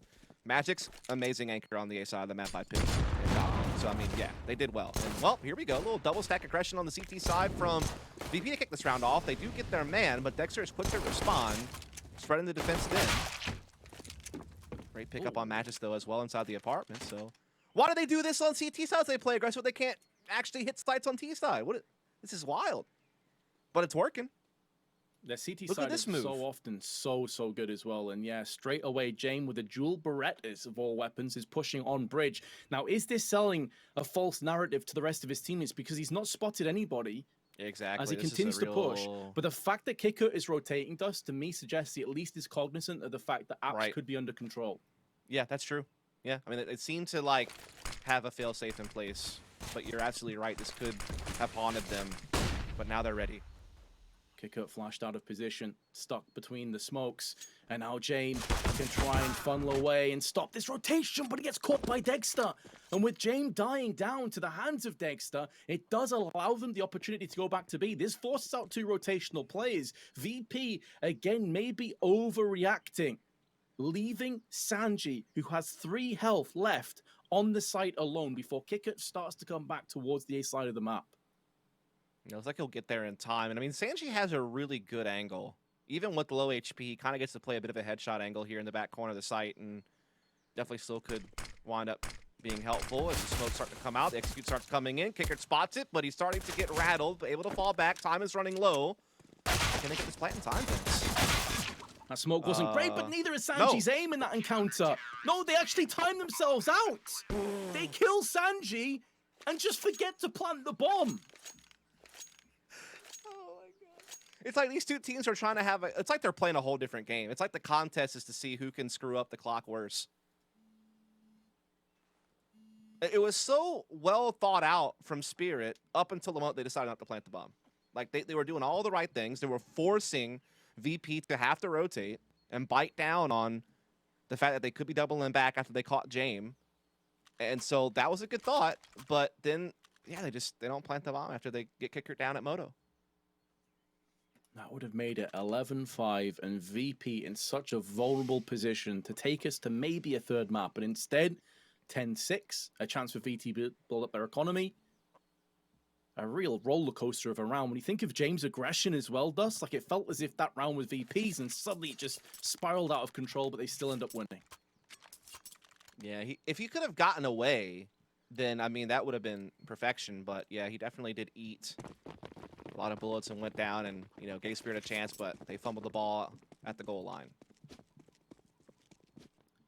4 MP9s and a FAMAS, knowing that Spirit lost multiple players, also didn't get a plant, and also keep in mind multiple players were alive after time. That means that their economy also gets utterly devastated, and this is a prime opportunity for VP to just rip through the entirety of Spirit, build up tons of cash, knowing there will be nothing forthcoming into the next round unless they absolutely fall out of this somehow.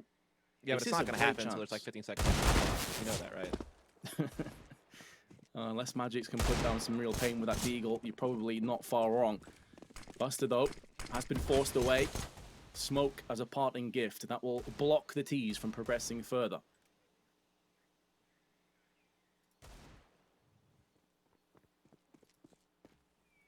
We're going to see Spirit start to gather back up over towards the middle. The smoke is going to dissipate here soon, and they will be able to take control of the bracket side. And from there, they'll make a decision whether or not they want to commit to A side or double back to B, then double back to A, then double back to B, then double back to A again, then double back to B again, double back to A again. Or they might just go. Not better, though. Like even a bit. Ooh, that's a dangerous incendiary thrown by Sanji at just the perfect time. And now they're getting a banana push here from VP, so they're going to be able to pinch this A-hit, Vince. Grenade does very little, but Yakindar's MP9 certainly does, and they're forced to spill out of balcony. And it's the MP9s that collect the debt. Nice shot by Mia. Insta headshot onto Yakindar. But this is where Spirit, well, he needs to go out and die before time anyway, so they can actually build some kind of an economy, but VP can just hold on to these weapons no problem. Indeed, they will. And there's still not really the money there for Spirit to get anything going. They don't have the bomb plants in either round, so buying early not really in the cards for them. So this should be a chance for VP with the SMGs to continue to print a little bit of extra money and put this to within 2. So there's some P250s and utility out there for Spirit, but that's about it. Yeah, that pretty much is all that they have at their disposal right now. Minimal investment from the entire team. Smoky Flash and the HE is pushing through the smoke. Yakindar, he knew what was coming up. Spots him. No Jumping way. MP9 headshot, because why the hell not? Dexter at Why least not? punishes him for it. Now Buster's At this up point, close. give me a flashbang kill. Let's go the full bingo. Buster will line up a couple there with the MP9, so easy pickings, and it will only be 1 casualty for VP on the round. SMGs will certainly collect quite a few. Plenty of money there now for VP for the future. I mean, this is just devastating. Yeah, Yakindar may have been dropped into a grave, but he did so with a smile on his face. And now we can upgrade that MP9 into a M4. Expect to see an AWP in play as well. Actually, they don't go for one. They're going for a bonus. Oh, there. Interesting. It's the greed. Yeah. The greed, Vince. Oh, and greed is good. Or potentially not. Sundar Young does get burned alive, and Yakindar, it all worked out in the end, who I thought got the kill on Mia, was just a couple of bullets away from securing that. Still gets the frag, though, alongside his teammates. So a player advantage in a bonus round. This is pretty brutal if you're Spirit, honestly, because they must know the situation and that there's at least one AWP coming into play the second that VP can justify going for it. Heck, they might even get it for free. Dexter has an AWP on the field right now, and I don't think he has any intentions of trying to save it with still a minute and 10 seconds left on the clock. They're still looking to see if they can pry open this B site. Now, there is only Buster remaining as a defense, but he's playing a position where he can very easily get the spot and fade away. He even has an incendiary to perhaps like stall their push. If he feels any utility pouring in, he can throw it down and force them to take the burn damage. And now he's getting a rotation from Sanji. And here come the smokes, and again, that counter incendiary is going to be massive. Do they have something to extinguish that? Oh, yes they do. They do have something to extinguish it, but that means there's now a smoke in play that they have to push through. Yep. It doesn't really make their life that much easier, and Sanji picks them to pieces with a flash perfectly placed by Kicker. Teamwork in motion. Dexter's down. They can go pick up that AWP, no problems, and an AK-47. Good news for VP. Oh, yeah. They made the bonus work. They get some free upgrades. They continue to close the gap on the scoreboard. And again, it's the aggression I'm seeing defensively that's helping them do it. And it just makes it even more mind-blowing when you watch their T side, kind of in comparison. It's just so wild to see such a stark contrast, one that you wouldn't expect, but it's working on this comeback. One away from tying it, and a very good chance to do so. As Spirit have not much to work with in this round, Vince. Just upgraded pistols and utility, making sure that they save up enough money to full buy in the next round. So a very good opportunity here for VP to continue to climb. James already finding the opening pick on the Dexter. It's hammered by the AWP of James. And again, you go back to that second pistol, Dust, you think of what could have been, how different this situation could be if they hadn't timed themselves out, if they'd actually got that bomb down and had echoing effects for 2 or 3 rounds afterwards. And now that confidence is built nicely for VP. They were always going to be a rock-solid team on the CT side. That's never in doubt. It's just whether they'd be given the opportunity to have that many rounds, or if Spirit would have that ruthless killer instinct. Now they have at least got 1 frag back, and now 2. Magic's with a headshot onto Sanji. Some guns trading hand. Buster again, the lone B defender, has shut down Mia. Indeed, and that bomb never left alt, so it's actually still trying to come up mid 50 seconds left. There's still a double defense though here, including Jane's AWP, but oh, that's a great swing from Magis against that close angle of the op. And now they have time. They're going to run right by Kickert, though, and Kickert could be the snake in the grass. He could be the spoil. That's the bomb carrier he's shooting at, but he misses his chance! Oh, no! An opportunity now for Spirit. All on Buster to clutch 1v2. That is a moment that Kickert will want to forget so quickly, and Buster can maybe administer the amnesia if he can pull this one off. It'll be a thing of a distant past. Kickert had that round the palm of his hand, and that is a pretty horrific miss. Buster closing out the angles. He has no kit. He has to hurry up here. Surely he knows that time is of the essence.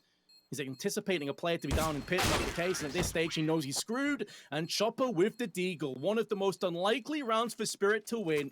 And Kickert is going to feel sick to his stomach right now. Yeah, you figure if he just gets one of those players, particularly the bomb carrier, and gets away, even if he leaves the others still standing, the time was getting dangerously low. He would have bought time for his teammate to rotate, and they would have had man advantage when it came down to that final moment. Instead, he whisked completely, and kind of just opens the door for Spirit to hold off the tie in a very low buy round. But now it's full buy versus full buy. Jame again looking for a forward angle at mid. Now jumps out towards alt, being very dangerous here. Is going to get forced back eventually, but no harm, no foul. He's kept Spirit at bay. I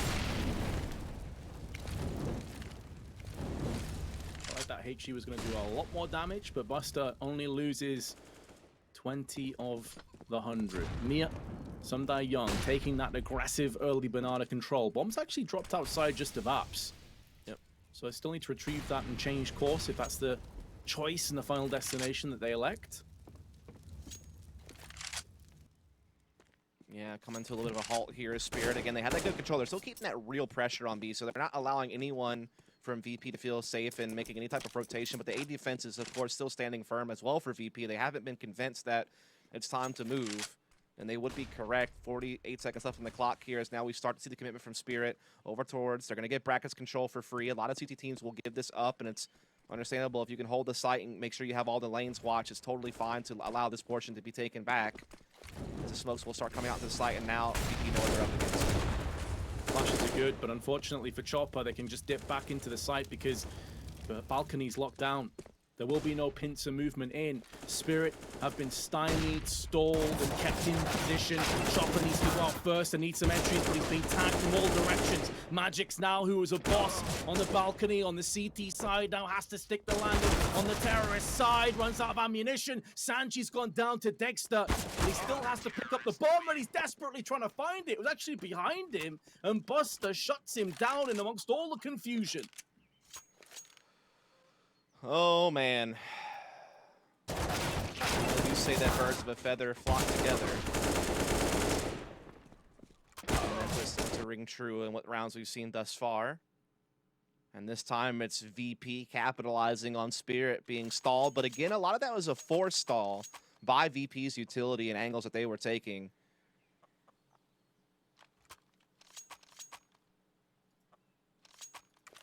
And so it's all come down to this. Economies are fragile. Score is close.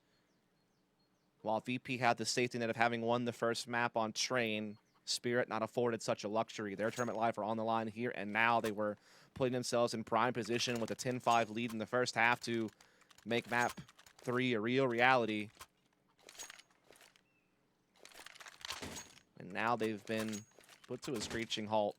Momentum well and truly no longer on their side. So this is a big moment for them, Vince. Money, as you can see, is well depleted. This is kind of their best bet, and I mean, they've gone in as much as they can in this round. It still includes only 2 AKs. Yeah, there won't be much in surplus should they concede this round either. It's not going to get too much better. Aggression from Yakindar, tagged down to 52, but still takes down the man. And a second as well, just pre-fires the smoke. It's still out of there.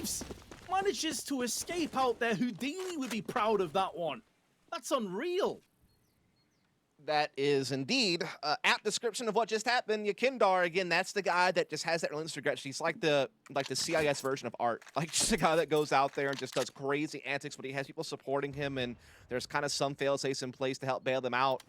And now they are sitting pretty right now. Now the 2 AKs are still in play. Max in for Mir. They still have some utility left out there also.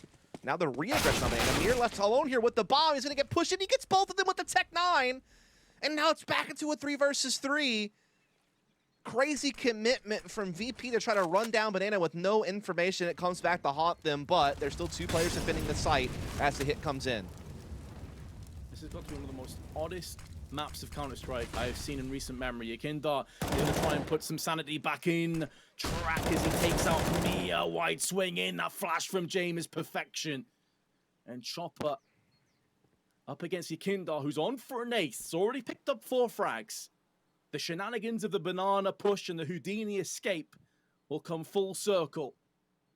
If Yakindar with 31 HP can close this out, Chopper is playing for that rotation. He will be party pooping onto that ace at the very least, but the bomb unlikely to get planted. He's being encircled, doesn't get fragged by Sanji, but does enough to turn his attention away. VP, they get their 11th round, but man, that Mia double frag was just ridiculous. Yeah, it's definitely a wrench in the gears for certain, but able to still come through. And again, it's the alpha and the omega of the round. It's Yakindar. Gets that initial 2 kills and saves day of these 2 right here. Ties the game up at now 11 apiece, and again, Spirit with no bomb plant and with as much of an investment as they made in that previous round, still do not have really any money to spend, and so there's a good chance that VP he'll take a lead in this next round. As I say that, though, they actually are still able to get an AK buy, so I guess they calculated just right to make sure they could still get a full buy here, despite the investment in the previous round. But it's kind of one of those situations where both economies are very fragile right now. That's again, Yakindar, your boy, looking to once again do some shenanigans here up close on Banana. They have no idea. Gets one for free, and again, he's gonna get away. It's unbelievable how he keeps doing this. Man, Yakinda's on some like next level stuff here on Inferno. This has been a masterclass, not just the entry frags, but how often he has dug VP out of almost unwinnable rounds. This guy is just unbelievable right now. He's gotten flashback to Sandbag as well, and oh my, okay, if he would have did that. The thing is, they kind of gave away their advantage, so that was maybe a little bit careless. But hoping he could get the jump on somebody. But, I mean, it still looks like it's going to be a commitment from from Spirit. They're trusting in Buster to anchor B as they've so often done. And that means they're going to have still a pretty stout defense in place here. And now they're actually even going to stall the push with that Incendiary. And Spirit may even think about doubling back now. And Sanji, as with VP, assume that's maybe the case as they draw away one of their 3 defenders to bolster up Buster on B. Jane going in for the early peek on towards the boiler side. Has Kicker behind him, watching into apps with the UMP. This is giving up Archer's control. We have an interesting position here. Mid pushed into pool and Sanji shut him down in the back. 18 seconds to play with. Kicker, no reason to move. Should shut down Dexter. The second he comes around the corner with the UMP, and in the blink of an eye, 3 players fall on their sword. And it's VP that thrusts it into them. And now it's a timeout from Spirit, realizing how dire things are getting. They're now behind despite the 10-5 lead from the first half. All the wrongs that VP wrote in the first half will now become distant memories if they continue to keep this up and get the job done here on this CT side. It has been so good so far. Yakindar has been a constant thorn in the side of Spirit, particularly on this B side of the map at every stage of the round. You have the discipline of VP to anchor their sights and not over-rotate too much. They're out-fragging their opposition now in this half, and they'll be rewarded with what should be a much easier round. Spirit coming into this will not have a full buy. It'll be Tech 9s and armor and utility at best, you'd imagine. Maybe a MAC-10 or something thrown in there, but I wouldn't expect much more than that. I think it will be the 2 Tech 9s, 2 Deagles, or 3 Deagles rather. A little bit of utility, but very sparse. Kicker going for the very aggressive push into window room here. Actually decides to just throw an Incendiary down the halls and then run back through to the opposite side. Thought he was going for something more when he had that kind of push. Yeah, I think the idea there is anticipating that Spirit will run to like a half buy or an eco. It allows him to listen for sound cues on second mid. If he hears loads of footsteps, he relays that information, he throws the molly and he pulls back. That's a good point. Being kind of that early alert system for his team, as we are indeed still seeing Spirit just kind of working their way over towards brackets mid. Yakindar seems to have tabs on the wrap on closet sides. He's holding this angle here with the M4. Incendiary comes at the perfect time. Oh my goodness, Chopper was so trapped. No chance of escape. actually turns into that flashbang. Doesn't get punished though because the incendiary was still up there blocking each other. But Dexter and Some Die Young both putting their pistols to use, bringing it back into a 3-on-3. And this isn't a foregone conclusion. Also, Buster's been forced off of B site momentarily, decides better of that decision. And rightfully so, because VP may have to deal with this B hit. He has the incendiary. If he throws it, they'd have to use our smoke to extinguish, and that would stall them from pushing into B site. But no one's making the noise to alert Buster doing that. But Yukino spots Extra trying to run away, and now they should know what's up. Buster drops down the bomb, me around the corner. Buster again successfully holds B by himself. But whatever Yukindar's earning right now, VP, double it, triple it, then quadruple it. He's worth it, trust me. What's the math on that? If you double it and then triple it and then quadruple it, are you carrying it over? So like you triple what you doubled and then you quadruple what you tripled? I think the math is it's a hell of a lot of money. Yes. And he's worth every penny. Unless it was like $1, and then it's still not that many dollars.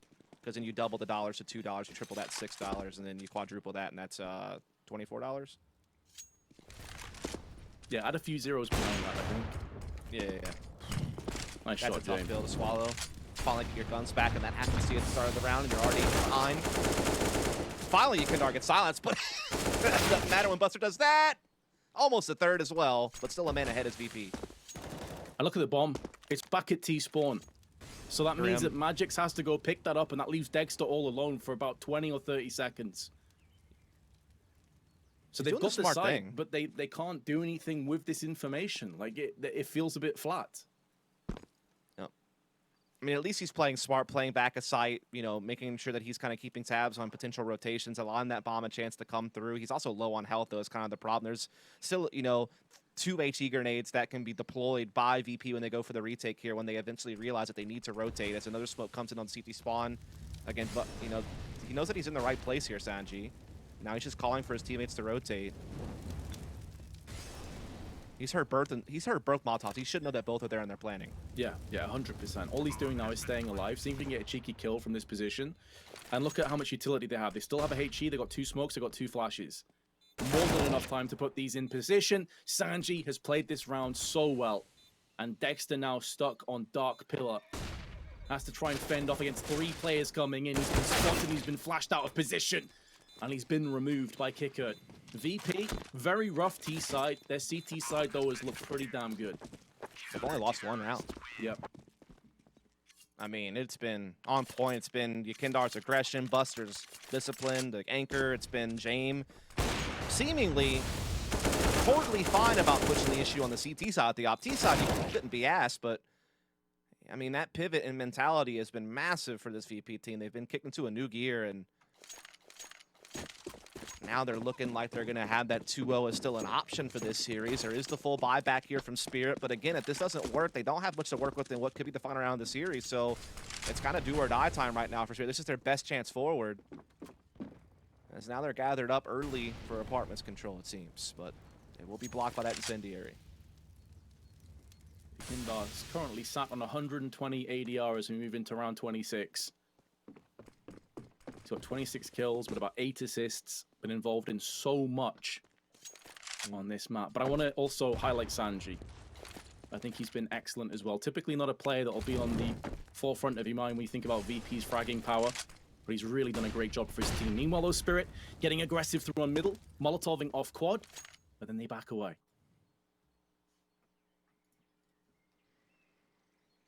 Yeah, tense round for Spirit. They know how much weight is on this one, that they need to kind of be careful now. The thing is, they have Yukindar playing such an aggressive position at Banana. They're going to go ahead and go for the 1-4 split here, so there's going to be a very well-reinforced defense on a site. One Spirit commit, as it looks like they're, again, trying to go for that apartment flood out, but with the double pit setup, it's so hard to break that open with this apartment flood.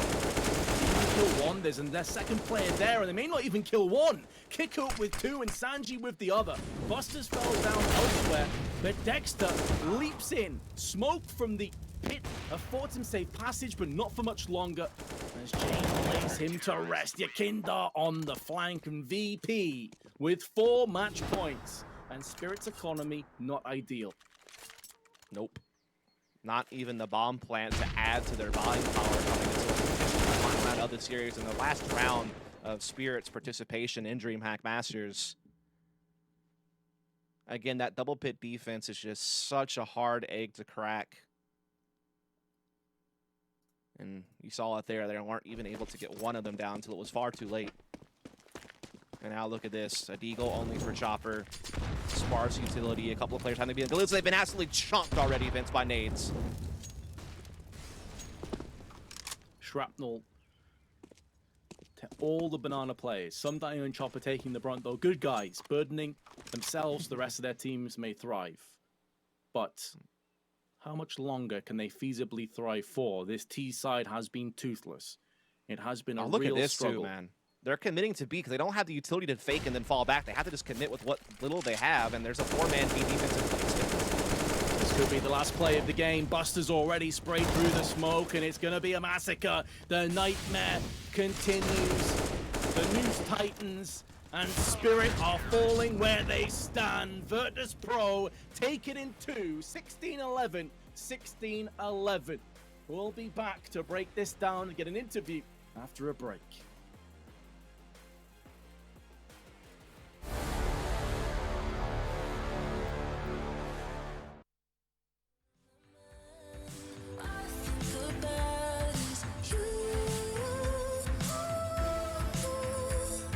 Everything's gonna get better. Everything's gonna get better. You're the dynamite and leather. Everything's gonna get better. Everything's gonna get better. Everything's gonna get better. You and I.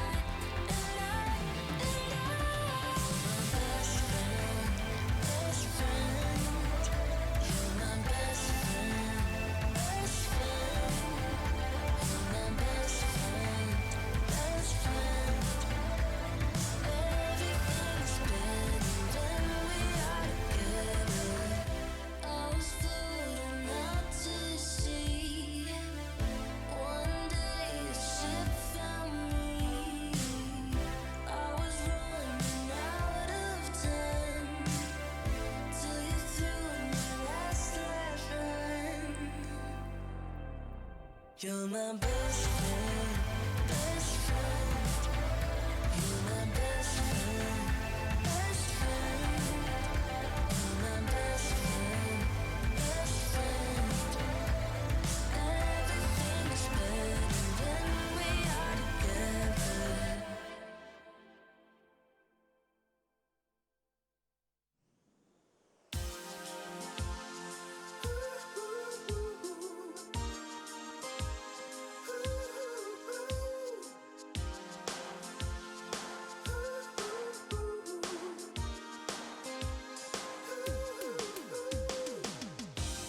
I've been with some pretty angels who always threw something away. Could I be desperate, crazy, or is it that they never see things my way? Around the world keeps turning, waking up day after day, hoping to change my story, or maybe see things in a different way. Maybe if I took a chance and got out of my way, a different point of view would maybe change the day. Gonna find somebody who's gonna treat me right. I know they're out there. Yes, they're out there. I won't give up the fight. No, gonna find somebody.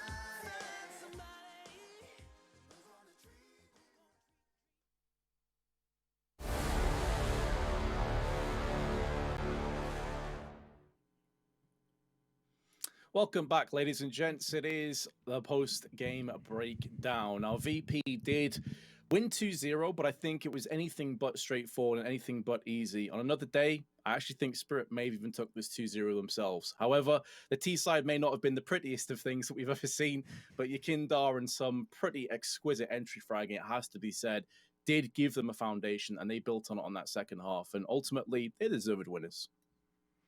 Yeah, indeed. That CT saw was brilliant. Again, being able to be aggressive and passive when need be on B side between that dichotomy, I guess you could say, of Buster and Yakindar and their play styles. Jane being willing to take the more aggressive angles with the AWP. Their reads seemed to be really on point with how they were rotating and how they were stacking sites in the kind of the early to mid round. And yeah, they were just really well prepared defensively to handle anything Spirit threw their way and kind of made up for some of their shortcomings on their attacking side. And obviously Train also brilliant, from them to take that pick away from Spirit. And yeah, they'll move on to deeper side of this lower bracket, keep their tournament hopes and lives alive. Yeah. Yeah, they'll be playing against the winner of G2 or Mouse Sports in the lower brackets in the next match. Obviously, that's going to be played later today. They did play against Mouse Sports in their very first game of the tournament, and they narrowly won it 16-14, actually. So it could be interesting if Mouse Sports do get the better of G2 in that best of three, to see the two teams do battle again and see if Mouse Sports can get their revenge. But I think VP, they had a few points to prove. It's been a bit of an up and down affair for them as of late. 2-0ing Spirit, that's definitely not a bad result. I think there are still things, obviously, they can look at and have a quick mosey over about potential improvements. Is always the case in Counter-Strike. You never fully mastered it. But I am looking forward to seeing how far they can go in this tournament. I have a sneaking suspicion they may very well go the distance, actually. You'd hope so, right? I mean, they're a top 5 team in the world. They've had a string of really good results throughout this year. They've always had like a really strong core 3, even dating back to their avant-garde days. So they're definitely a team that you would expect to do well. And it looks like we are going to have an interview coming up, Vince. So I'm kind of excited for that. Yes, I believe we have Yakindar, who may very well be waiting and ready. There he is. Congratulations, Yakindar, on a win, the 2-0. Hello, thank you. Just had a quick question for you, because we saw in that second map, things started a bit rough for you guys on the T side. There were quite a few rounds where things didn't go the way you were hoping for. But one standout for me was your entry fragging was absolutely insane. Like the amount of rounds that you were getting a kill or 2 kills, opening up bomb sites for the rest of your teams to help out with. I'm kind of curious when it comes to the calling on you entering. Are you told where exactly to go, or is it just kind of a feeling thing for you where you feel comfortable and you just push by yourself? It depends on which rounds. Mostly on default, I'm allowed to do anything I want. I'm allowed to try to enter some spots, but on some rounds that James is calling, like from the start of the round, for example, I'm just going there where we need to go, And like the apps, when I killed two Dexter and the Magics in apps when they were 2 guys there, I actually heard Dexter zoom, and I just pre-fired him, and that's why I knew he was there. But yeah, mostly it's just depends on the round. I got you. So how is the calling on the team? Like, I know it's bounced between like Kickard and Jame, and it's kind of been rotated around before. So what's kind of the leadership like for the team right now? Jame is almost a year now as full in-game leader, fully calling most of the stuff. Me and Kickard sometimes help with mid-round calls, but mostly it's like 80% Jame. 80% Jame? Okay, yeah, I was just kind of curious, like, what other secondary calling might be taking place, so I appreciate that. Defensively, is it kind of the same thing? Like, we saw you being very aggressive on Banana. You guys were playing from behind. It seemed like your aggression at Banana is kind of really what the spark your team needed to come back. Was that kind of your call to make those types of plays, or is it something that your team was kind of encouraging you to do to try to help things along? Yeah, like James focusing on A side of the map, I'm focusing on the B side of the map, and how we play. Usually I decide, since the banana is the most important thing on the map usually, and most of them were just my calls because I felt pretty confident after T side, and it was pretty easy to just risk and get with those plays, Yeah. So I do have one question that has a little bit of a negative to it, I guess. So I do apologize for that in advance. But it seemed like on your T sides, like you would hesitate so much once you got your first couple of entries, and you would kind of bounce back and forth and never really like decide on a site until it was, really late in the round, and you would almost lose off of the clock. What was going on there that kind of caused you guys to just be so hesitant in those late round situations?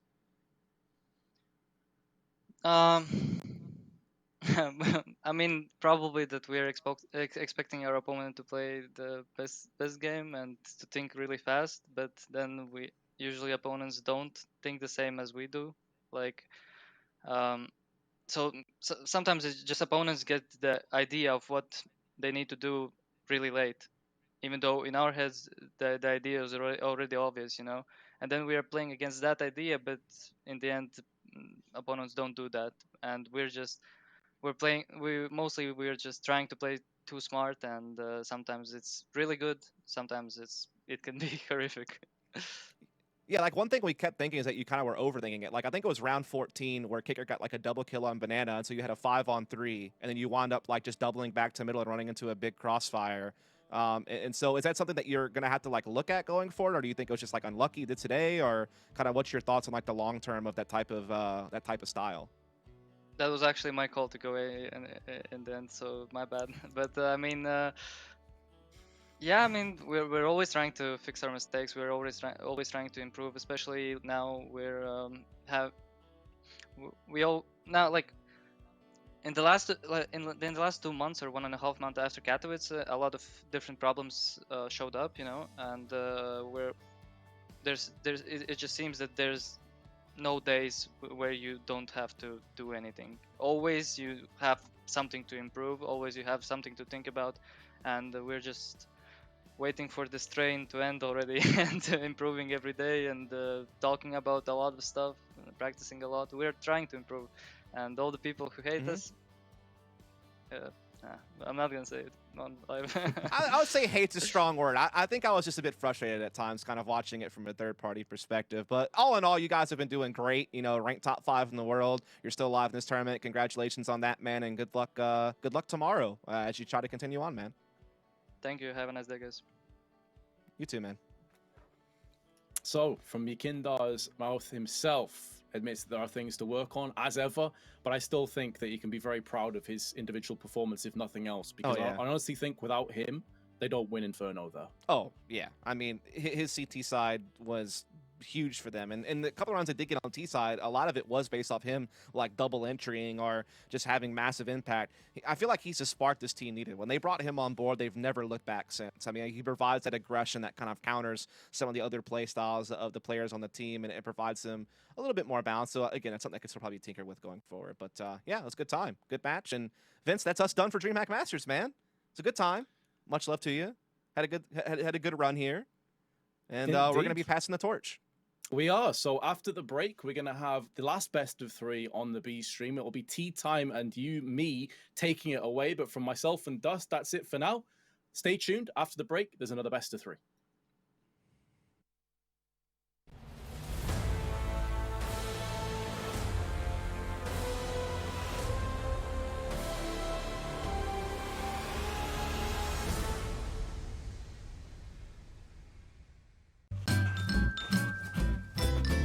You ready? Huh? Hey, he's a good boy, huh? You ready? Huh?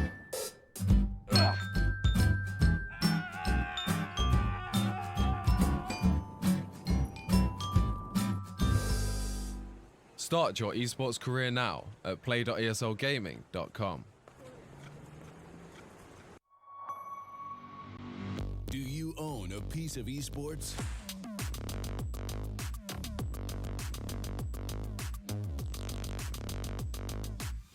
Get your merch at shop.eslgaming.com.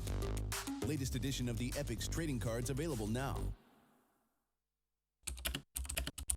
Hi, my name is Suli. My handle is Smix. I think it's important for these initiatives to happen. Empathy really, really goes a long way, and it always means so much to us, and I think that's where initiatives like this really help. Good luck, have fun. On the sunny coast of southern France, DreamHack Masters took to Marseille in the spring of 2018. A tournament stacked with every top team in the world and a few up-and-coming underdogs. We were about to see some first-class Counter-Strike action. Now trying to lead by example. He picked up 3 and Dupree's got the final.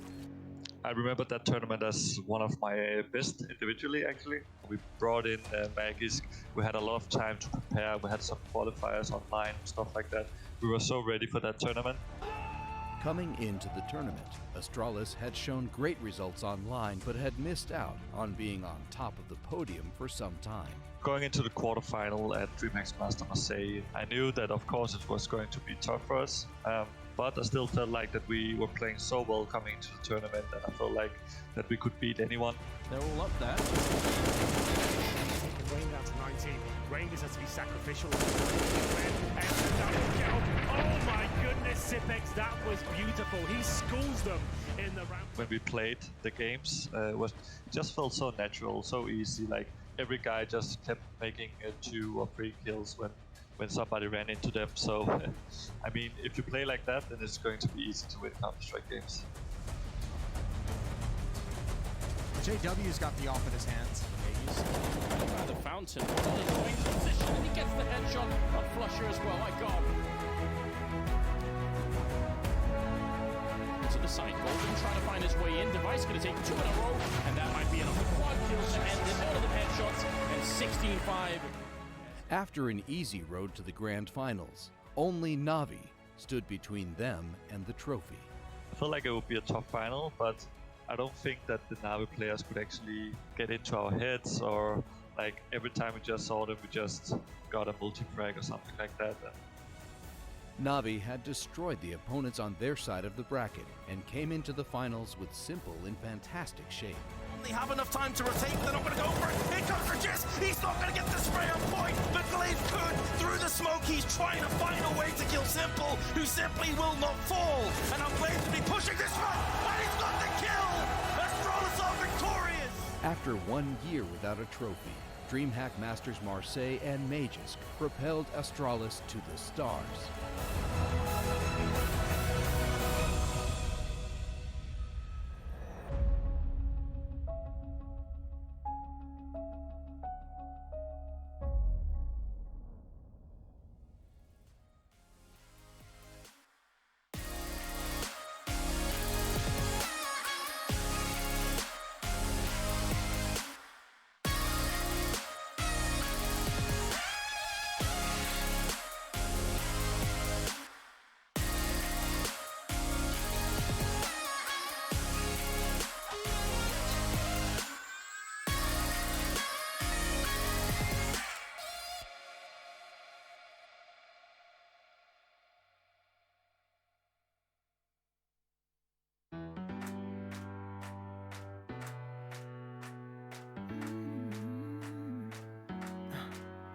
Am I wasting time?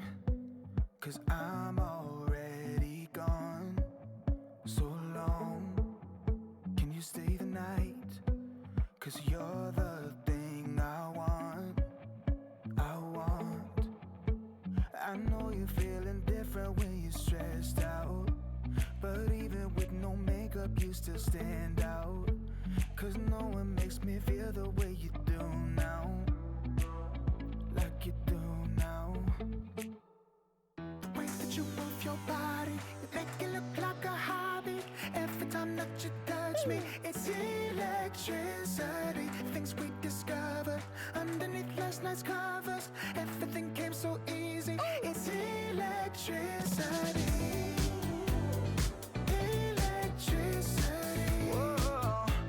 It's electricity. Electricity. It's electricity. When it's late at night, I feel you on my skin. My skin. You're all that's on my mind. It's finally sinking in.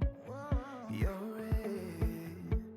I know you're feeling different when you're stressed out, but even with no makeup you still stand out. 'Cause no one makes me feel the way you do now. Like you do now. The way that you move your body, you make it look like a hobby. Every time that you touch me, it's electricity. Things we discovered underneath last night's covers. Everything came so easy. It's electricity. Electricity. Oh, it's electricity.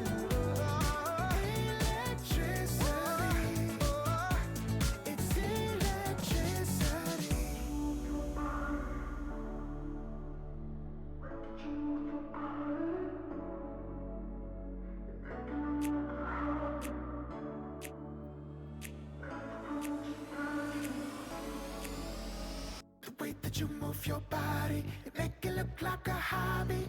Every time that you touch me, it's electricity. Things we discovered underneath last night's covers. Everything came so easy. It's electricity.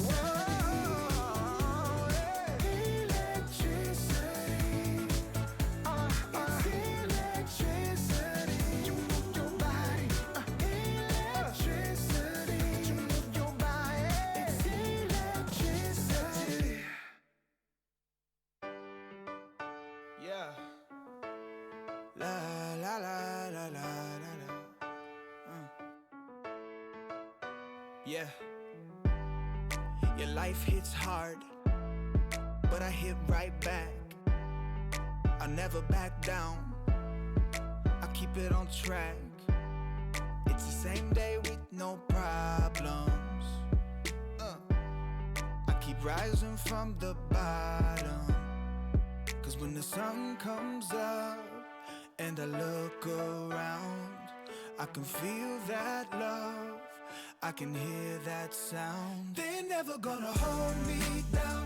I'm higher than the ceiling now. And then I need to worry about, cause I got no problems. I know it's gonna be alright. It's getting better every time. Nobody's gonna kill my vibe, cause I got no problems. Yes, every day was a war. Yeah, it kinda took a while. When they tell me I should stay, I just jump with a smile. Yeah, it's hard until you notice. Everybody's got their moment.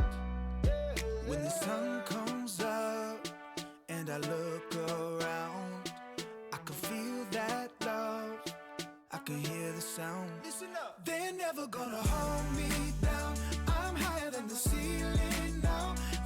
I need to worry about, cause I got no problems. I know it's gonna be alright. It's getting better every time. Nobody's gonna kill my vibe, cause I got no problems. Cause I got no problems. Cause I got no problems. Do you feel a little down? Say it. No. You out, sing it, no problem. They're never gonna hold me down. I'm higher than the ceiling now. Have none I need to worry about, cause I got no problem. They're never gonna hold me down. I'm higher than the ceiling now. Have none I need to worry about, cause I got no problems. I know it's gonna be alright. It's getting better every time. Nobody's gonna kill my vibe, cause I got no problems. A whisper in the silence is ringing inside the void in my head. I'm searching through the darkness, but feeling like there is nobody there. I wake up just to find I'm in chains, and you're there holding the key. No. Fell for another one of your games. No, this can't be happening. No. I'm shaking cause I'm frozen. I need some holy water to wash away this poison. You got me trapped inside her. I knew it when I fell into yours. Nothing is right here, and I'm shaking cause I know it won't be long till I'm deeper and deeper, falling to fear. I'm screaming out, but no one can hear. I'm trapped in my nightmare, and if I don't wake up quick, this is the year.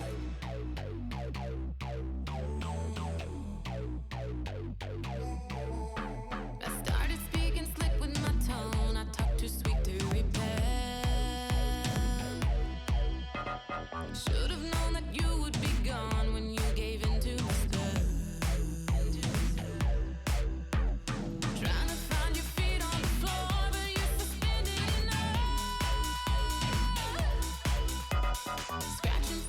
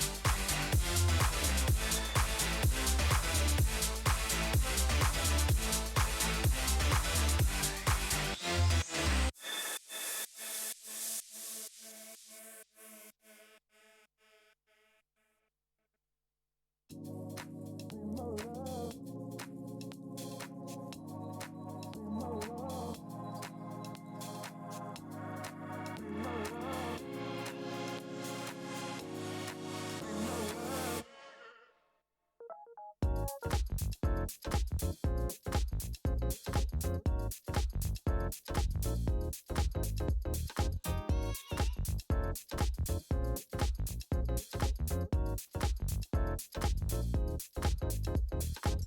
you wanna be my love, boy, we gotta take it slow. If you wanna be my love, I'll show you what you wanna know.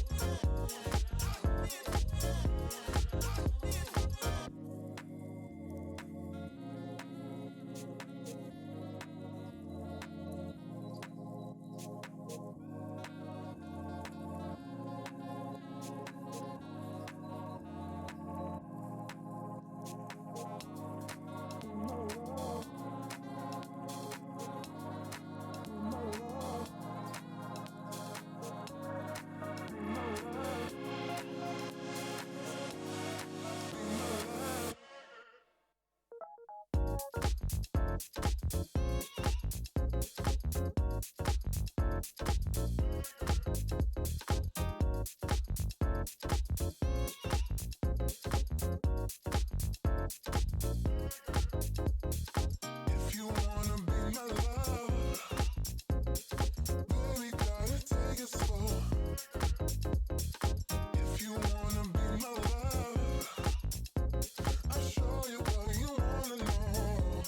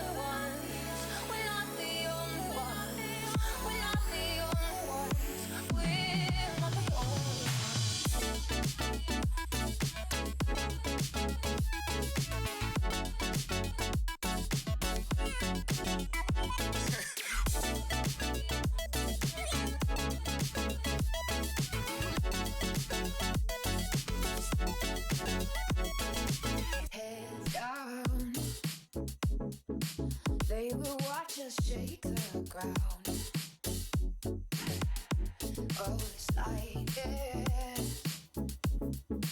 It will fill the air around. Oh, not asleep or awake. I won't let the future escape. Burning dreams take me back to you. In the night when I heard you call. We're not the only ones. We're not the only ones. We're not the only ones. We're not the only ones.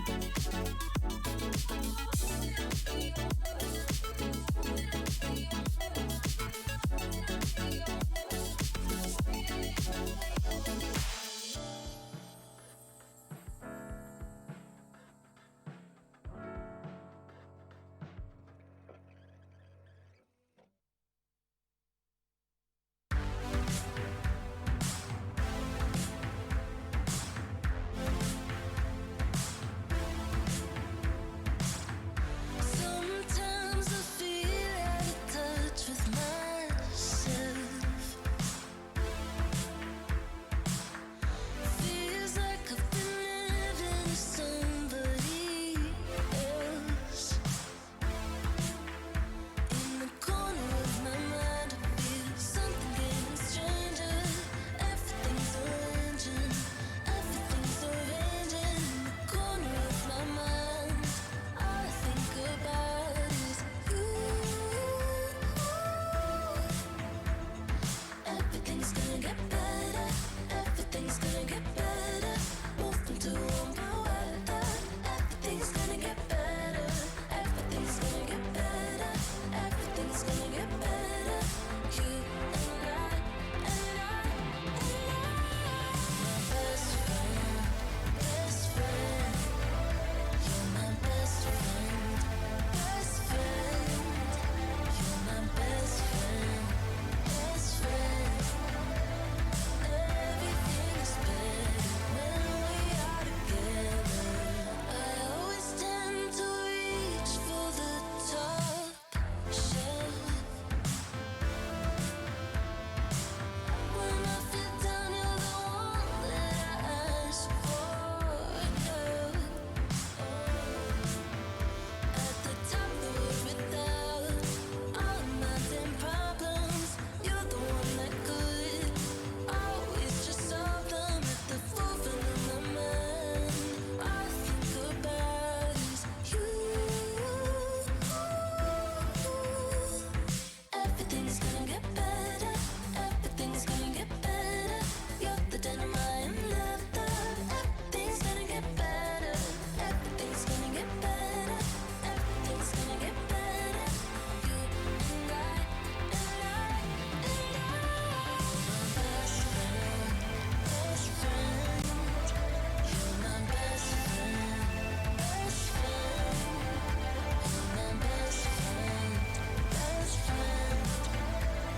Everything's better when we are together. I was floating out to sea. One day the ship found me. I was running out of time till you threw me last line. You're my best friend, best friend. You're my best friend, best friend. You're my best friend, best friend. Everything's better when we are together.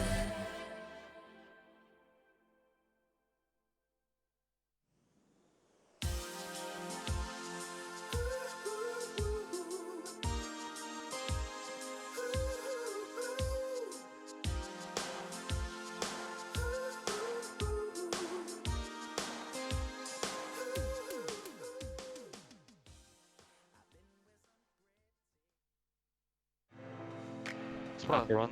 You mean yeah? Half speed rise. No, what? Push it. Left and On right, right. left and right. Gore igenom, flash, door. And right, right. Okay, right side. Right side, right side. Left, right side. Nice! Окей, глава му дадох, бе. Найс. Попал в него, по тобой тип. О, вот.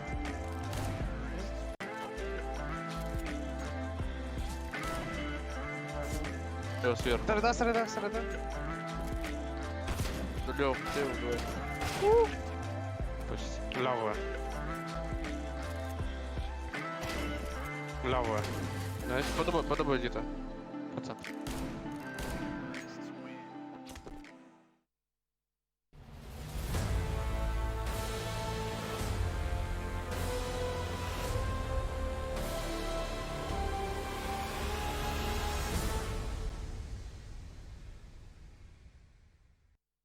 The team is going upwards. We are finding our pace. I like the way we function, the way we work. The mood is good.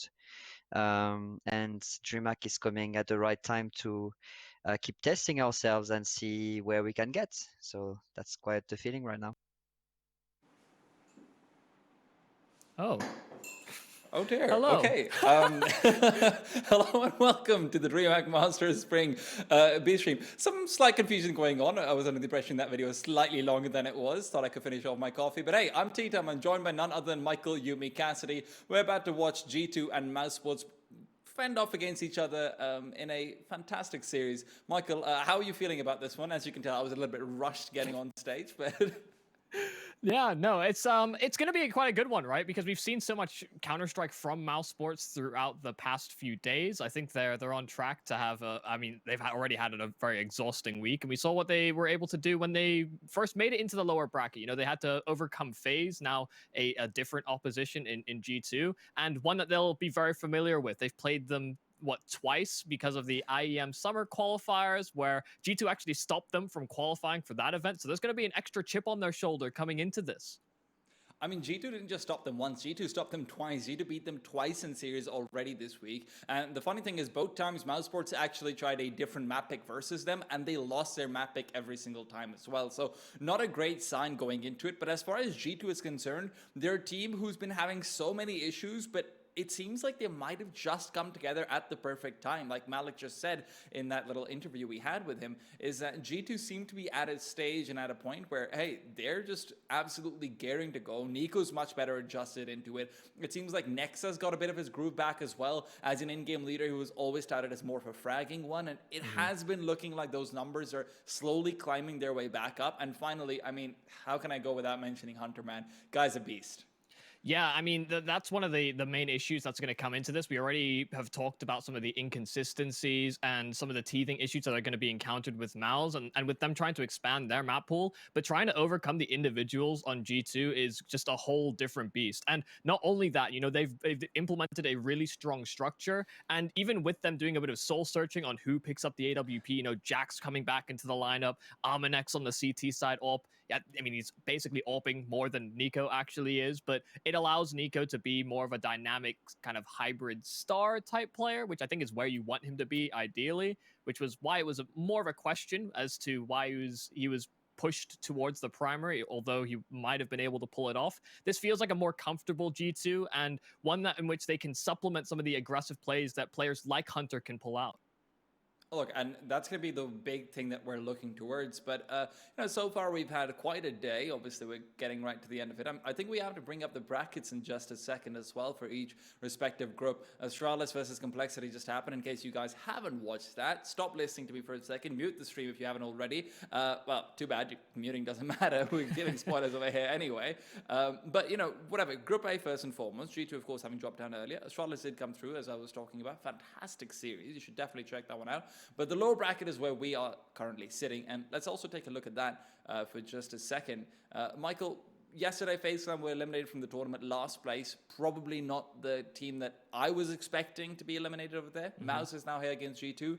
VP's already knocked out Spirit. What are you thinking about this one so far, the bracket overall? Yeah, I mean, even finding, I mean, it was bound to happen, right? A lot of the CIS teams within Group A were going to go head to head, so we have to say goodbye to one of them at some point or another. I don't think it's a surprise that VP overcame Spirit. I've always been kind of critical. I think ever since they had that rise with I Disbalance, then they did some swapping around. You know, Dexter's been trying to fit in more and more, and he's been pulling up some star numbers, but they just haven't seemed the same. It doesn't feel like the same Spirit, and I am about team Spirit, and it just feels like there's a lacking element with the changes that they've made, but that may just iron out over time. And they're a very threatening person to have to get past, even if we look past the G2 Mouse game, where VP, sure, they've been a bit up and down, but they looked really strong earlier.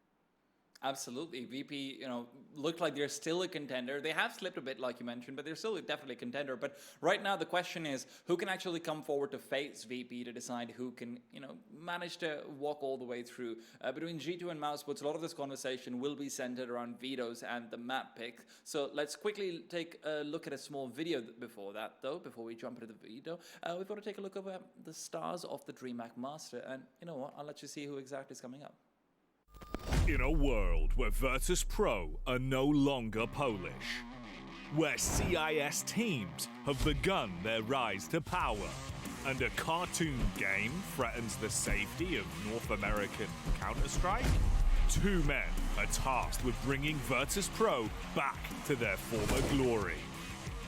And so far, he's played the round perfectly. Dim has now shown his hand. To play the time, he just has to play the position. When I first joined VP, it was like, oh my god, I'm playing for Virtus Pro, of course. But I don't feel pressured, I just feel obligated to win, to practice, and to improve as a player and as a team.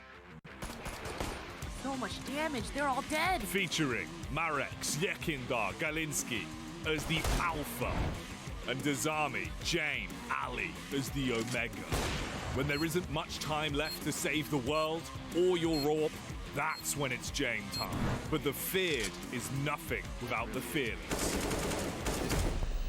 Me and Jame are kinda, I would say actually completely different people. I'm a really stubborn guy, I'm a really straightforward player, and he's like more cool-headed guy, mind games, all that stuff. One man tasked with opening up the rounds and the other tasked with closing them down.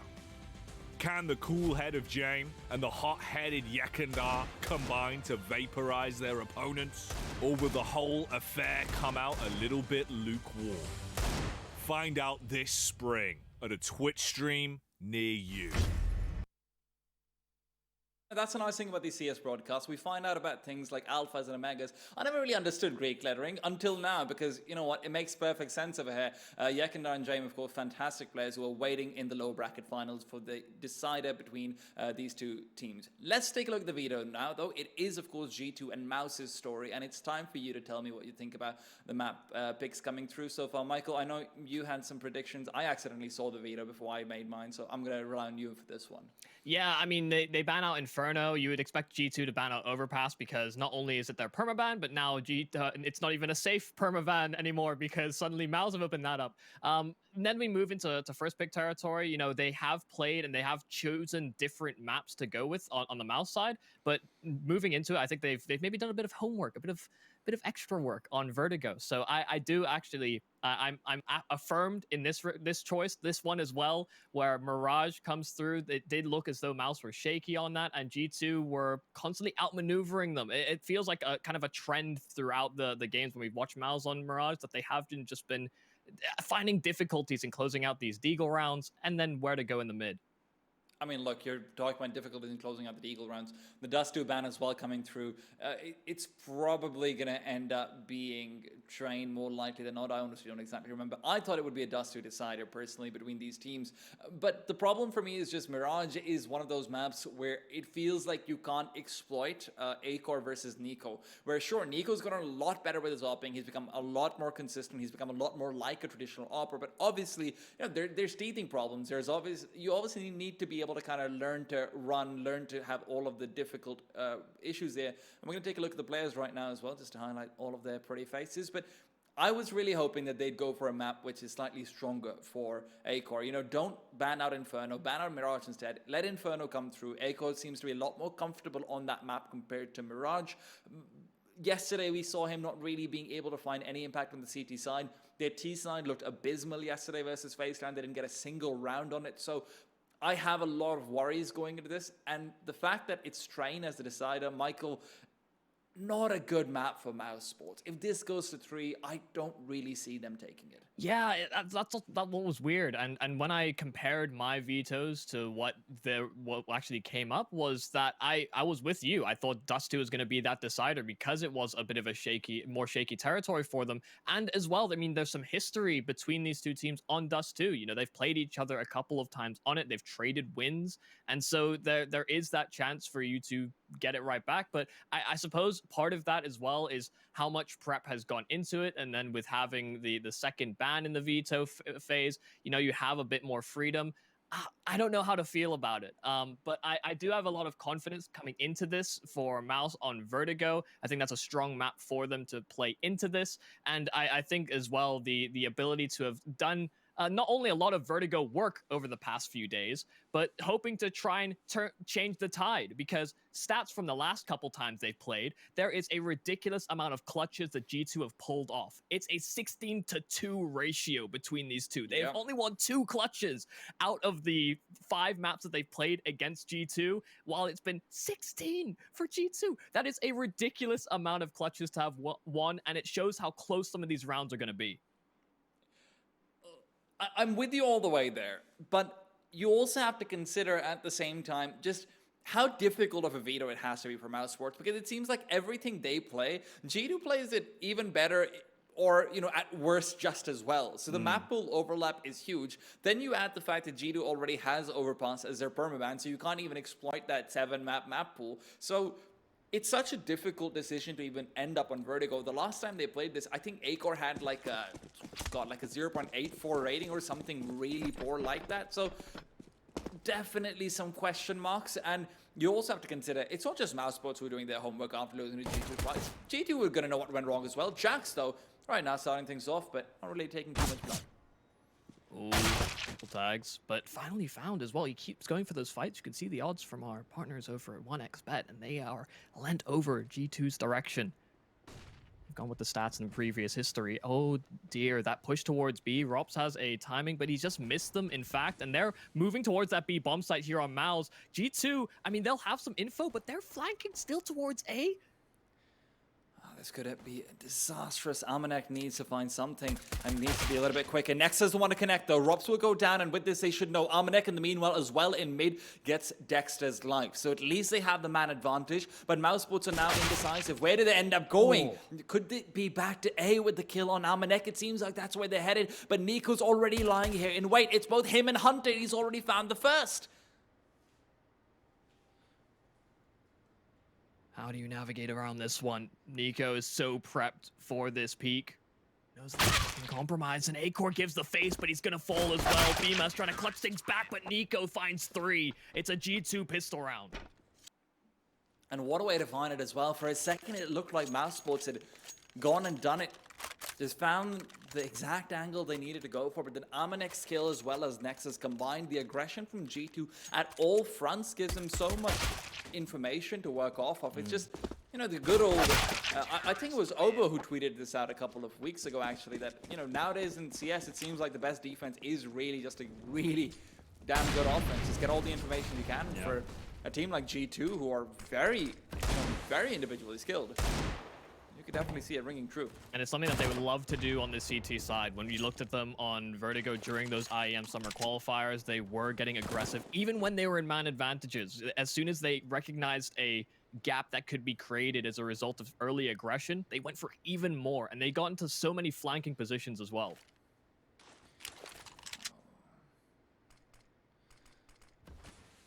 Nexus is still very isolated over here. Hunter's in a position where he can rotate or provide some support, yes, but Nexus still needs to come out with at least one and keeping his life alive. Getting a little bit more aggressive, just making sure he's avoiding the flashbangs. Hunter's caught out by them, but Nexus got 1. Hunter now has time to swing while Nexus falls. He's got 2. No, can't quite connect on the second while Robs and Acor have responded. It's a 3-on-3 and a swing comes out from the side, but Acor can't finish him off in time. Frozen watching the flank, has a man to deal with. It's Jax on the MP9 and he's got the frags. No, yes. Looked like he'd missed it for just a second. And if Frozen had been given that extra time, maybe he gets a kill and Robs can do a lot more with that secondary flank. We've seen how heavily he's been lurking recently, and with that elevated position, the Deagle won't be nearly as effective. Robs will have to back off and just find another avenue to give up his life on. Yeah, I mean, he'd do well to die trying. Yeah. Be a bit awkward if you wanted to save, but this man holds the shift key for sometimes a little too long. Could pick up that FAMAS as well. It was en route, but we'll take a fight. Armanek's that might gone. be a mistake. Yeah, I mean, 4 seconds, 3. I mean, they're gonna try and kill him after time. And, oh dear, they're really close to doing it. Oh god. That's massive. Yeah, that is a massive mistake. I mean, you say it's a mistake that he kills him, right? Which is a weird thing to even consider, but then getting tracked down after time, G2 wanted that punish. Yeah, and that's the thing, that when Nico goes down in the back lines, they already have an idea that, okay, fine, Robs is going for his good old super delayed shenanigans anyway. But now, man, it feels so weird that you're not force buying into it and you're still half buying, because I mean, you'd imagine they had to force buy at this point or just drop Robs the gun in the next one. He's one of those players you can't afford to not have a gun on Mouse Sports, man. He's, you know, I think is practically top 5 player in the world candidate, so you want to see that. Of course, his style we saw yesterday as well versus Faceland can very often leave him a little bit less useful, I'd say, just with how reliant he is on his team being able to open up certain sight lines, and then that gives him the map control and the room to really lurk as a secondary information gatherer and to, you know, make the post plant just that much better. Yeah, we did struggle to see solid defaulting here from Mouse Sports last time on Vertigo. So hoping that changes round. Not much time to do firm demo analysis given how many games that they've played, but they're practicing and playing and learning as they go. Dexter tried to beat past the smoke, but they've not really got too much to work around here. Seeing if they can boost above it, in fact, but Nexus being cautious. Fancying a peek. Okay, cautious for only a moment. Trade right there. Hunter's meeting them forward. The smoke down as well will delay them even further. Still no heavy rotations coming out here from G2, but Hunter spammed one down. 25 seconds, and again, Mouse Sports really not too big fans of the clock, put it that way. G2 look very comfortable in their positions. Excellent hold so far in the anti-ecos and half-buys. Bomb is dropped, 10 seconds on the clock. Yeah, they're going to try and die. Frozen will be the last to fall. 4 Deagles invested into this round, maybe 3 actually, but only 1 kill found off the back of it. And now you're also going into a round where, you know, generally speaking, the T side is significantly stronger in their utility and their weaponry, but with Drops having had that, let's just say, questionable moment, I don't know if that rings as true. Yeah, so here's one of the concerns that you'll find if you're Mouse, is that the last time they faced off on this map, G2 were just unrelentlessly aggressive. So they have to play things out slow, but it's mainly been on full gun rounds that they've gone for plays like that. You know, at the start of this game, you'd expect G2 to be a bit more passive. Jax, oh dear! Getting not only Molotov'd out, but the tags slow him so he cannot escape. And Nico has to come up big with the double, and he pulls it off. How does he do it, man? He's so good with that rifle. Nexa, oh, Dotes went out over here, Nexa. He does bring it back, but can't get the kill. If I'm not wrong, that cone might have just absorbed 1 bullet. Nico, while blind, still gets Bemis. Shuts him down. It's a 3-on-2 now. We'll get another one. Looking for the ace. Acor so low. Nico could get it done, but Acor will at least save dignity and face, but not the round. No, no, no. Hunter picks up his AWP as well. The spoils of war coming through. And look at the cousins. 7-0, 8-2. Nico, a massive 4K in the round. He's been a saving grace in a couple of them, right? So sorry to interrupt you, Michael. Nexa literally didn't get that kill because of the cone. Because you can't wallbang cones. Yeah. I was concerned if it was just the FAMAS spray. You know, I could forgive that to a point. That is... Well... It's a hazard warning. Yeah. I guess it really is a safety cone. Yeah. Well, there's no safety in starting 0-4 down. No safety in being in front of Jax either, apparently. Smoke or not. Yeah. He's just going through it. Did, of course, see Dexter earlier on. And Jax just seems to be the perfect player for this team. Always has just that one guy who will be the ultimate soldier and just ram his head against the wall if you need him to. Even in the previous round, you saw he was team flashed by Nico. There were, small communication issues maybe, which is one of the reasons why he was burnt for so long. But just ready to bull rush down and give his team that information to work on. But even here, pulls out a smoke in the damn open. Just gotta love him. Yeah, expect him to get more and more aggressive as this game goes on. A ramp is not safe. Armanek on the alley, posted with the AWP. Hard shot to fall away from, so he knows it's a must hit. Nico's gonna get smoked off. They're trying to progress, and Hunter's found one all the meanwhile. That's that mid-lord shut down, and Jax is backing things up, slowing things down over at the site. And Nico, he's just gonna go up high. Armanek's on the flank. They didn't even realize. They do get the bomb plant, though. So Miles gets some cash injected into round number 6, but it's nice and easy there for G2. Technically, this is Mouse Sports' most successful round so far. Not a pretty sight. When you consider it's their map pick, when you consider, T-side is on Vertigo, isn't one of those, it's not a nuke or overpass situation. A lot of people argue that the T-side of Vertigo is significantly stronger, especially if you're the team with a map pick of it. So, not a great start to things. Dexter, of course, yet to frag as well. That's one of the conditions that seems to be there for Mouse Sports, for them to really put up a big showing on Vertigo, that Dexter has to somewhat come alive. Acor's going for a fast peek. The smokes will deny. And they're looking to deploy a lot of early util once again to deny the Mouse Sports aggression. You can see Jax playing right behind this one. He likes to go through this, and there he'll go. 3 players meet him though. They were absolutely ready for that, and now Armanek has to play a little bit more safely because of it, but Nico's right around the corner. That grenade could be a big one. Looks like there's going to be too much damage. No, never mind. A lot of it. Dexter will, however, have his teammate fall. It's frozen to go down. Armanek even gets back to safety despite the wallbangs. Is playing with fire, and Nico's going to get burnt. In the meanwhile, though, rotations have come true. So if this bomb wants to go down on this A bomb site, it won't be without a pretty big fight. All 3 players from G2 Esports have come back here. Rob still in the back lines, could spot this out, but the boost will spot Beamers instead. And that's back to a 3-on-3. And now they're going to consider that that B bomb site could have been vacated. You could see Rob slowly creeping out of his hidey hole, looking and investigating. Hunter's already beat him to that site, though. They're going for a more traditional setup as time winds down, and Miles, you could fall into a bit of a stickly situation. Hunter is yet to die. This could be his first, or he could just lock things down. First kill is in. Bomb drop. It's going to take so much time away. 12 seconds on the clock, that's all they have, and they've been spotted again. The dink on Robson, he just can't catch a break. Acor will find the kill, so they have a chance, but with time ticking away, it won't be an easy one. Nex has already taken Robson's life. I'm sure Acor's got the bomb, but Armanek has got the sight on him.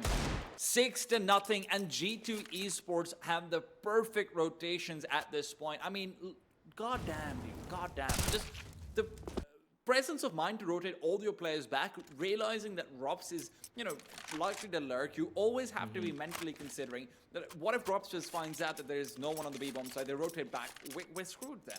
But they get the timing perfectly. They have even the audacity to go for a boost in that situation would have 0 information of what's going on in ramp.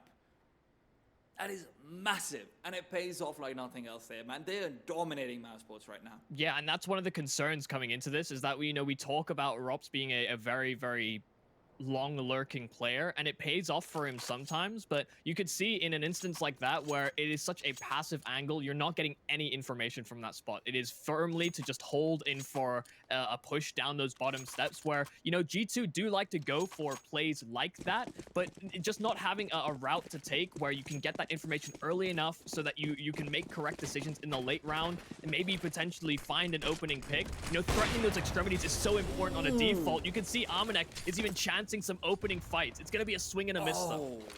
What a grenade, however, coming through. And now Jax and Amanek are getting ready to face into Ali. They've realized how often the peak from there comes through. Frozen was the casualty last time over. This time he's playing things a little bit more carefully. I know. And Armanek's been the sleeper AWPer, man. Yeah, he has He's been. really showed up. And it's not as though he's been thrust into that role and he's played a very passive game. He's gone and tried to give it his all. You know, he's tried to look for opening picks very often. The warbang Frozen, they just know where he is. It's almost like they've already played 2 best of 3s against him this week. But this is the thing, Michael. It just seems like G2's read of Mouse just gets better and better. Yeah. Every single time they're playing. Nico, meanwhile, might just be about to walk into a boost, but Robs has dropped down already. So no chance of catching the man out. The timing just not working out for them. And with 40 seconds left on the clock, this much nade damage taken on the T side, they don't have map control. Where did they go? Yeah, 30 seconds left. They've taken so much damage from that nade, and now they're congregating over towards A. They're going to have to pass by Armanek, though. 20 seconds.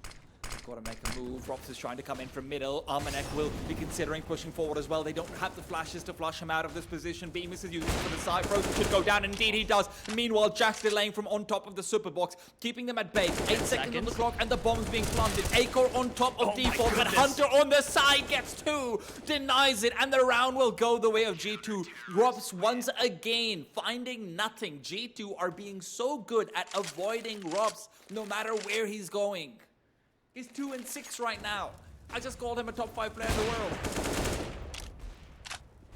Yeah, this is not looking pretty here for Mouse. They're just grinding off so much time on the clock. And, you know, we talked about VP earlier on, you know, how they looked a little bit pretty good against Spirit. You know, that wasn't without its flounderings. You know, they had these advantages and then they were kind of letting them slip. We talk about them being this person to beat within the lower bracket. That still awaits the winner of this series.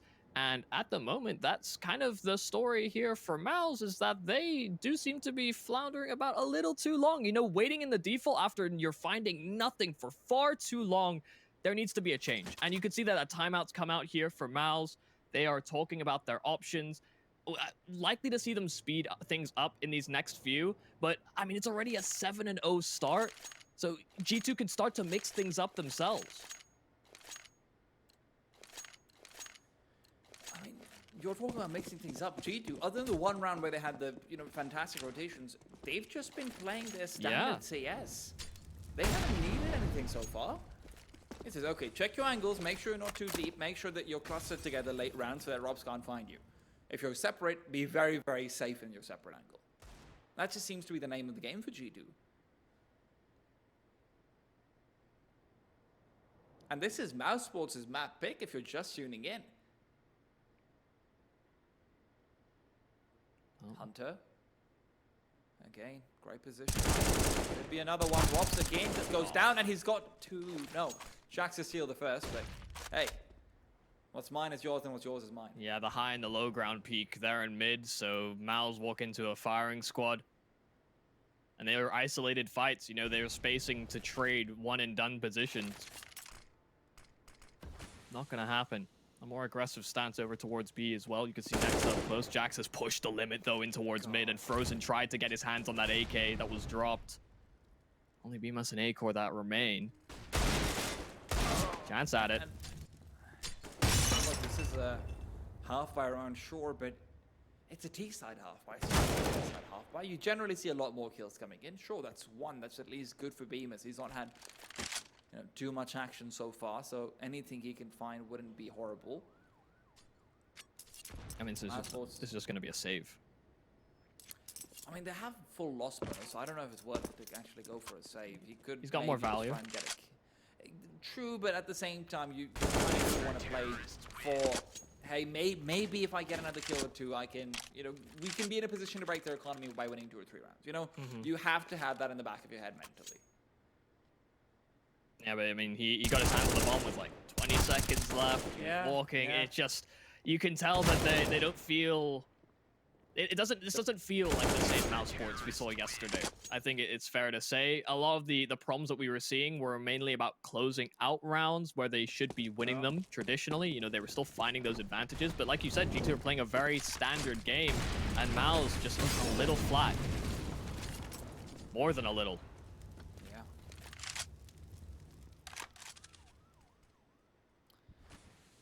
See if things change now moving into the 9th. They'll certainly be hoping that's the case. All too traditional here for G2. Jax holding the angle and the creep up. They're making some progress over towards the alley. That's because Armanek's playing a different position. Doesn't want to be too predictable himself. He can come out from the sandbags, and Jax will find one. It's traded immediately, though. Dexter to find his first, if I'm not wrong, off the map, so at least there is that to work off of. Generally can be quite a force on that AK, so if this is one of those rounds where he can redeem himself, they're desperately needed. Armanek, meanwhile, inching forward. Now, this is where, again, you can see Nexa playing a very safe angle on the B bomb site because maybe just a little bit worried about Robs' lurk potential. Robs, however, is over towards mid, if I'm not wrong.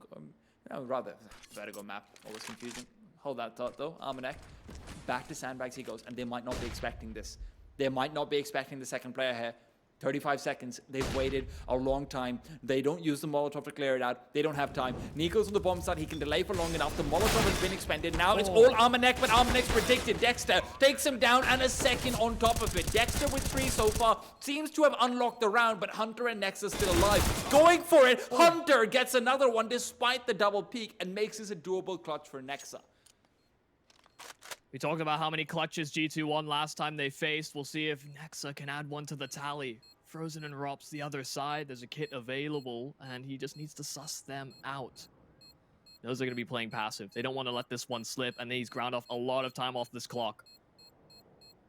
Right now, gets the first, could go for the second. Instead, has to stick to the fuse, just not the time for it. Has to maybe get the kill. Is there time? Absolutely not. The AWP is all he can try and save, but even that will escape from him. Still, in a 2 versus 4, finding 4 kills. That's pretty nutty. Hats off for Dexter for his 3K. Obviously, great entries. All of them fantastic. Having the awareness to locate Armanek as well is massive, but losing out a lot of men. Yeah, that's a lot of damage done to that T side. Mao's just gonna be happy that they get that first, but you can see that immediately, as soon as they start to feel the inclination that there could be a comeback coming, instant timeout called here for G2. And they've been able to sit on some pretty coffers. They've had some solid rounds. It took a while before Maos were all too threatening, and even in rounds where they'd gotten kills, you could see that the round was pretty much done and dusted. Definitely that best chance that they've had so far. And you could see coming into after a round win, Acor's on a scout. I mean, you're talking about the scout. Look, I can excuse not having an op. Just 2 Galeals can't feel good. Ah, Bemis is already down as well. That was one of the AKs they had too. We're really hoping to find a little bit more from that. And, you know, it just seems like whenever Armanek is in position to have an early contest, he finds something. Yeah, all from an early shift up, right? He's been over towards A so far this game, and just taking that B stairs angle instead. They weren't ready. And that's where, you know, we were saying G2 hasn't really been doing anything unconventional. That could be their time. Nexa waiting for the flashes to come through and finish up. He sees the shadow, gets the first. Frozen's down, and he knows there's already a man who's walked past. Hiding away inside the smoke, dodging all the bullets he can, but Dexter's already found his teammate. And meanwhile, Nexa's still alive, but Dexter with the second will change that. Armanek now has to save face from the generator, waiting for anything to come his way, but no one's actually pushing. Mousesports are playing this post plan very conservatively with all the utility being used. Armanek will peek out, but not find anything.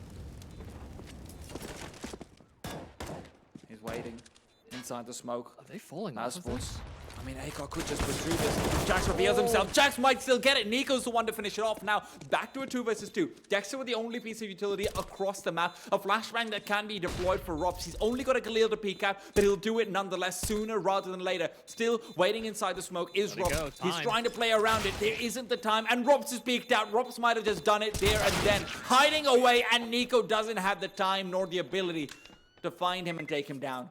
Second round found for Mouse Sports. It is a chaotic one, but again, it's Dexter's entries that take them off.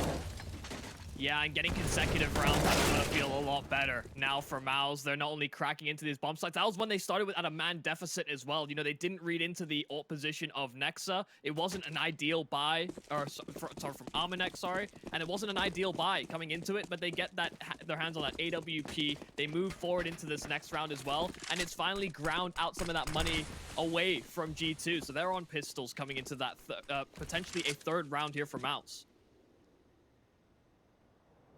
They've immediately gone for a gamble stack here with those pistols on the side of G2. They're looking to pressure a ramp. They've heard the scope already here from Akor. Granted by that elevation. Courtesy Vertigo. Circa 2018. And I think this is going to be one of those things where we know Mouse can be cool-headed in these clutch moments. And we just... You need to see them succeed in some of these post plans. G2 have been grinding out so much of the clock, looking for the kills, expecting Mouse to swing, but they're playing it to perfection, just playing a very passive game when it comes down to that bomb being planted. But look, at the same time, we haven't seen G2 going for that, you know, like you mentioned, that Payton did super aggressive style so far. Sure, Jax has had some peaks, but beyond that, have we really seen basically anything coming out from them? You know, I don't count an off peak down B stairs as the biggest sign of aggression personally, but hey, now G2 is going to back off, try and get together, go as 5 maybe, just to get some pickoffs here and there. Of course, with Mouse Sports' economy being at the state it is still quite vital to take guns away. Now, Michael, I might be getting ahead of myself here, but I'm gonna big brain 5-head this. Right. G2 are trying to bait Mouse Sports into thinking that they bought weapons, but only, you know, 1 or 2 of them, and that's why they're saving them on the other side of the map. So if Mouse Sports comes hunting, G2's like, haha, we only have USBs, but we're gonna take your weapons instead. What's up now? I don't believe that for a second. You shouldn't. It's a terrible theory. That's it's about as I've heard. I'll let you dream though. You can hold on to whatever beliefs you want to. You will never take it away from me. However, Mouse Sports might be able to take away a few more rounds, and let's not forget, CT side economy as fickle as always can be. Look at how few deaths G2 has across the board. I mean, other than Jax, they all have died, what, less than half of the game so far, and still they were forced to save. Mouse Sports can definitely find their way back. We may start to see the tides turn a little bit in terms of these setups. You can see Armanek tempting himself into a peek himself. Expecting Akor to be on the other side, so he's jiggle peeking the angles, and they know that Jax likes to sit behind this smoke. Spam coming his direction. Oh, I think they just spotted Akor. They know what he's up to. They're very contentious. Middle is going to be where assets are sent, and the boost finds Nico. Last time they went for that mouse, found nothing from it, but they've gotten an entry, and Akor's got the pick as well. Now a 3 versus 5. Mouse Sports. It's all about making sure you're not bleeding out anything at this stage. Armanek trying to be a little bit more... he's caught out though. They know exactly where he is. Armanek's gonna have to reposition, and that might be a little bit too long. The flashbang at the very least doesn't catch him out, and on the jump back, I think he saw 2 players, but you can't ever be sure with X-Ray. Rotation coming back towards A this time. Looking like it might be a little bit less successful, and G2 might be forced back on the save. The bomb is headed to B, and it should be a free plunge. Yeah, they've still got Dexter trying to sell this fake over towards A, and they have fully been down on it. They wanted to go for that gamble, and now they realize that, oh, wait a second, he's alone. See if they can find some additional damage. They have enough utility to make this one work, and given the clutch rate statistics, there is a possibility to pull this one off. Damage done. Nexus brought it to equal numbers, but he's so low HP, so is Armanek. Could still go the conservative route. Armanek in the back lines, but Hunter's Molotov as well. God, they're going for this. This could be a decision that could just turn things around for either side. Hunter's already gone down. Frozen with a flashbang's got two, and Nexus got to back off, and he's not going to be able to. Bemis shuts him down, and Mousesports, that might be it, Michael. That's a foundation for 7 if I've ever seen it. Yeah, they were really turning that ship around, and you could see the temptation was there. As soon as Nexus gets the kill, you know, he's sort of darting back. I'm low. They're still swarming in, looking for picks. They're throwing the utility in as well. Just that hesitation, and you're right, that decision could open up the door for Mousesports to turn this one into a much more competitive half. They were looking a little down and out to start this one. Oh, Jax. Back to Yield Faithful. Hasn't really found much from this position so far, other than information, but hey. But a deagle in his hands, it's all about the alpha angles, I suppose. And look, one thing we've got to commend Mousesports for is that every one of their players for sure has maybe more mental fortitude than the years that they spent in the game might suggest. You know, we saw that yesterday. Frozen had some pretty abysmal moments on the CT side of Overpass, still managed to bring it all together to help them clear things out. Acor, same with him. Not a great first 2 maps, and then the third one was banging. You don't even need to talk about Robs. The Mousesports have what it takes to make this seemingly impossible come back from an 8-0. And look, let's all beat around the bush. G2 have had their fair share of troubles when it comes to the mental. Recently looked a lot better, though. I'll give them credit for that. But maybe something's a brewing. Acor, however, not landing that initial shot. Yeah, pistols can certainly still be deadly. Don't need to explain anything about Nico and the Deeg. Dexter, kill on Jax there is okay. Nexa close up, and he'll get traded out. Armanek trying to take some high ground advantages, and they don't know that Hunter is here. Sees that at a distance, though, is going to be a little bit difficult. They're not holding for him, though, and he almost gets a kill. He said a lot of damage, and it almost canceled the plan. Does go down here for Mouse, and only Armanek and Nico to surpass. Just about limiting damage in themselves as well, getting a confident win under their belt if they can. See, Armanek still wants to do a bit more, find some headshots. Michael lying in wide with the AWP. That's a potentially very expensive missed shot. Armanek's able to come through with one over here. He's going for more, but can't land the shot under Robs, who himself was low, so definitely susceptible to that P250. Nico backs off, and look, Nico with the Deagle is great, unfortunately. Only if he can find people to work against. Now, G2, you're officially getting into, okay, we're slightly scared territory. Because individually, you know, all the numbers still look balling. They look really good, but not when you consider where they started off. Hunter was 12-2. Nico is 9-3. Both of these players have not been able to find the duels on their own pace the same way they were for the first quarter of this game. The longer this goes on as well, you would expect Mouse to be very hyper-aware of these aggressive pushes. They've been playing it slow to counteract that so far. Oh, grenade. Yeah, landing right at the feet of those two players, nestled into the corner. So some solid damage exchange at the start. Jax maybe even tempted for a little bit more. There's so many players grouped up over towards that A side. Oh. Yeah, Jax won't try that one again. 19 HP remains on him. I've got the info I want. Going for some information in towards mid, though, RG2. And, you know, you look into the demos, you see Rops lingering towards mid fairly frequently. Likely to try and pull the trigger on that a little bit of ahead of schedule. It's been slower in some of these rounds, but still information trying to be gathered over towards that A side. Utility thrown over. Rops missing the molly, but still it's a firework that could entertain G2 a little longer. Rops are going... not Rops, rather. About to say Rob Sports accidentally. Mouse Sports are going. Like some memes never die. Jackson dodging out the flashes. This could be big, but he can't turn around in time. Frozen's been able to scale up the site and take him down. Nico now. Molotov to deny the bomb plant. Grenade as well. Could be big. Dexter's down. It's Nico's Molotov to finish him off. The utility damage all it takes, and Nico's gone for more, and it could be 3 indeed. Mouse Sports no longer able to stop the beast. And with 10 seconds left, it's only fire that can soothe them down, but they can't get the bomb, and they have to back off. Yeah, that's rough. You immediately call out that Hunter and Nico started off well and then started to taper off as Mouse were winning more and more rounds. Then Nico comes up with that. Solid utility protocol to deny the plant initially, and then just taking these fights. And, you know, you also have to point it out, that is absolutely a mistake from Mouse Sports.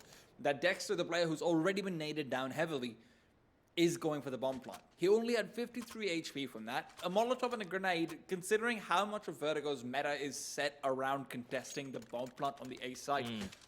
It's a small thing, but it comes back to bite them in ways that maybe you don't quite get to when you're initially thinking of it. Nico and Hunter both up to 15 though. God damn.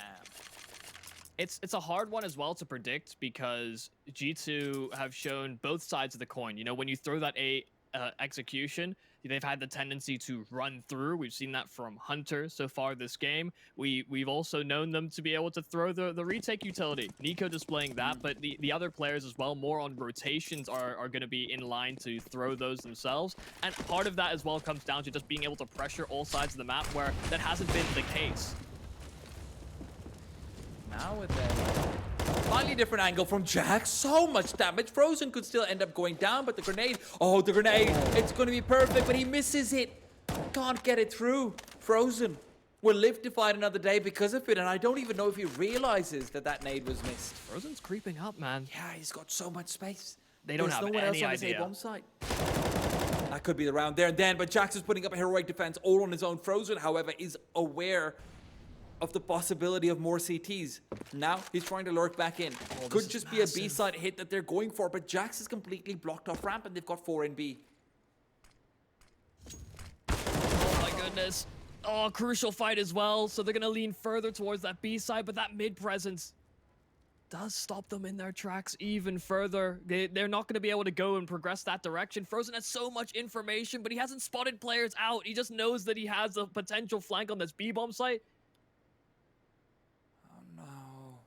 He's gonna think it's completely clear. Hunter's position, it's They impeccable. know he's there. Yeah, okay. Well, I was setting up for a big moment for Hunter. I'm a little bit silly now, but hey. Even so, double Molotov, one more than they needed. Ops will find Nico in the meanwhile, and 2 ops for a retake, not really ideal, but they have to try for it nonetheless. The Molotov again, just keeping them at bay. Amanek coming in from the back lines is still smoked off. No one speaking from Mouse Sports' side. They don't even need to retreat. It's the last round of the half. It doesn't seem like there's any way for these 2 offs to get it done, but maybe Jackson come through and make a miracle happen. He's trying to move fast. Will get the close range shot. Going for more. Picks up the AK in a 1 versus 2. 2 kills so far, but can't adjust in time. It's 9-6, and we've got to go to a break because Mouse Sports and we need a breather to see what they can do in the next one to bring them back.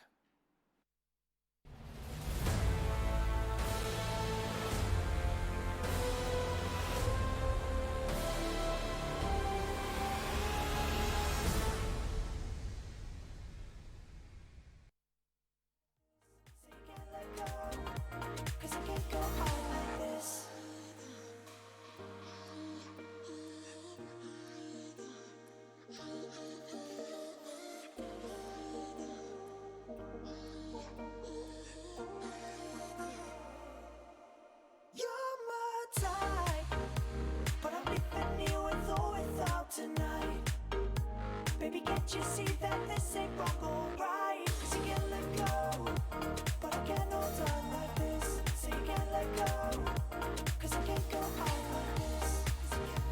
So I'm leaving you with or without tonight. Baby, can't you see that this ain't wrong or right? So you can't let go, 'cause I can't hold on like this. So you can't let go, 'cause I can't go out like this.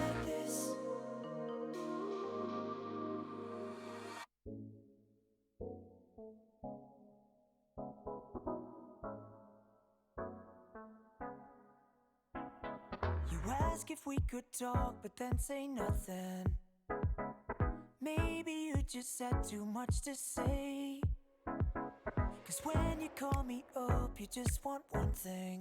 And maybe in the end you'll get your way. But I just wanna know, oh, oh, oh, oh, yeah, if we should take it slow, oh, oh, oh, oh, yeah. I just wanna show ya, I'd do anything for you, girl. I just wanna know, oh, oh, oh, oh, yeah. I just wanna know.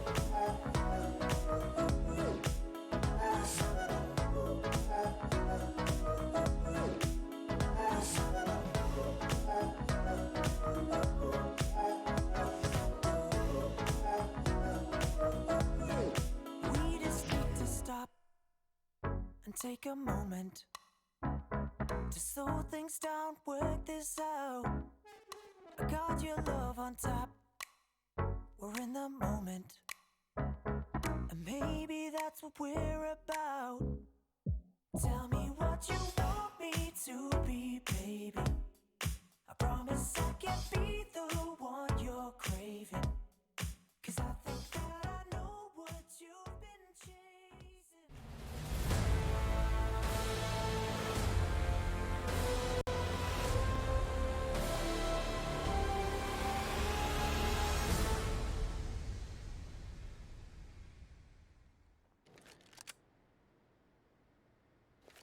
G2 in the lead at 9, but not one that's dominant by any stretch of the imagination. They started off 8-0, and Mouse Sports have clawed it back. Can their ascent back up the hill of, well, I'd call it upsets, but it's still a pretty close matchup. Can that ascent continue? I'm Teet, I'm joined by Yumi to see exactly who can come out the victor.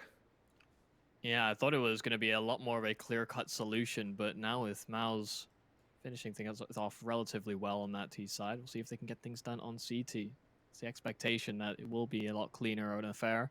A couple flashes of kit available on Dexter as well. And keep your eyes on Dexter overall. His reads, his rotates are going to be very dependent on the information that's gathered here from Miles on the CT side. Likes to play a role very similar to Tabson in that respect.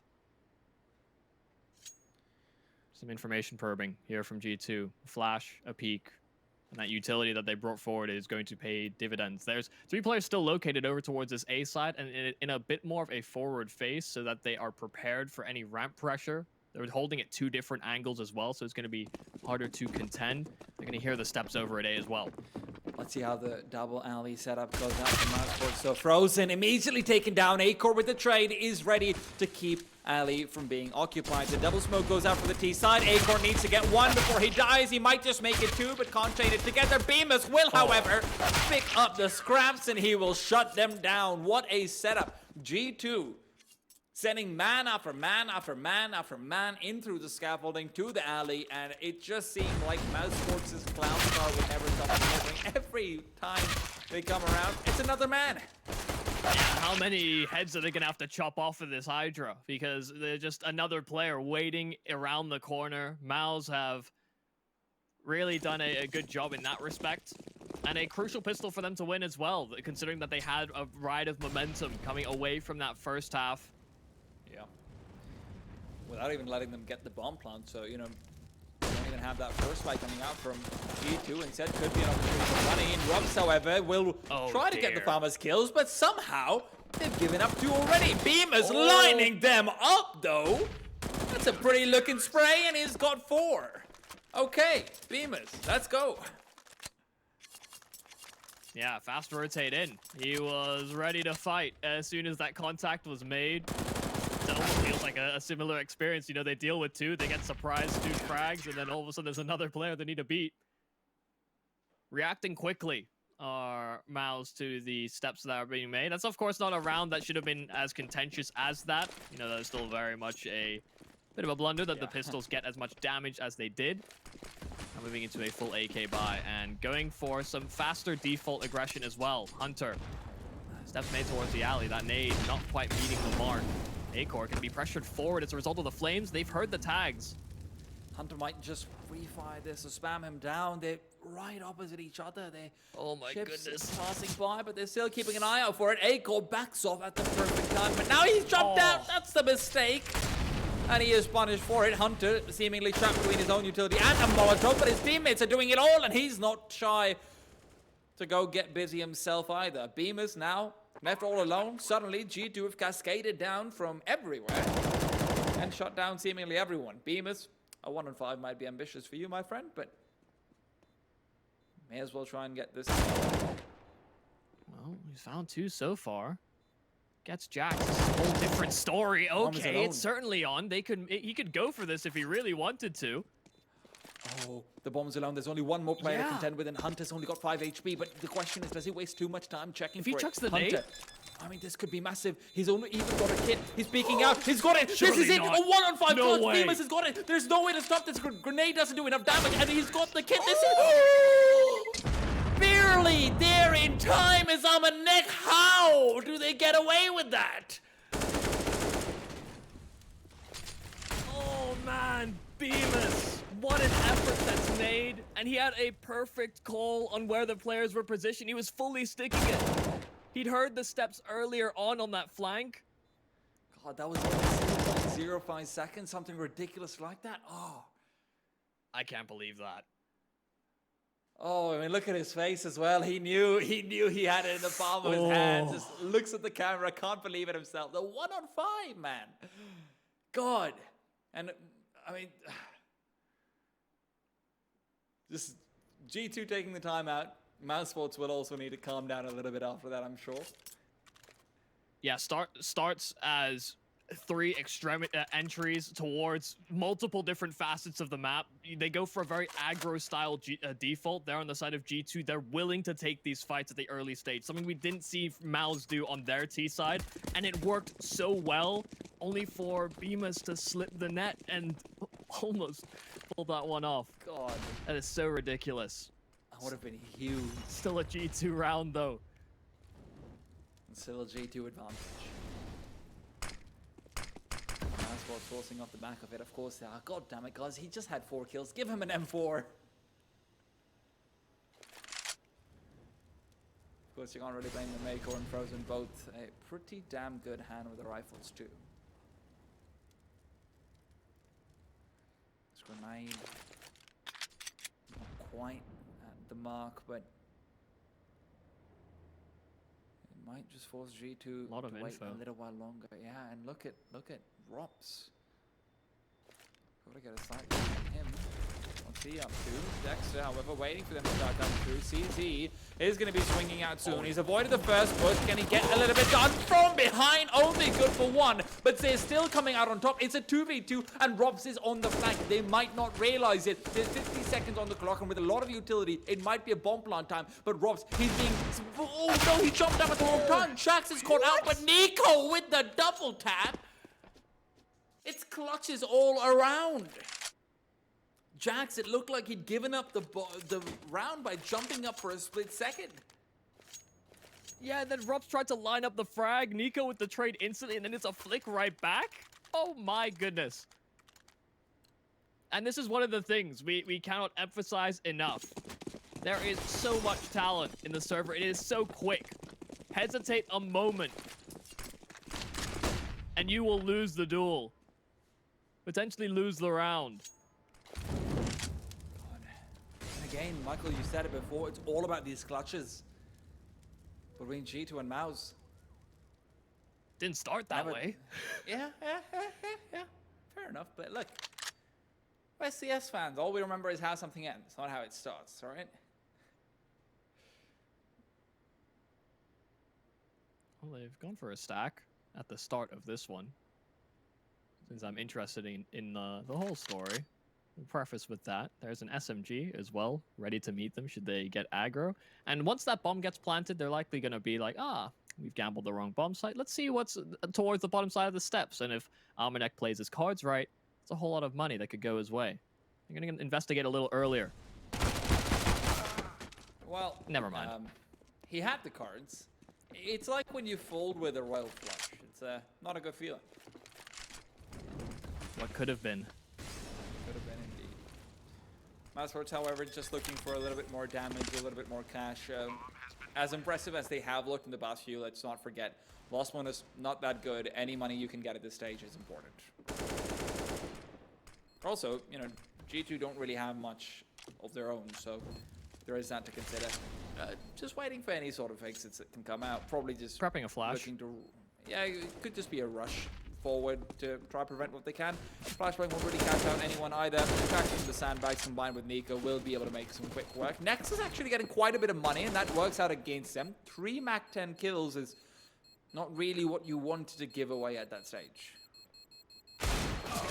Ooh, Rops tried to take one down with him, since he was likely to go up with that bomb. Or if he could have transitioned away, he would have liked to as well, but instead dying in the middle. Mitigation of expenditure into this next round by only losing the 1 additional player, and like you said, Nexa farming up that cash that Amanek missed out on. If he's not going to get the discount for the follow-up, then, you know, give the coupon over to Nexa. He'll take it. Ooh, miss on the ramp smoke. That's not ideal. Especially with how little utility they have already, and that gives so much more room to Nexa, but a grenade is not too kind to him. Not a damage dealt. Whoops as well is about... How does that... Oh my god, high. how does that... Fair enough, but like... You could just see it popping right on his head. Even so. Mousebots. Need to find some information. Or else this round is going to be very much a coin flip, depending on wherever G2 decides to go. Beamus waiting inside mid, just keeps on shoulder peeking it out. G2 is going to be peeking this together, and Beamus, as defensive as he is, should be comfortable. A minute on the clock, the smoke comes out, Molotov right behind him. He's got one of his own, so it keeps them from going into the B bomb site with the flank. Instead, they'll circle back and find Dexter. In the meanwhile, Jax has got 2, and Aiko has to recover, but Jax has dropped down already, so there's no way for him to trade back. 40 seconds on the clock, and the A bomb site's completely open. Acor's right into it slightly, knows that there's a pathway that's opened up, but they're still losing players over at B, so although Acor could have siphoned, that's the round. Now going to prioritize the save instead, and what an entry there from Jack, just beating past the smoke, realizing that that molly was down to prevent the wrapping play in towards B, so he just found another way to have impact. Yeah, this is one of the one we brought up. Very safe saying that Aiko is not going to get a clutch out on. And that's a snap decision, it feels like. It's a good protocol there from Beamus, just to throw the Molotov to prevent them from encroaching towards B all too easily, especially with them throwing so much utility to that direction. And the fact that Jax finds that rotate is so massive. Yeah. You know, Dexter just not ready for the sharp swing to come through immediately at that point. You know, again, that's where the problem of not going for information comes in. Maybe if they already had, if Beamus had a slightly wider angle, and I don't mean to blame him for it. You have no utility. You've got so little support there that you're relying purely on yourself. So you can't blame him, but you know, it gives them a little bit more time to prepare. Jax can maybe round a corner, sit in a slightly more conservative position. But Jax just takes him down.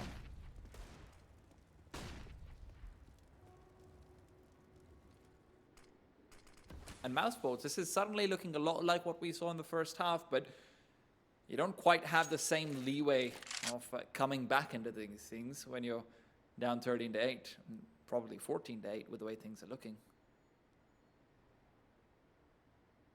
Yeah, I felt like they just took a little while to get the engine up and running, but they may have run out of gas once again. Certainly need the money for the petrol. Using both just so that I appease both the US and the British audience. It's all right. The US will, you know, doesn't want to see us anyway. Isn't that what everyone's saying? Oh, Frozen. Backing off. What are they using that other game? Credits? I don't know. It's weird. I don't know. Well, you know, I think his arm is just a little bit visible there. Or it could just be a blind brief. NX is good at those. Credits. Really? That's a terrible name. Let's call it money.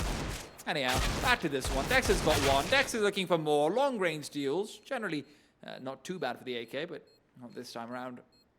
And this is where I'm also looking towards Dexter, Michael, because he is generally the player who will sometimes turn things around for this team. We saw it in the first half for sure. The 2 rounds they were able to win initially, which gave them everything. Nice shot from Beats, right? Looking for more. Will get the damage needed to shut down Jax as well. But like I was saying, Dexter was on 0 kills and 9 deaths. And he suddenly comes out with a 3k entry and a 2k entry. I'm looking for something like that from him once again. He's generally the player to step up in these, linchpin situations. If this isn't a linchpin situation, I don't know what is. Yeah, it's strange to think of that in that context, right? That Dexter may underperform, I think, in general, and then when it comes to pivotal key moments, we've seen him have massive impact. Redemption rounds. Yeah. Frozen's not doing anything on the server, though, unfortunately. I mean, in the first half, Armanek just had his number constantly. In the second one, it seems like he's just not finding duels. And he's generally such an important part of the Mouse Sports, firepower. We talk about it all the time. It's supposed to be this triangle of Frozen, Rops, and Acor. Right now, none of them are really showing up on the server. See what they have on the cards for this one. The Rops-Dexter duo do like to get aggro beat steps, but look at the pacing here from Jax. They're going for a fast mid-take. Jax has got so much progress. He already has it.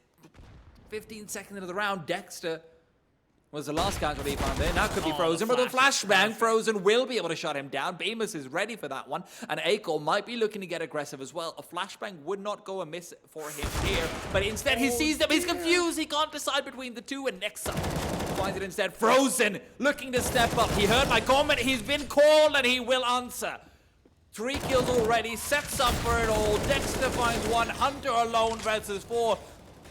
He's got the skills, but does he have the position? Molotov at his feet will not suss him out, but indeed it will when it spreads and Rops is ready. They've sealed the deal. Mouse Sports will at least find 9. Frozen right when we're calling him out. He is called upon and he will deliver. Yeah, good reaction as well there from Mouse after recognizing that the Molotov and the smoke were utilized in the same spot to create that instant prevention of angles and sight lines in there for Mouse to even have information in mid. Yeah. It takes 2 players, but you only have Jax to beat and he's full blind. That's an easy fight. That was such a good position to find yourself in at the start as well. That's a really clever way to apply pressure in the early stages. Also, you can just use that as a fake now if you Always fun to see these new ways of well, the thing that was really popularized on new, quite big, but we're gonna hold that thought because Mouse Sports, if they can get up to 11, that's where G2 start to sweat a little bit more. This time, much slower pace, and I have to commend them for the multiple changes of pace that they're bringing out time and time again, but they are seemingly headed for the B-bomb side. Rops hasn't had much action to work off of, mostly been in retakes so far. Maybe this could be the round.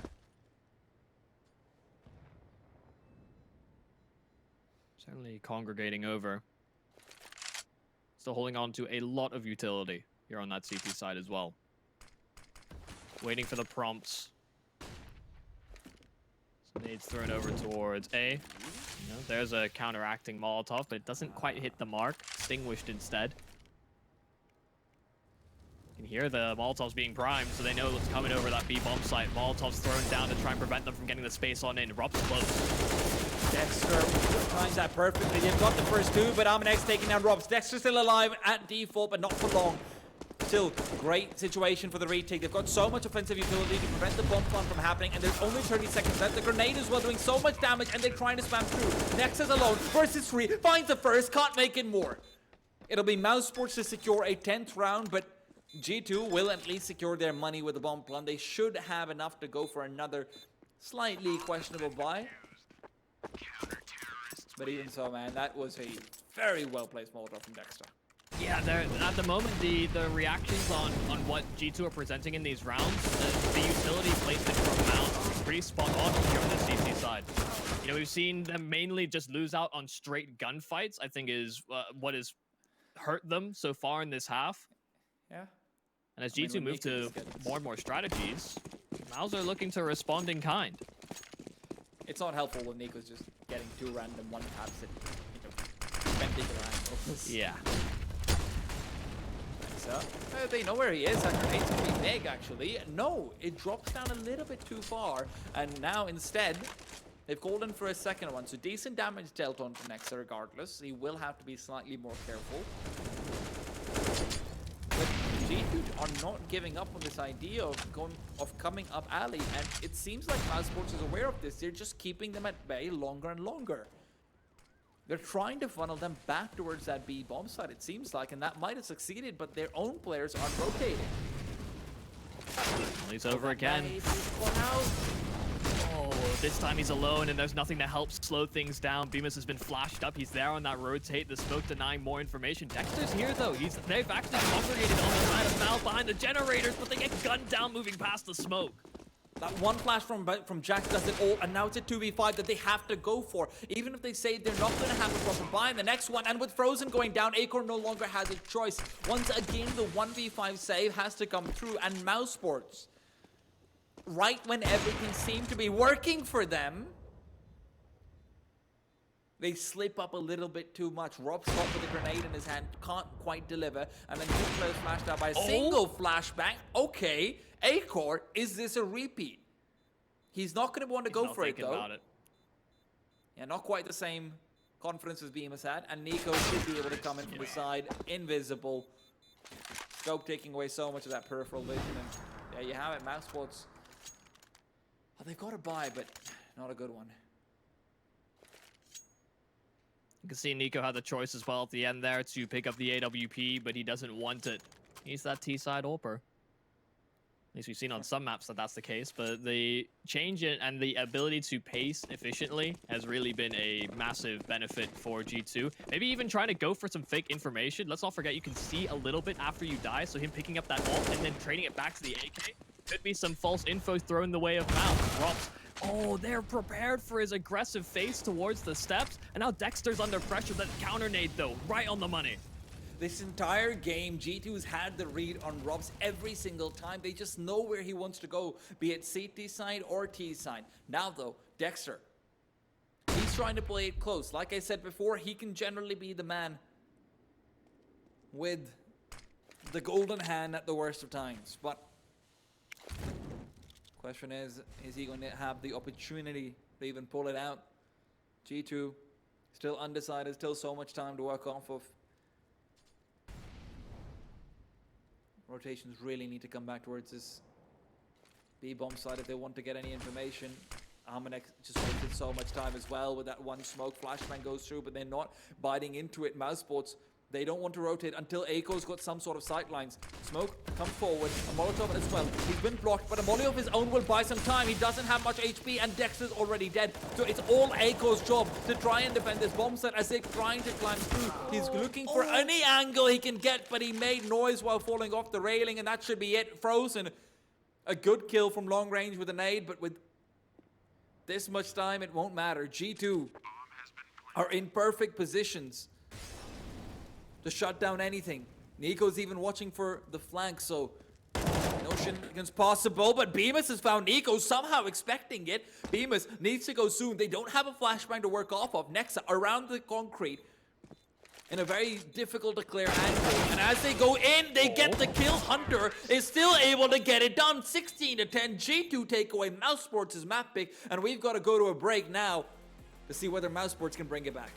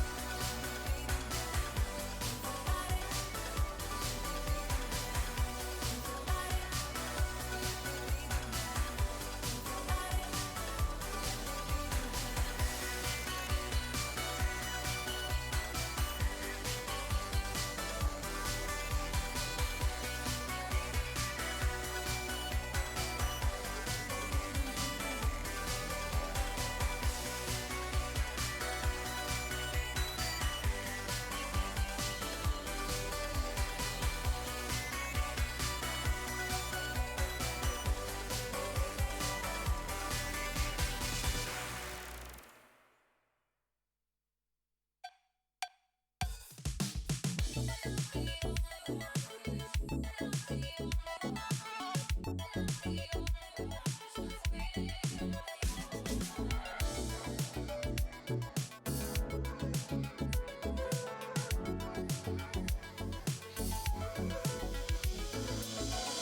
gone.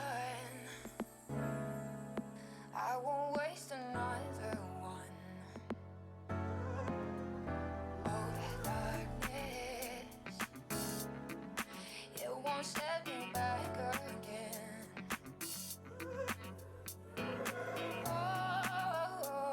not asleep or awake. Like a future escape. Burning dreams take me back to you. In the night when I heard you call. We're not the only ones. We're not the only ones. We're not the only ones. We're not the only ones.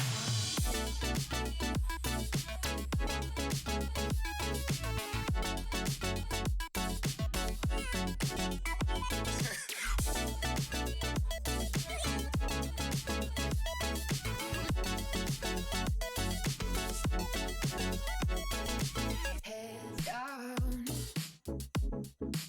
they will watch us shake the ground.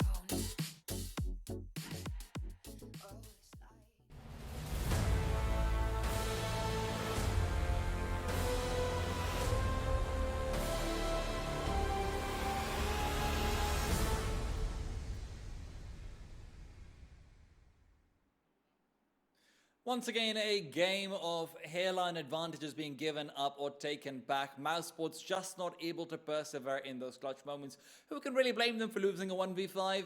Can't really, but you just always have to think about, oh god, what if something had gone different? And a lot of things could have gone different in that map. I'm T-Time, joined by none other than Michael Yumi Cassidy, and it's time to break down what exactly happened in Vertigo. Michael, G2, great scoreline, great domination, but they definitely had moments of weakness.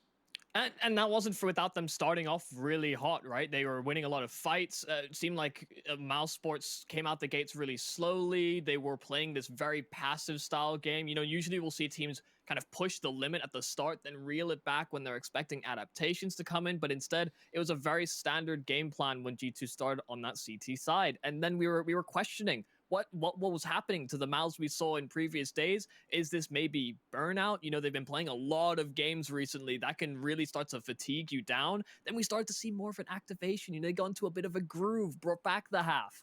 But man, that clutch that could have been was such a swing moment where it seemed like they were getting that confidence, only for it to then be as heartbreaking as it was exciting.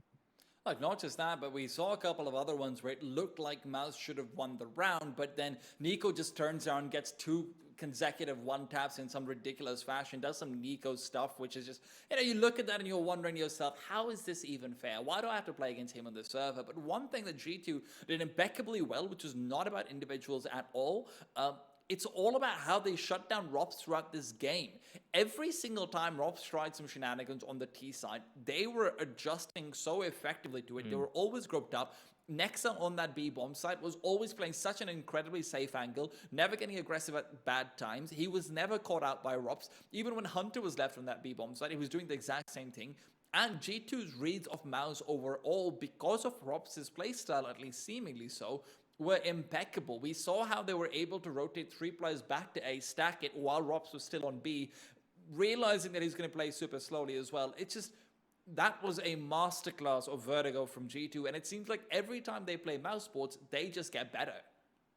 Yeah, and you could see that there was a difference in the way that G2 were approaching that CT side. Because of how passive they were being, you could see that Rops was in positions to try and punish maybe these double mid peaks that they like to go for, an aggro B setup. They do that on that CT side, only for them to only pull it out into the latter stages of that half where Rops' effectiveness has already been limited, and you needed Dexter to come in with these entries when it came to progressing into these bomb sites for Mouse to start coming in with some success. So yeah, G2 looked really well prepared for this map to come out in particular. You know, they had some nice change of pace when they got into T side as well, some really solid niche executes, and although they did sort of fumble towards the tail end, you know, it did feel as though Mouse were getting some rounds together. they were in control the whole game. And I think that comes down as well to all of the players kind of being informed. There were some really standout moments from everyone involved. And look, that's going to be a really big problem as we go to the second map. But we're going to talk about that in a while because we've got to go to a quick break. When we're back, it'll be Mirage and G2's map pick. Let's see if they can take it in 2.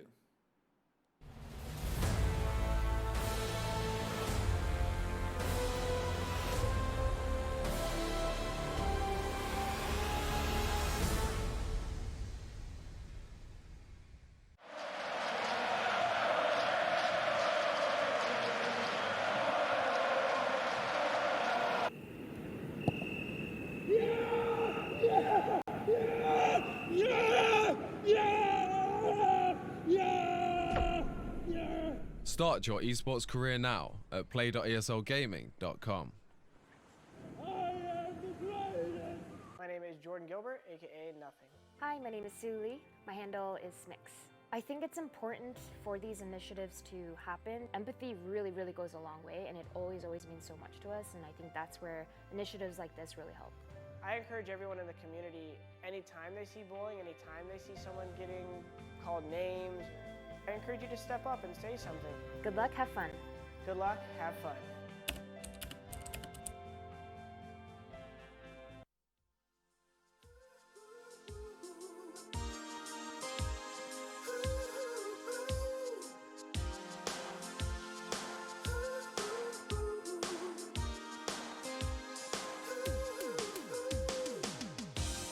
I've been with some pretty angels who always threw something away. Could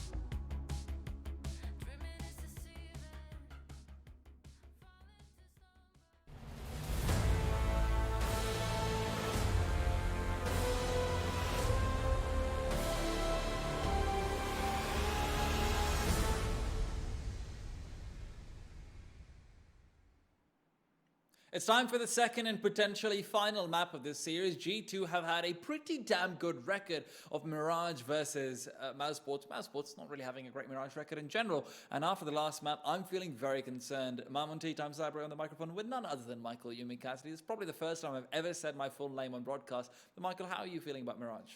Yeah, I mean, pretty good. Especially when we came into this, we weren't really sure what version of Mouse we were going to get. I was leaning towards the idea that they would have kind of learned from the errors of their ways or their previous experiences when facing off against G2, but it's almost the other way around, right? I didn't really talk about the fact that G2 will have more time to prep because they're playing a little less as well.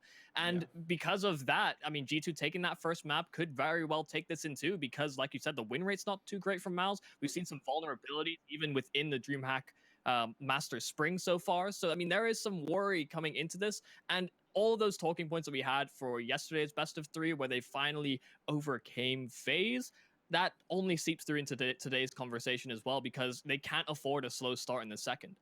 Especially considering the T side half that they had yesterday. The CT side was pretty good, but it was heavily reliant on Robs, and we've already seen exactly what's going on. G2 just completely take over whatever Robs' pathing generally is. They know exactly what he wants to do. They know exactly how they want to shut him down. So you're really asking yourself, what is Robs' play going to be? And maybe more importantly, what is Frozen's play going to be? Because yes, he stepped up and he had the best numbers towards the very end of the last map. But in the beginning, Armanek was doing the exact same thing to Frozen, what G2 was to Robs, where Armanek knew every single time what Frozen's intentions was, where he was going, and what he wanted to get done. So, going into Mirage, this is not going to be an easy one by any stretch of imagination. Well, I really hope we get to see the best foot forward from both teams. Feels like the engine just started to get revving up on the Mousesports sides, but G2 came hot to trot right out of the gate. They were ready and prepared for what came before them. And going into this, they would have likely predicted the draft the same way that, I think I predicted the draft pretty well. So they're likely to have a better read on all of this, as well as all of the additional prep work. And yeah, you're right. You expect to see Frozen and Rob step up to the plate. Frozen so good at getting aggressive and in the face of his opposition so frequently on those CT sides in particular. And then we know how dominant Rops can be when he's placed towards that palace. He likes pushing the A side extremities so that they can get more information into the late round. I think in spite of those two, that cold combo between the two of them, eyes are going to be on BMAS as well. He is so pivotal in holding down the A site. Look, if we're talking about who eyes are going to be, we can't not talk about A-Core. Did not have a good game in the previous iteration of Mirage that we saw. Basically just had no engagements whatsoever on the CT side. And look at those odds from our partners at 1xBet. Just Mousesports, a 459 to G2, a 120. I feel that's pretty accurate. There's very few worlds where I see Mousesports being able to take this one away. And no matter what happens, they need A-Core activated for my money.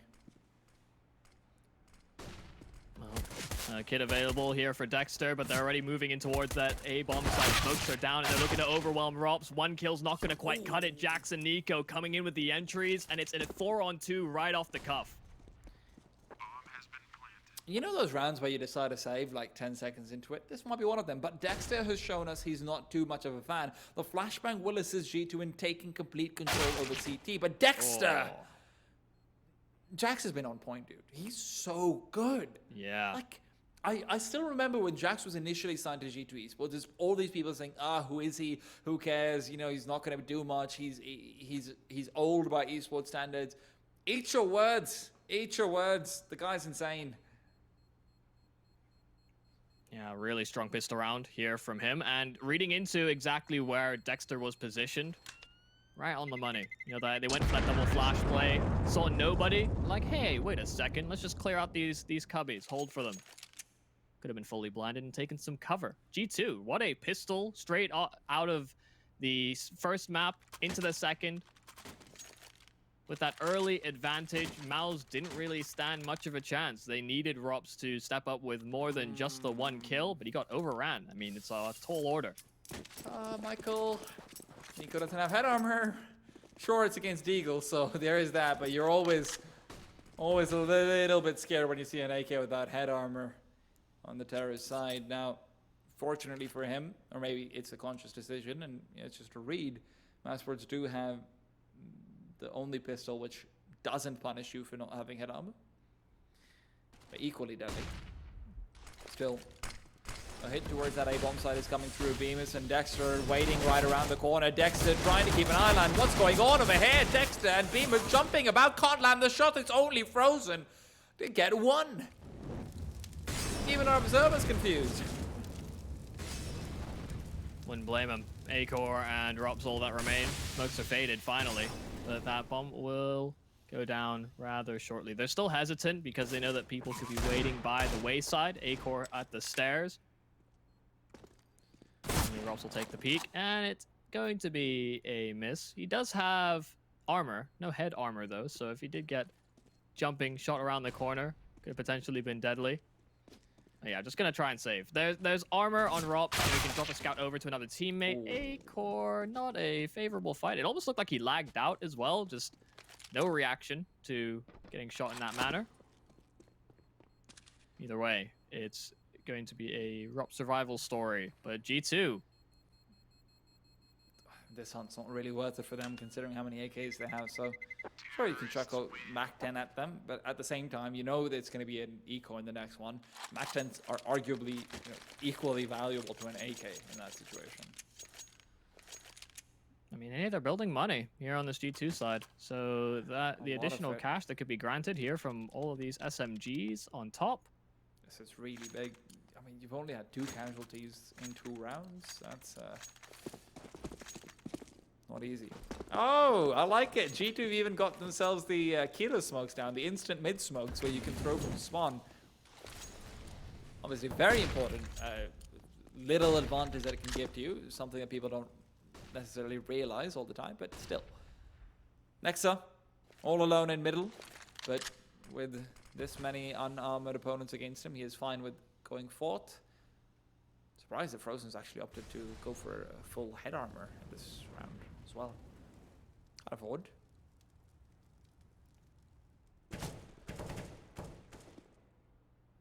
That's a bomb spotted out.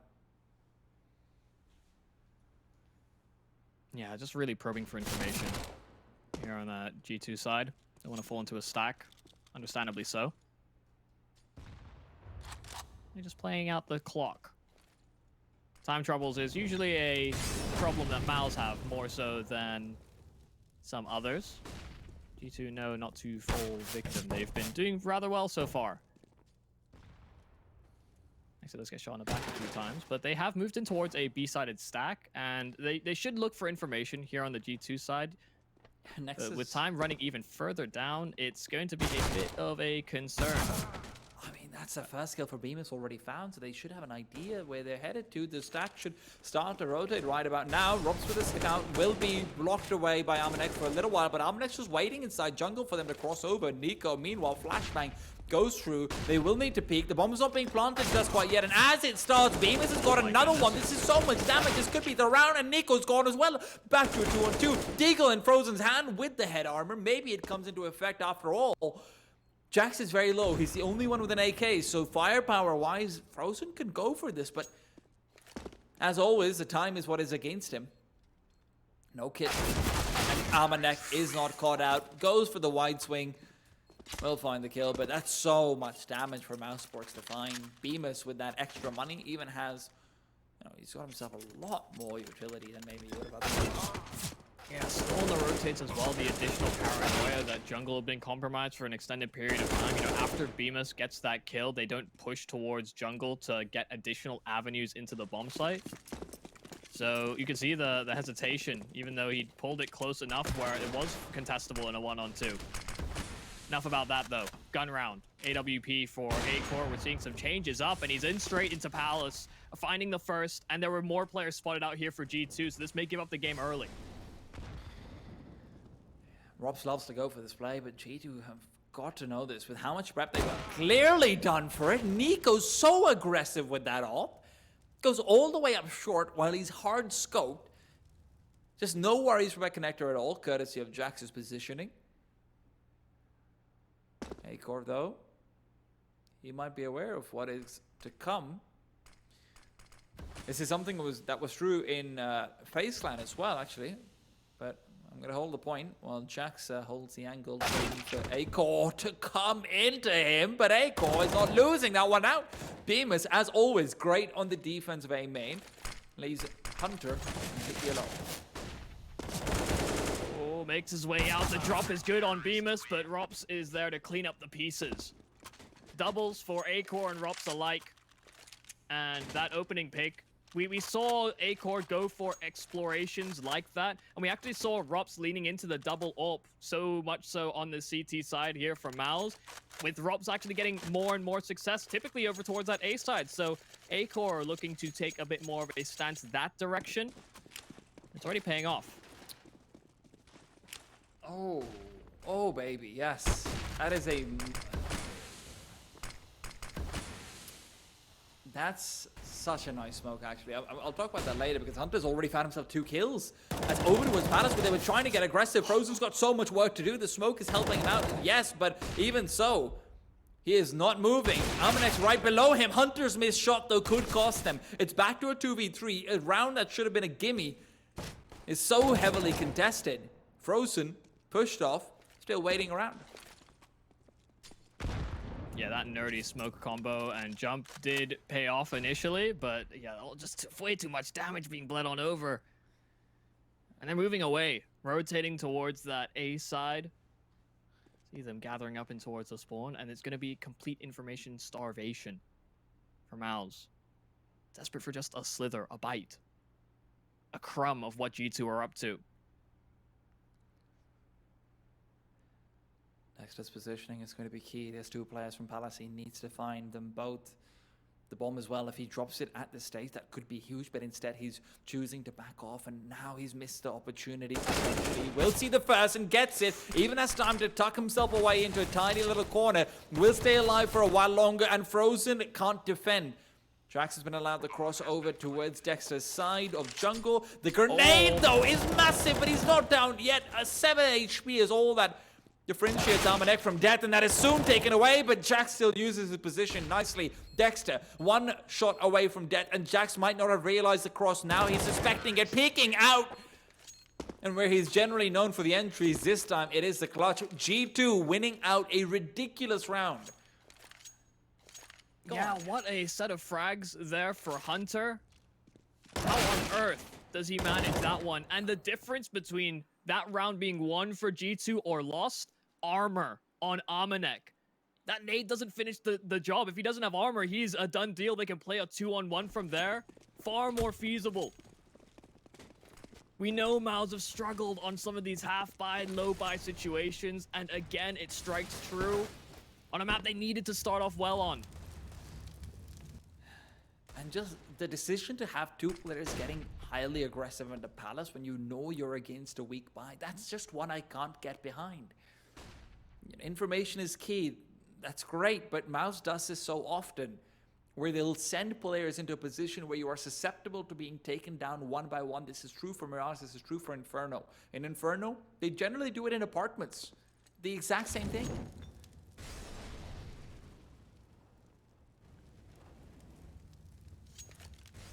Definitely a drawing board that's got a couple of big old question marks. Yeah, G2 looking to prevent them from progress in another tournament. This is elimination here at the DreamHack Masters Spring. And Mouse do not seem up to the task. G2 so much cleaner in a lot of instances. We've seen a few mistakes, but far and few between. We'll see if this 1-2 punch in a ramp can find anything instantly. Bemis deleted.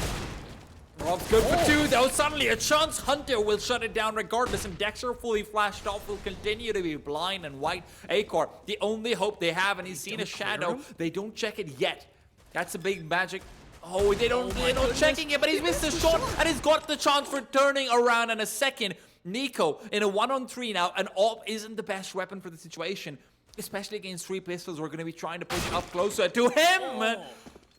And when G2 will lose out 1 eco round, You have to say, I suppose it's a little bit of karma after what they just did to Mousesports. Yeah, a little bit of payback. Yeah. And it seems like it's the exact same thing. It's just neglect which allows one player to come out on top. Robs with his 2 kills, that's forgivable. That's a very tough angle to come through with a double swing. You have to be so hyper aware of someone from CT spawn, but not checking A-core, ooh. Well, it's almost thievery that Robs gets away with 2 there. It doesn't seem like the bullets have fully reset aim-wise, right? But he somehow pulls 2 out of thin air. That's what added to the lackadaisical clearing of the site as well. Well, finally some good graces falling into the Mousesports court on these 4 spy rounds. Or just upgraded pistols, rather. G2, they're prepping for a burst. They want to go quick. And this is big with the positioning. They got caught in between the rock and a hard place. Rob's good for 1, Beam is the same. Looking for more, but Jax will shut him down. Rob's still alive. Keeping the angle. And Frozen's been given the time, but Nico's been given the space. Finds Acor, shots him down. Hunter, meanwhile, lurking all the way over towards that B-bomb site. Nico, with the bomb completely gone. It's up to Dexter at this stage. He will be the decider of whether or not they can win this round. If he can just find this kill, it would change it all, but Dexter's gone down and suddenly things become a lot more difficult. Frozen has to be aware about CT, and Hunter has all the space in the world and all the time to work with. Oh, so much time. Oh, Frozen catching a glimpse, so he knows where Hunter's coming from, but immediately looking to relocate. Add to the paranoia.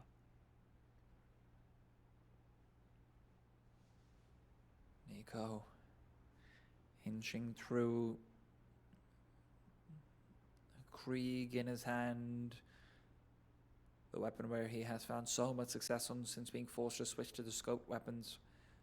But now, the time is ticking away. Hunter is making his way up towards connector. Nico has to be the man to take first contact. Robs is now expecting him to be coming his way. Robs sees the gun barrel. Robs sees him. Robs is taking him down. And Hunter is going to have to clutch it out completely. Robs is buying time, praying for it. Hunter trying to bait out the shot. And Robs is so good on these angles, but not good enough. Hunter does it all. And Mousesports in a round which looked like it was theirs. Dexter just gets a little bit too aggressive and gives up his life. Gives so much space to Hunter. Oh, it's a 3-on-5 that's recovered all together there for G2. How many times are they going to punish Mousesports? How many times are they going to win out clutches against this team? And you start to wonder, is Mousesports just getting into their own heads a little bit? That sort of play you see. There's very few situations where you see the player push out of murder hole, trying to go to market. A-Core, great shot to start things off though. So maybe this is the round where they can, have a little bit more going their way. We've seen them have some success with the Deagles. Maybe that's where they need to be, just at an inferior buy.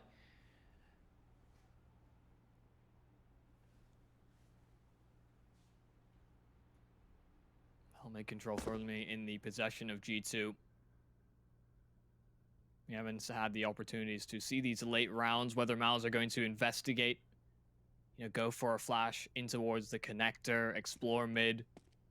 Haven't seen that 1-3-1 setup or the aggressive stances from that CT side. One time it did happen. It was a swift turnaround. That was those upgraded pistols. We don't talk about that one. It's kind of been scratched off the card. What, round number 5? There's no round number 5 in this game. Yeah. Looks like Robs is going to get pressured, though. That secondary AWP, he's over at that B-bomb site. It's also a very flashable angle, and it looks like G2's got those prepped. Starting to move in. Robs has got the first, so they don't flash him off. They don't want to reveal themselves, and it's too much greed. Frozen, meanwhile, completely blind, and he's caught out. Almanek with a Mac-10, famous for it, and for good reason. Robs, however, will now fall. No one on the B-bomb side, and Robs can't find the player he needed to make it a 3v2. So difficult to get this retake sorted, but Mousesports want to go for it.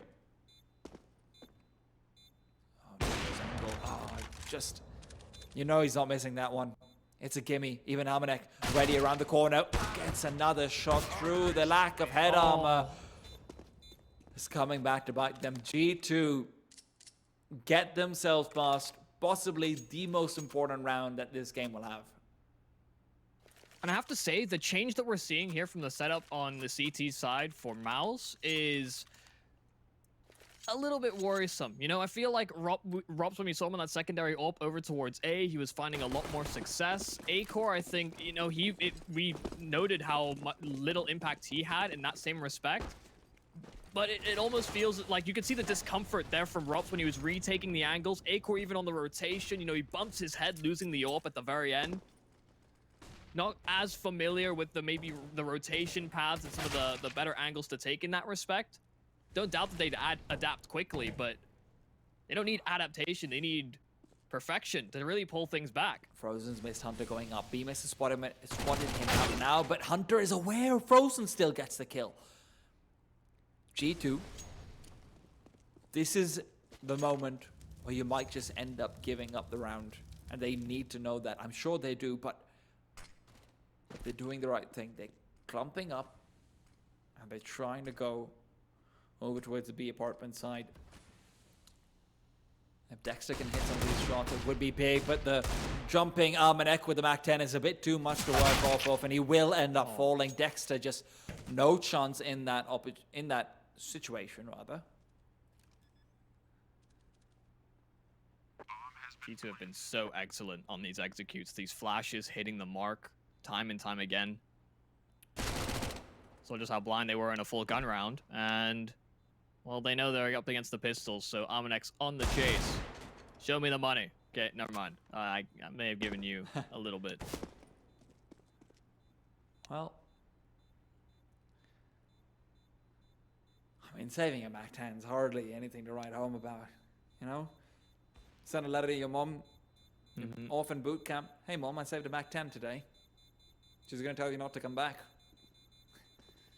Definitely going to be staying quiet about that one, but maybe there's something you can do in the next round. It's getting into dire straits for Mouse. We need to see a change, that's for sure. Maybe some sort of heavier mid-contest would go a long way. Yeah, you can see they're looking for solutions. They've called a tactical timeout here for Mouse. And this is maybe where we would expect to see the likes of Rops or Frozen go for one of these aggro plays they like to do. You see, we saw in the phase matchup, Rops and Cold Zero duke it out in towards Palace. Frozen is very problematic when it comes to that underpass position. But there's not going to be easy fights wherever they go, but that's where you need to see them step into the limelight a little bit, because G2, it feels a bit more run-of-the-mill. Once again, it doesn't feel as though they're having to pull out the crazy strategies at the start of this game, and that's because they're not being met with the same level of resistance just yet. We've only seen Robs go to Atlanta Room once so far. You know, Bemis has been doing a decent job of keeping hold of A main, and, you know, I don't want to take anything away from him, but it's not the same Bemis who's just dancing around smokes and fires in the Under Palace area, because G2 aren't having their middle contested at all. Now, they've chosen a different pathing once again. Almanac has made a lot of noise down towards Connector, and they have to be afraid after what Hunter has done to them in these past few rounds.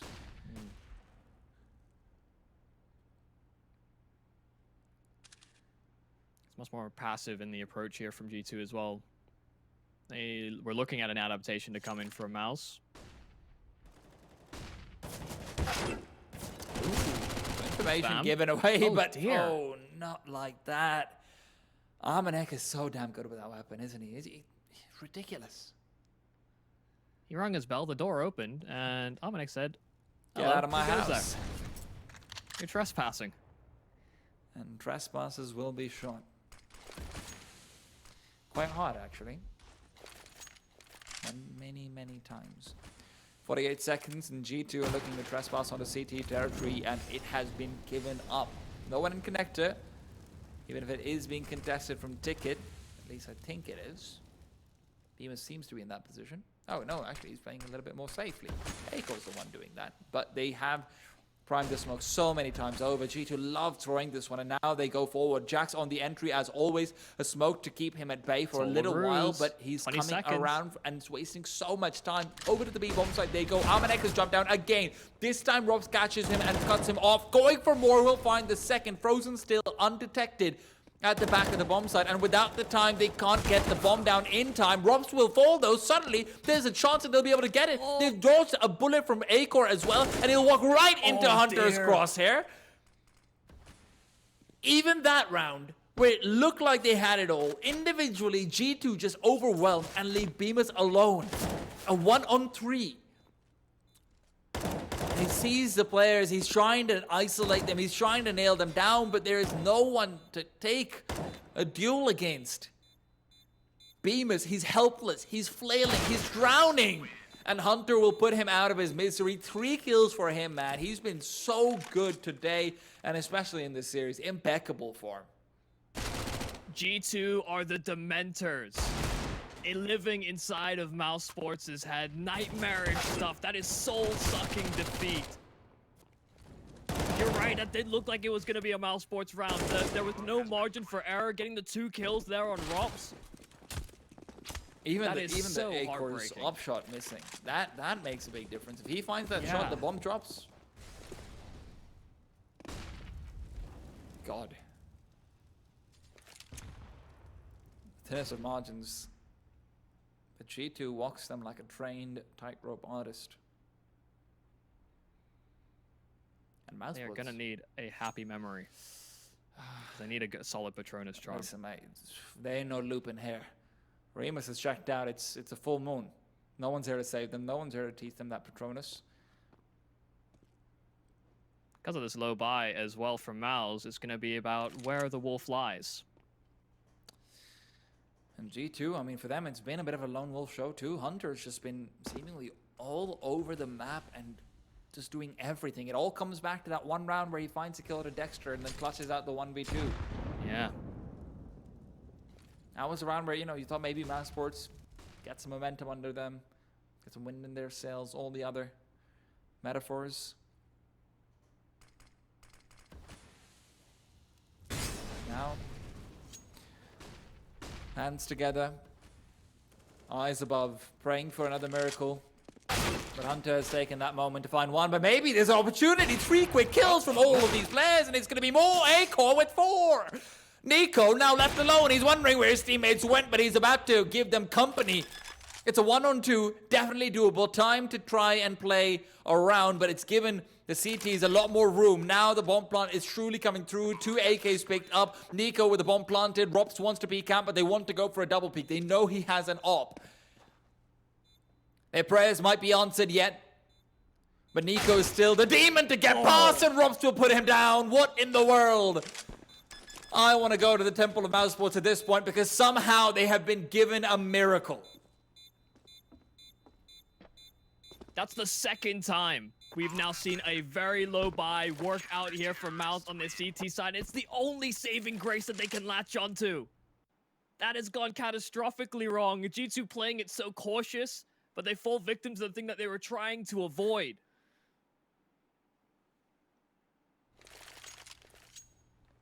If it didn't work the first time, this has to be a rebound moment now for Mouse. They get the double up back in their hands. Economy. You know, it's still a little bit in that shaky territory, but they've got some buffer built up because they were saving. And if we don't see a resurgence now, then I don't think we will ever for the rest of this half. Look at this aggression from Ross. It doesn't find anything, but it keeps so much more control of mid. They know there's at most maybe one person here, but Hunter's crept past the smoke, and they're already on the A-bomb site. Almanek needs to find the kill. Frozen's good for 1, but the trade immediately found it. Still alive, still waiting. The AWP has been seen now. He drops down, and they know it because of the Molotov take, but Bemis is good for another. He's back under Palace, and this is where he excels. Nico still can't come out. That AWP only being used to safeguard what it can, but Hunter is always the sleeper agent. Having crept through the smoke earlier, it is capitalized, but maybe it's Dexter's turn for payback. It'll be the same murder hole, and it's a smoke for him. He's looking to move past. It fades away. There's another right behind. So many doors to go through, and Dexter has gone forward, but Acor in the meanwhile has rotated back towards jungle. They need a kill. They find one, but it's traded too fast. Now Acor misses his shot, and that's a chance gone away. Next up, mid-air! Somehow blocked out with the headshot. A 1-on-1. He's got the kit. Location somewhat known, but Hunter, he's a slippery little fella. And this eel is coming in. It's electric. Hunter again bails his team out at the worst possible time. 16-8. What a carry. Yeah, Hunter is making a meal out of these mice. 9-3. And so many rounds where it looked like it may have just been turned the other way. He turns the other cheek, creeping the connector. That's a play he's made multiple times, but they still don't have an indicator as to when it's coming. Oh, Frozen, again, trying to go for something similar. This time without the smoke to help him out. Acor reveals his position. They're hoping that Frozen will not be checked. Maybe he won't be. Now he's see. Oh my God, Jax! What in the world? I didn't know he earned that much. He just bought himself a Ferrari.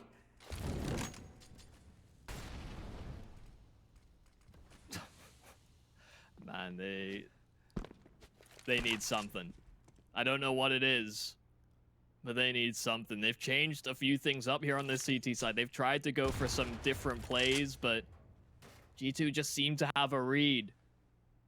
They've looked so good this series. The prep that's come in has been paying dividends. And they need this double ult to work out here for Miles if they want to turn it around. I said the last round was the last chance. This really is last chance saloon. Dexter, nothing found on the spray. Acor is here, and they haven't quite sussed him out yet. Oh no! Oh, he will get the second. Maybe that's all they need, but he can't keep going. The flick, not there. Arm and neck on the Mach 10. The natural enemy of the AWP. Always the SMGs. It's always what you learn when you're getting into CS. If you have an op, don't worry about the rifles. You are the king of them, but beware the gun without the law. The movement god, the Mach 10. Yeah, that's the big thing as well. And one thing that teams should almost learn to adopt right from G2 is that they are very, very adamant about getting the SMG in rounds where they want to go fast. It's one of the things that did set them apart. And I know it's something that other teams have explored, but they're the team I see the most do it, right? It helps when you have the best Mach 10 player in the world. Probably does. But you're right. I mean, how many times have we seen shots being missed because Amanexus has a ridiculous movement advantage jumping out of window?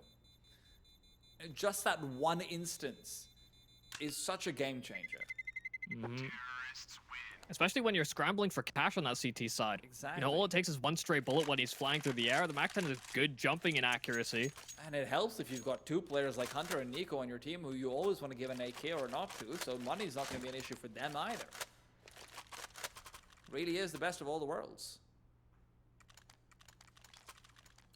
We're seeing a better numbers performance here from Acor on the CT side, but we've seen a lot of missed chances. Oh, yeah. I think it's fair to say as well. So many. In all fairness to him, maybe more chances than he should have been given. Unfortunately, his teammates aren't quite in the zone either, unless they have a deagle in their hand. Acor, however, I like this aggression, but he turns around at the worst possible time. It's just nothing going his way. G2, now Nico, he's trained on the angle. Good flash. Beats the flash though. Yeah, now Acor has the angle. It's just the game of tennis, they are literally just throwing flashes at one another to take up this same ang. And finally, the stalemate comes to a close. Nico's out of there. You can have the apartments. If only Wimbledon could end that fast, but Jax, run boost across. He's had some pretty insane entries. Bemis. Angle he really favors over in Sandwich. Frozen. Dexter. He's got a lot of information, but this could actually end up working out against them if he goes A little towards late A. as well. Yeah, the timing just not working out. Instead, he'll be trying to be the second prong of attack from maybe A main, or just trying to find out if there's someone in Palace, as G2 has often left. But with 30 seconds, he has to realize he has to run, and Rops has been taken down again. It's a Mach 10 doing all the work. Bemis can't find anything, and Frozen, the only person left on this bomb site. Acor will at least assist from up long. He's got two. Dexter as well. Great position. So much damage, but he can't find the kill. The smoke gives Jax cover. They still don't know about Frozen. Frozen is undetected. Will this be a repeat? There isn't the And time. the time? This should be it. Frozen should be able to peek out. He goes through, and he is the Terminator. We'll find them another round. Negligence has been G2's biggest nightmare. But Mousesports, man, their economy is still just not in a good place. it's just rough to be reliant on mistakes being made, especially when we fall back to the last game we saw from Miles and Mirage here in DreamHack Masters. Was their T side, you know, they fell off a cliff as well. They didn't get any rounds, so they needed a good performance in this half, it felt like, but it's just been G2, you know, these small mistakes. Even with these star performances from Hunter, I mean, Amanek as well, he got a double entry in a gun round where he's got a Mac 10. And I mean, I can't commend Amanek enough. You look at the first map, he's playing such a passive opening role on the CT side of Vertigo. You show me that guy, now you show me him. If you take the name tags off, I would tell you you're silly. I'll tell you you're stupid, outright dumb, if that's the same player. But no, apparently I'm the one who really needs to check himself. Amanek's been just a completely different player on Mirage. And both of them equally, if not more so, impactful with the Mac 10, really. Now, Rob's always reliable for that particular set of movement.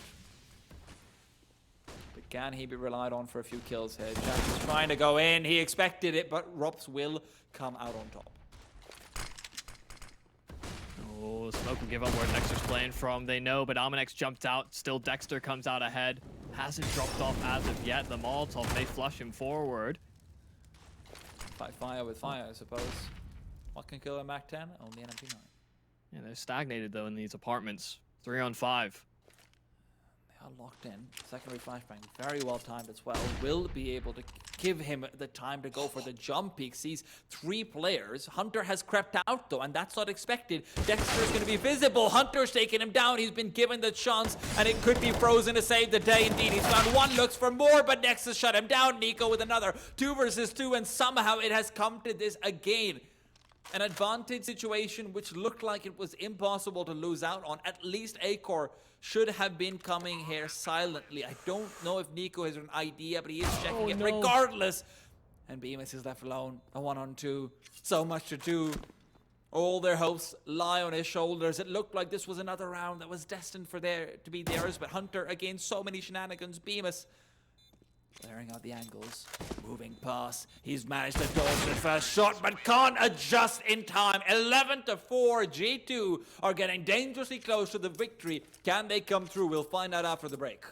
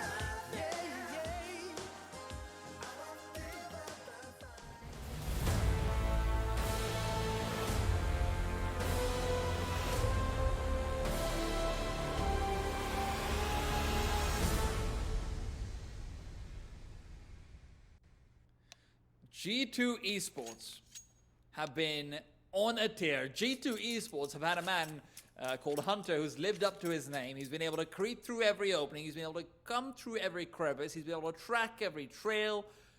And he's been able to absolutely decimate Mouse Sports' hopes and dreams. Michael, Yumi Cassidy on the microphone with me, and we are watching a bloodbath. Yeah, 1xBet, you saw the odds up there. You can understand why. 1-8. So the needed pistol here for Mouse. They're congregated into the B apartments and they're trying to make a move quick. The nades have sailed out the flashes as well. Armanek still a bit confused, but he still slipped the net. Finally finding a kill, and Rob's doubling up as well. Armanek holding things down over at B, but the rotation still delayed here for G2. A man up, that bomb can get planted. He goes waiting around this corner. He's going to need to find this kill onto Frozen instantly, but doesn't have much time before they start to swing back to the benches. Dexter will take him down, and Hunter and Nexa are going to try and bring it back. A numbers advantage, but Frozen will equalize. Maybe not for long. Jax and Bemis with the sliding headshot. Jax and Bemis, now the only ones left in a one-on-one. Jax trying to round the corner, going about, but Bemis is playing this so well now. He's got the information. He's just got to waste the time, but there is a kit to be picked up.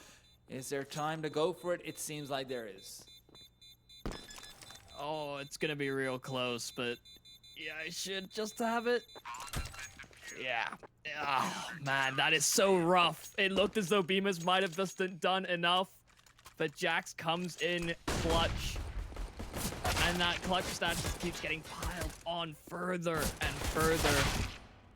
They have a long way to go to meet up matchup-wise, but that was a needed pistol there for Malz, and you could see the delay tactics for G2 working out enough.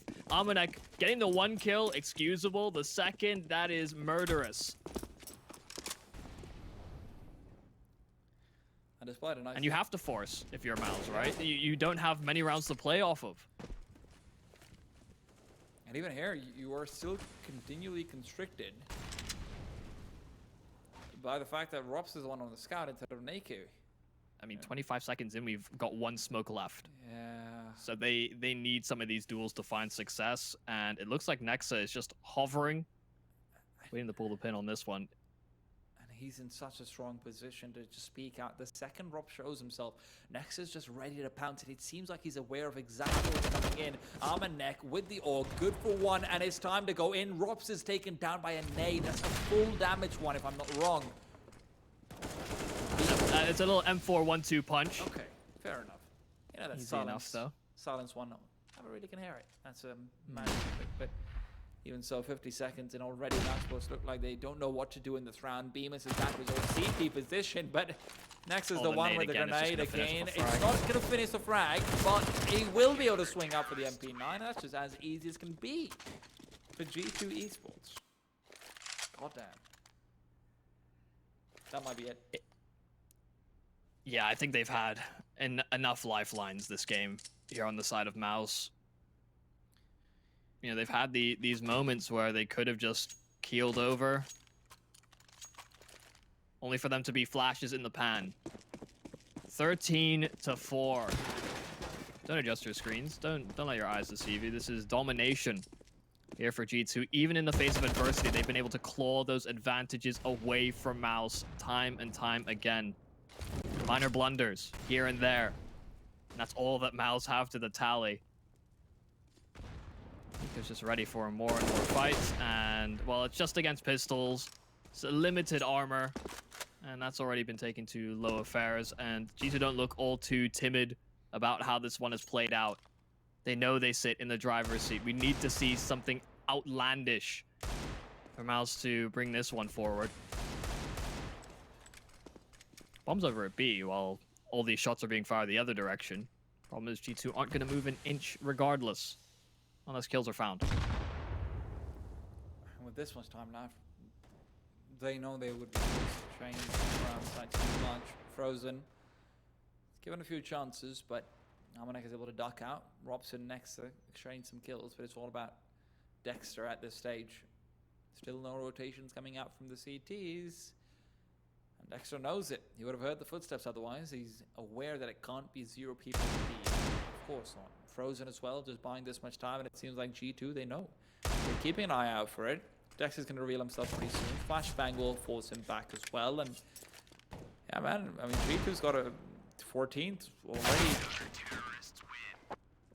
And they won't. I mean, this is so hard. This is so hard.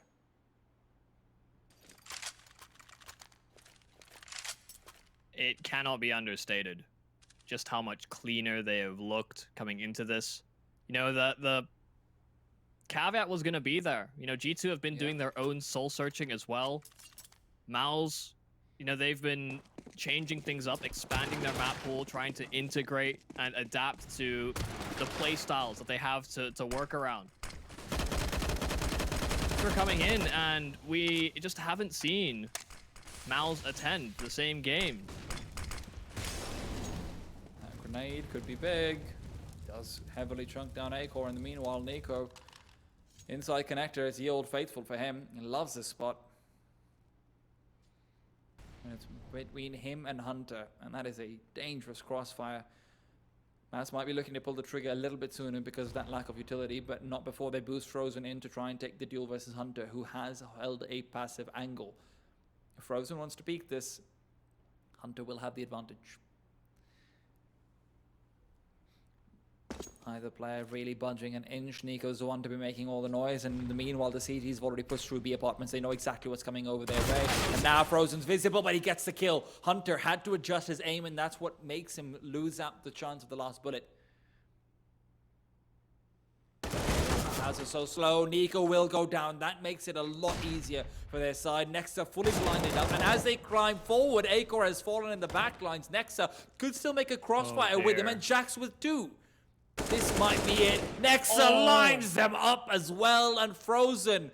10 HP is what separates him. Sure, he gets the first, but without the bomb, Nexa and Armanek completely healthy. Armanek from behind pushes all the way through from the B apartment, and that's 15 for G2. They're on match point, and I don't see anywhere for Mouse Sports to get back into this. Yeah, that looks like the final nail in the coffin.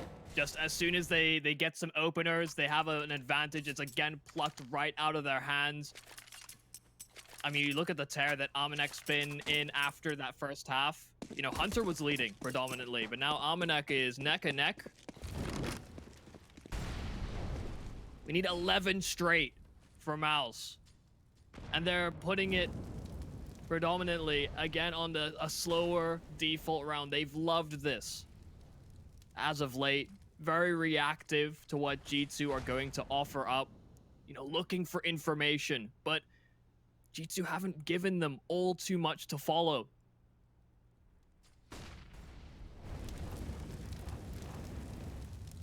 Rob's already low. That Molotov singeing him down. Utility damage at the start. Let's see if they can set up in a similar fashion. Lots of connector presence and pressure going to be applied. And they may find a timing. They're boosting over the gap in the smoke. Nico's back is turned. Well, Nico will end up falling, and that's Bemis' cue to start rushing in. It's a lot sooner than they normally do, and they've caught them off guard, but Armanek's good only for 1, and that should be the round decided. Mouse Sports do at least get themselves past potentially the most difficult round they're going to have if this is going to be a comeback. You know, they're always going to have more money than this if they keep winning. And if they don't keep winning, well, they lose. They'll lose. There we go. Seems redundant, but there can be no mistakes. Yeah. The perfect game is required from them from this point onwards. They've had a few to go with that as a stark contrast between how they had to perform, or how they performed against FaZe. You know, 0 rounds on the T side. Now they need every round on the T side. Oh my god. Not a good place to be in even now. Still, I love the synchronized movement backwards just to make sure that there's no one over there on the hunt, but G2 are more concerned about their own money. They want to shut this down quickly, and again, that comes down to a great timing from and it's a change of pace that we haven't seen from Mouse Sports yet, even from yesterday. You know, it hasn't looked like they've been able to really get onto a bomb site with 1 minute left on the clock. It's always been that 30 seconds. It's always been that 20 seconds where G2 are so hyper aware of all these different angles. Now, this is going to be the last big full gun round from G2 for a few at least, but they've started off so well. Armanek aggressive inside Palace has found himself one. And they were still hovering behind that smoke in towards the ramp. Really not expecting that change to come through, and that's what G2 love about this position. They can make the move. Armanek gonna miss the flick. Head only offered up, but he's called for a rotation for help to arrive. He does get plucked out of the bomb site. Nico not there to support, but they've got Palace as another avenue to defend from. This is still such a strong crossfire between Nexa and Nico. It's so difficult to get past. They have to find the perfect timing, but Frozen's done it. Hunter's dead, and now Nico has to take a lot more care about his backline. Jax is there to defend temporarily. Won't know about Nexa. They won't, and he's looking to be the neglected one. That Molotov as well would buy so much more time. Good damage onto Acor as well. So much so that he's down to 28. I think there might have been a bullet in there as well, but look at Frozen's positioning. He's the one who's trying to flank the flankers. Jax is hunting for him. He's searching for him. He seems to be aware of what could be coming, but maybe that's just in an attempt to try and save. That is what is on the menu for G2. Once again, Mousesports are able to find themselves the entries near to the A-bomb site, despite losing out Robs early on. Yeah, I really thought G2 were going to contest this one. Nexa taking up that Palace position, they smoke it off. So, you know, there's that indicator, the idea that Mouse will have that in their head, understand that Nexa is an A-sided player as well. But there was that opportunity. Nobody was honoring the smoke.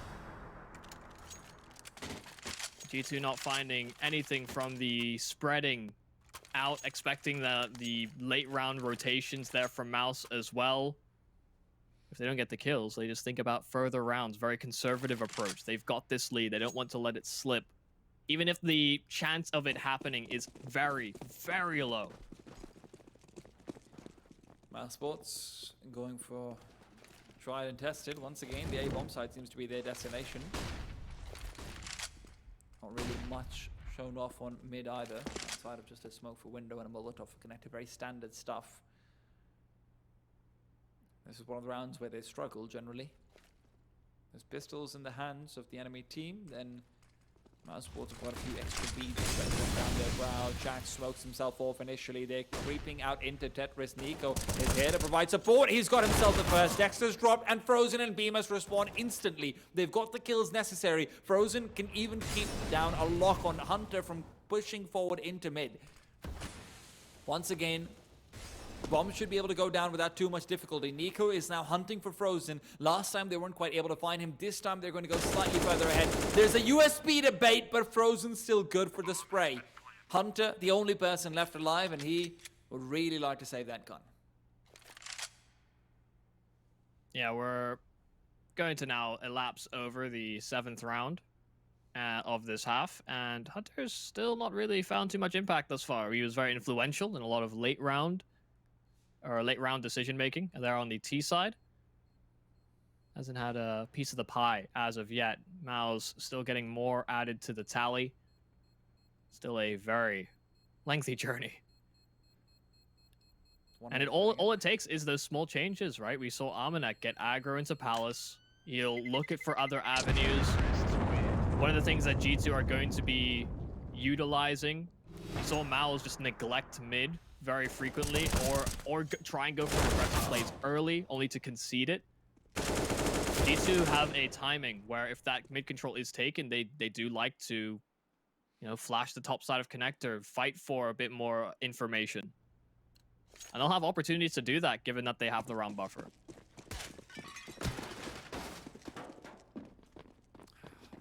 Not sure if Hunter wanted to try and get a little bit more aggressive, but he does miss the movement slightly. Will still be able to get past. No one's really contesting, and he will have that full knowledge over on the short catwalk. G2 sticking to the triple mid setup.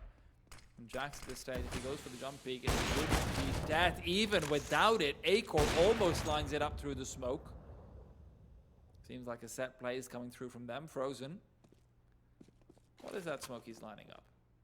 It's going out. Oh, that's a window smoke. Wow. Interesting. Acor has found Nico in the meanwhile over in middle, so again, some sort of advantage found for the court of Mousesports. Where would the ball go?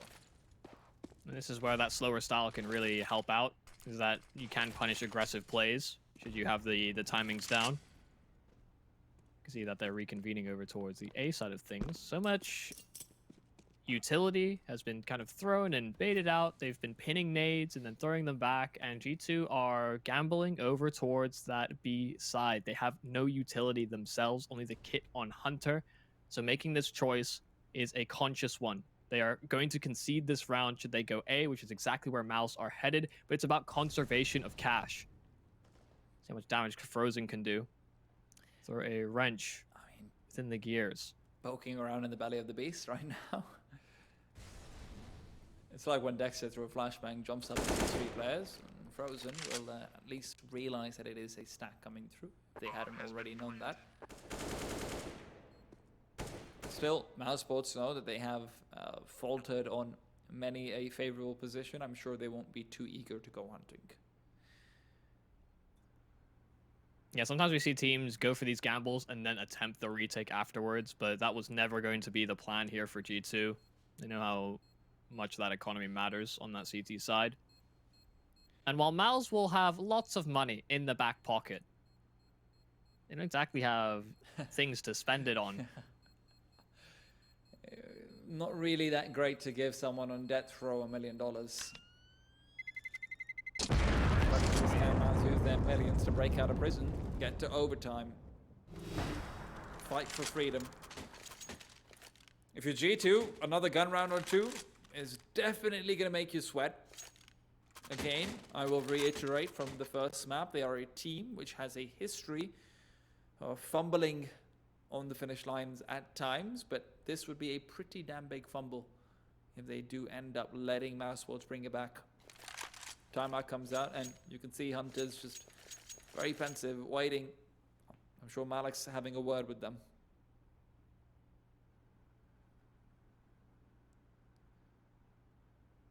What is going to be the word spoken?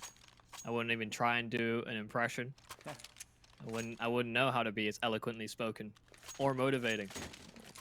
See that smile on Hunter's face? That's a dangerous one. Yeah.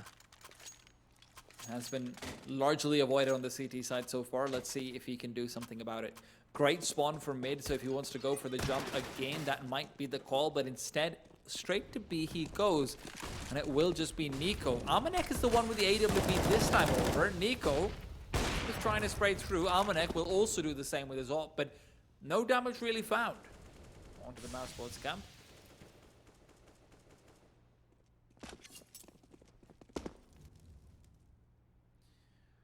All it takes is one misstep. And Robs loves to do this. The secondary op. Robs will sometimes take a secondary op into the most ridiculous positions. I've seen him do it on Inferno on the side a few times over. Just solo takes the op forward, trying to find anything, and this could have been one of those kills what changes the game, but instead, they might just be thinking it's A-Core over there. The double ramp setup. Oh, Almanek gets the first, backs off, but Bemis is there with the trade. Grenade goes in deep, it doesn't do anything. There's still time for Mousesports and G2. They've seen this before, but now it's a commit, and they've missed the shot. Bemis will come through with a second entry. Nico, considering what to do. This is still viable to go for, but it's a trap for G2. If they end up giving up their weapons, that would be massive. But even then, Frozen is aware of their tendency to save. He could be the one to break their economy at this stage. Are they expecting it, though, is the question. Hunter definitely heard. Frozen can go for the peak, sees the player, gets the first, will turn around, though, and that's Nico's cue. Let's shut him down. G2, that fumble, that missed shot, that is everything, and Bemis will capitalize. Yeah, it looked like it was going to be on the mark, and then it's a sharp flick. Trying to adjust for the swing. We've seen a lot of CT op shots missed. In general, I think, this game. More and more being added to the scoreboard here for Mal's. It's hard to read into these because Mal's are making the right movements. You know, they're getting the solid entries, and they're topping off the round as a result of that.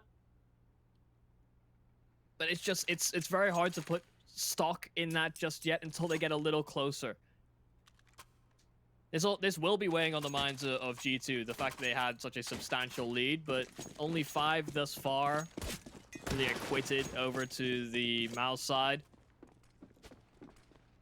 Not going to be sweating just yet. Amanek is aggressive. He's revealed his position, wants to make them second guess around that corner, but Mouse Sports are still committed. Now this one, this could go very wrong. What is this trifecta? Boost up? Seems like he was thinking about it. Decide against hovering the angle. It's a fast A hit coming through, one that has given Mouse Sports so many rounds so far. Rops though, made it down.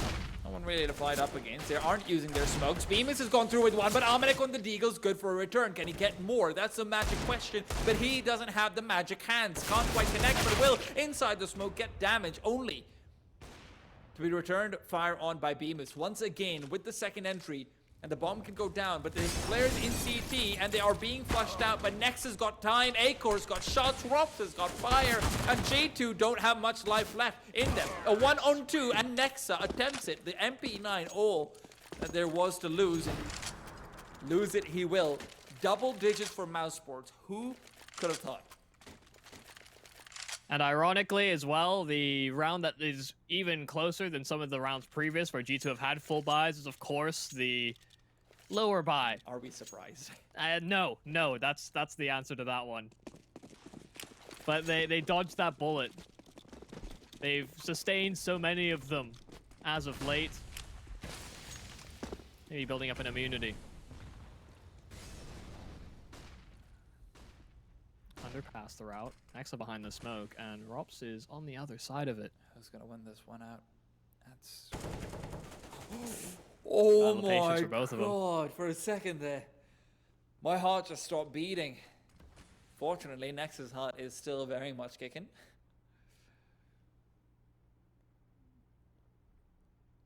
I almost feel like you're more anxious than some of the players in all honesty. Probably for the best. You don't want G2 to be that anxious when Mouse Sports is mounting potentially what could be a legendary comeback. Oh yeah. Connector, flash primed. They want to fight for this. They need to fight for this. They've been giving up the early advantage so many times over. It's always Bemis. It's always him again. Finds himself the first. Hunter's looking to peek out. He gets the timing and Acor is down. Now, inside is frozen, but Rops finds Nexa. The patience pays off and the gargoyle once again reigns supreme. Dexter burning. But it's Amanek. Oh my goodness, Bemis! Shades on, problems gone. That's not a sight you want to see when you're scoped in from CT. Oh, that is comical. Yeah, he was really not ready for the closer angle. That's a jump scare. I got scared. Wait. Yeah. Drax will. But not for long. I think you're right. I might be slightly more anxious than the players. Well, they brought it within 4, and now the possibilities are opening up. G2, they know not to invest in this one. They'll be missing out on too much utility, so it's a half buy. Again, concerns around rounds like these. Yeah. But if Mouse keep the track record running, then they will close in on that gap, and then it's only 1-2 more gun rounds to face off against. Becomes so much more feasible. A lot more presence over towards short at the start of this one. Mouse have changed things up. That bottom side connector smoke, no one peeking above it as of yet. Oh, Amanek fancy to jiggle, and Acor has plucked him out. Oh, there's the entry as well over at B. There's no one close enough here for G2 to contest. This is looking like another clean round for Mouse. Listen, I think Freiburg from 2013 called Bemis. You can have your mouse back, because the entries this guy's getting, they're unreal. Michael, we don't even see entries like this anymore. It's so rare to have a player pop off to this extent where he's winning every single entry duel. Even against pistols, it doesn't matter if that's an anti-eco kill. That's a deagle on the other side.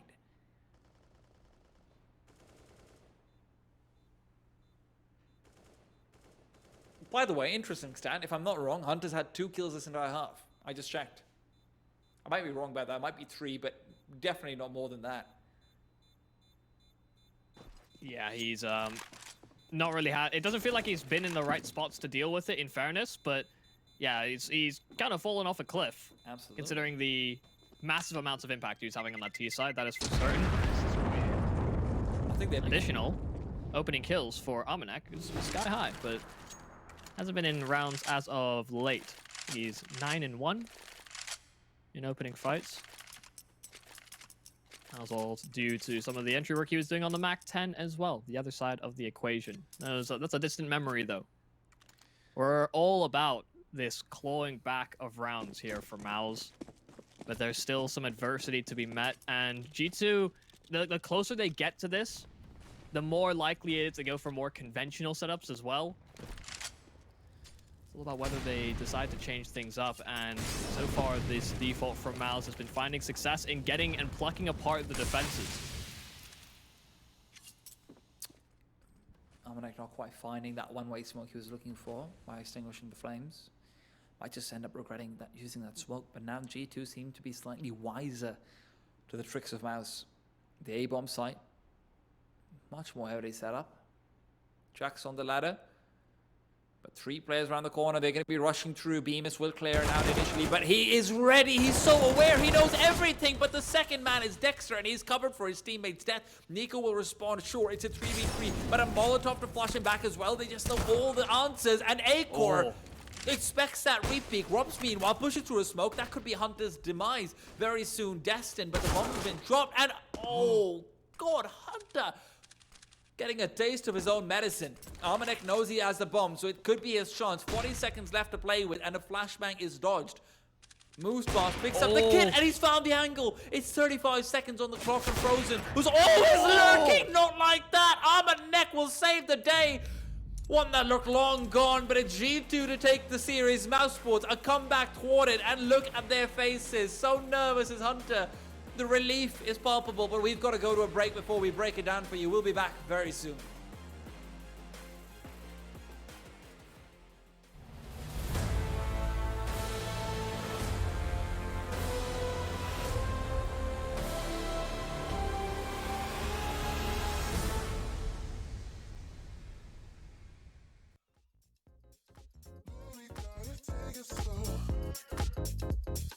If you wanna be my love, I'll show you what you wanna know.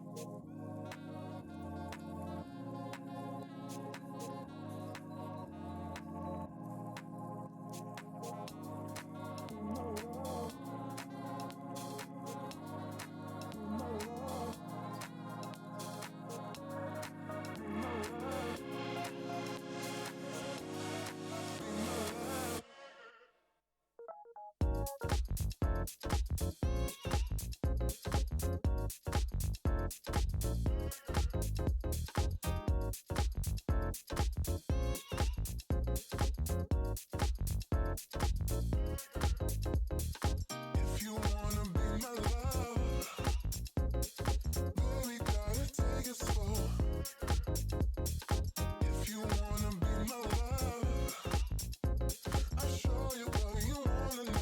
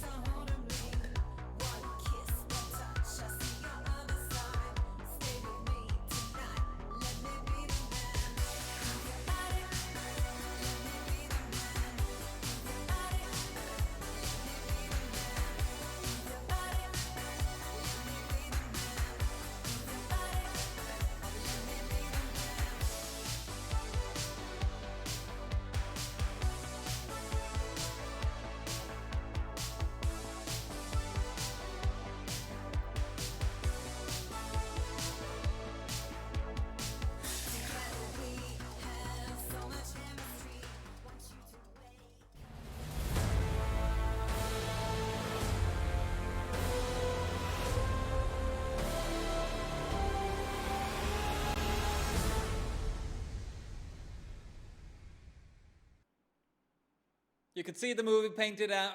The scene was set, the cameras were on, the lights were as well. It was all Mouse Sports' stage to make a quick comeback, but G2 are quick to remind us that this ain't no movie, my friend. It's all about the frags, and at the end, they're the ones who were able to get it done. Mouse Sports, a commendable showing, but just can't quite pull through. Michael, break it down for us, man. How was Mouse Sports able to even make it that close? Yeah, I mean, it didn't seem like they changed too much from what we would expect to see from them. You know, they played a lot of these slower, pick-based, methodical rounds where they're expecting aggression. We had this conversation earlier about how defensive sides have been moving more aggressive within the EU region in particular, and so they are prepared for that level of play to come out. And G2 had that read. They were playing a passive game. They weren't mixing it up, and they were winning as a result of it. So many good calls and some fantastic executes came out from them, only for then it get a little bit scary. I think it's fair to say it was very scary towards the tail end, where Mals were knocking at the door saying, "Hey, actually force you to an OT here." Well, look, we've got a pretty scary man over here ready for the interview as well. It's Hunter, who we're going to be bringing in onto the call in just a second. But while we wait for him, I also do want to quickly talk a little bit. Actually, no, we've got him right here. Okay, hey, Hunter. Congratulations. Hello guys. Hello. Congratulations on taking out the very difficult win at the end. Before we talk about Mirage, though, I just want to go back very quickly to Vertigo. Slightly happier times for you. It looked like you guys were completely dismantling anything Rops could do. It seemed like no matter where Rops was trying to lurk, no matter what Rops was trying to do, you guys just knew where he was. Was that a conscious read? Well, it wasn't the read, I would say. We played against them in 4 days 3 times, so we exactly knew what we can expect from them, and they as well knew what they can expect from us. We did better preparation. They had one game before us today. Maybe they didn't have that much time like we had to prepare him, and that's one of the reasons why we were better tonight against Mousesports.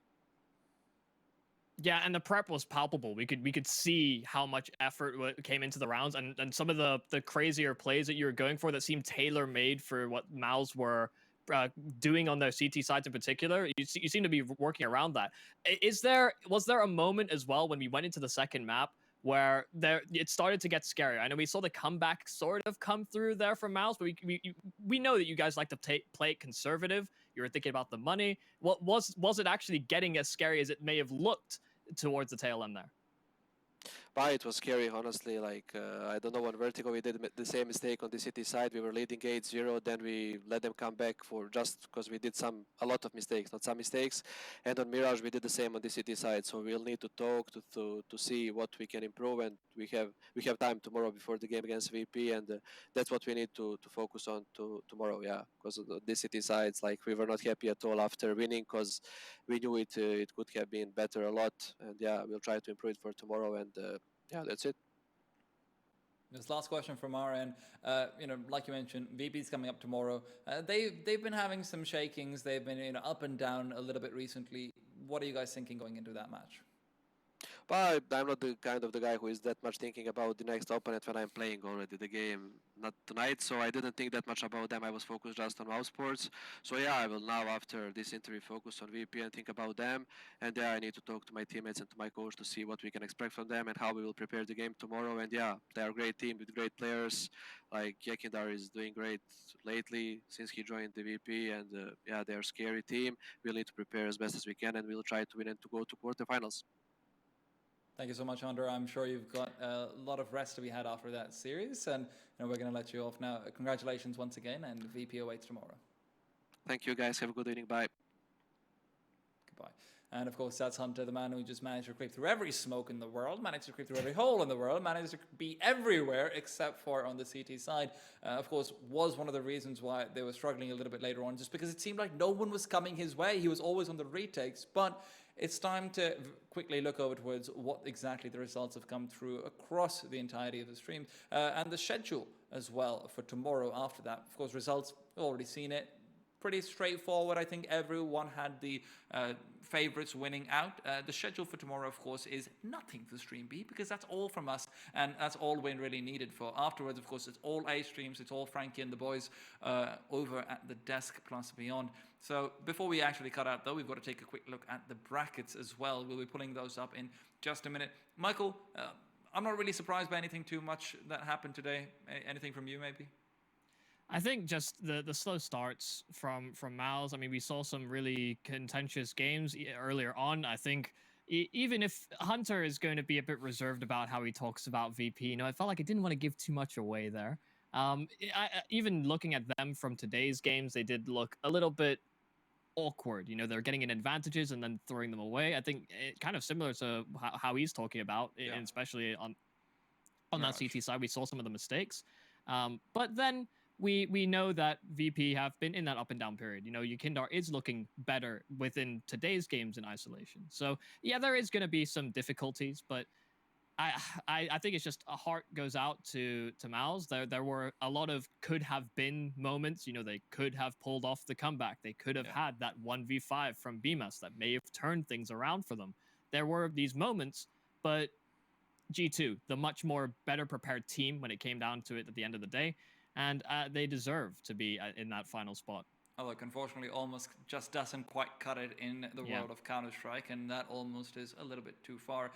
We are, however, going to go to the brackets very quickly, just to show you guys everything that has transpired so far. We have had certain qualifications already. Right now, though, it's Group B, where we can quickly take our eyes over. Of course, Stream B was right now on Group A, but you know, Heroic's taken out big, Astralis already having eliminated Complexity. That was a really good match, by the way. If you haven't watched that, you should.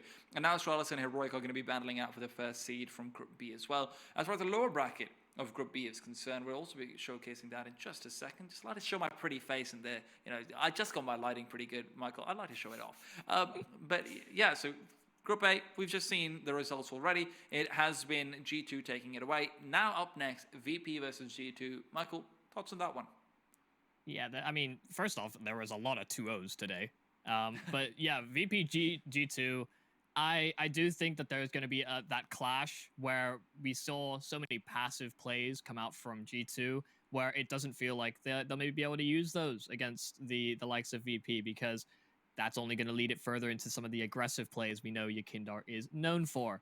There is going to be a change into how they perform, and I can only hope that we get the same level of preparation that came into today's games. Like they were saying, there was a lot of back and forth history between these two in the past few days, but that's not going to be the same for VP, as they've been changing things up themselves, looking for some adaptations in their own gameplay, while G2 have been implementing Armanek and getting Jax back up online. You know, they've been swapping roles themselves. So the last time they faced off is going to be very different from the next.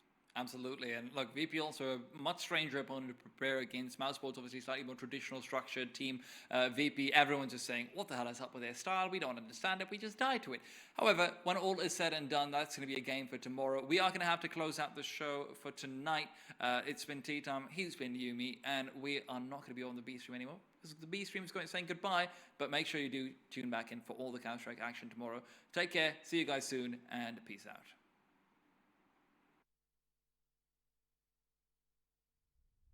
DreamHack Masters Spring is brought to you by Intel, 1xBet, and DHL.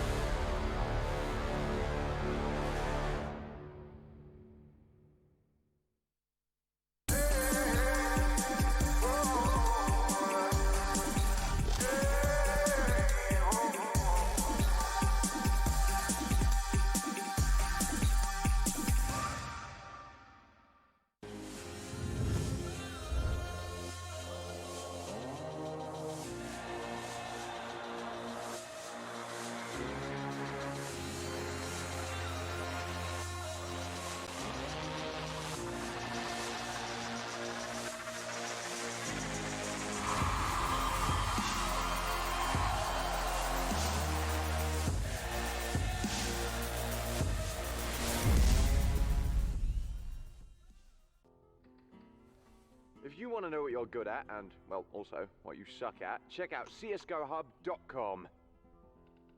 Coming!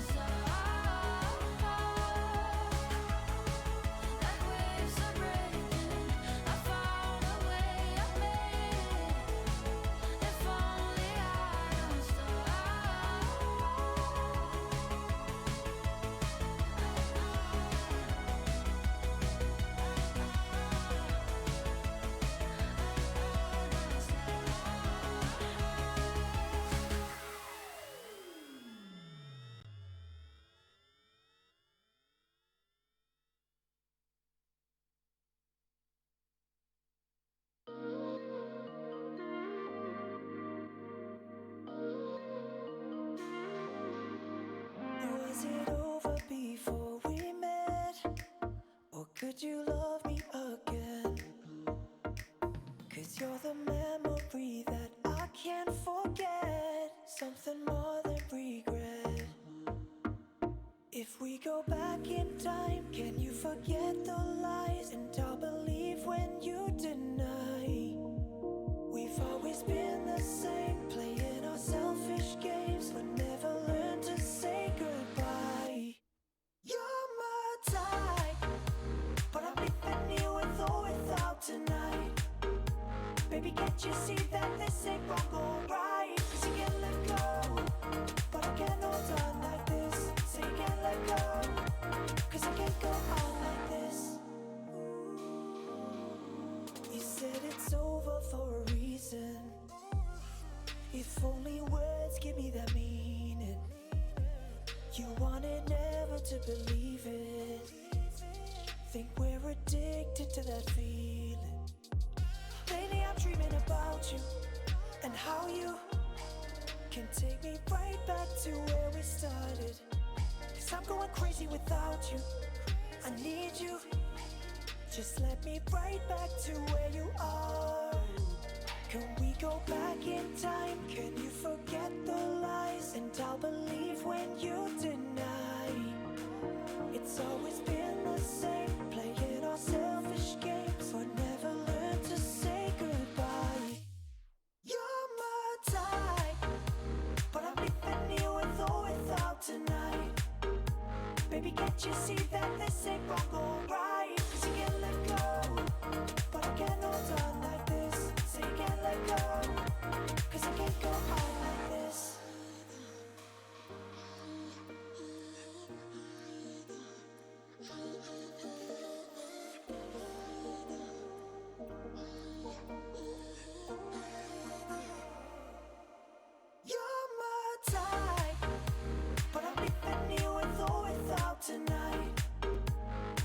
can't you see that this ain't wrong or right? 'Cause you can't let go, but I can't hold on like this.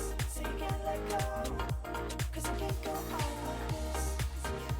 So I'm leaving you with or without tonight. Baby, can't you see that this ain't wrong or right? So you can't let go, 'cause I can't hold on like this. So you can't let go, 'cause I can't go on like this.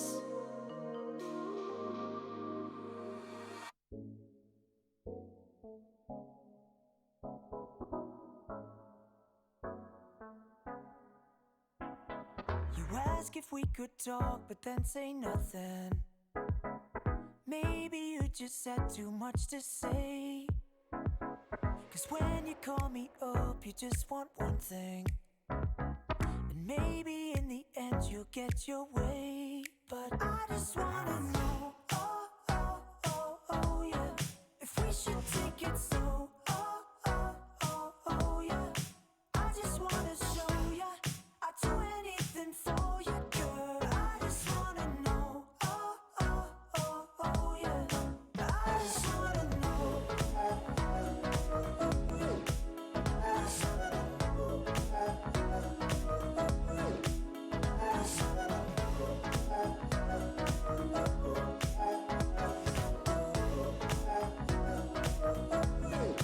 We just need to stop and take a moment to slow things down, work this out. I got your love on top, we're in the moment, and maybe that's what we're about. Tell me what you want me to be, baby. I promise I can be the one you're craving. 'Cause I think that I know what you've been chasing. And girl, I'm sick of waiting. I'll be yours for the taking. But I just wanna know, oh, oh, oh, oh, yeah, if we should take it slow, oh, oh, oh, oh, yeah. I just wanna show you I'd do anything for you, girl. I just wanna know, oh, oh, oh, oh, yeah. I just wanna know. I just wanna know. I just wanna know. I just wanna know you, baby. Yeah, yeah, yeah. I just wanna know, oh, oh, oh, oh, yeah, if we should take it slow, oh, oh, oh, oh, yeah. I just wanna show you I'd do anything for you, girl. I just wanna know, oh, oh, oh, oh, yeah. I just wanna know, oh, oh, oh, oh, yeah, if we should take it slow, oh, oh, oh, oh, yeah. I just wanna know, I just wanna show you I'd do anything for you, girl. I just wanna know, oh, oh, oh, oh, yeah. I just wanna know. I just wanna know, I just wanna know.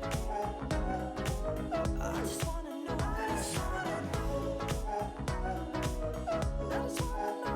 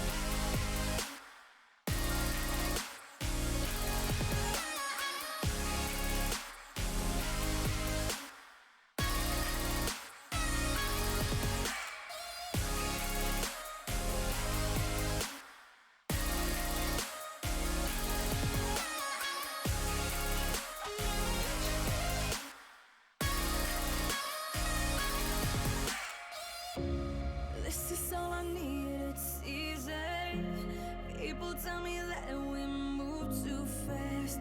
They don't even know what we know.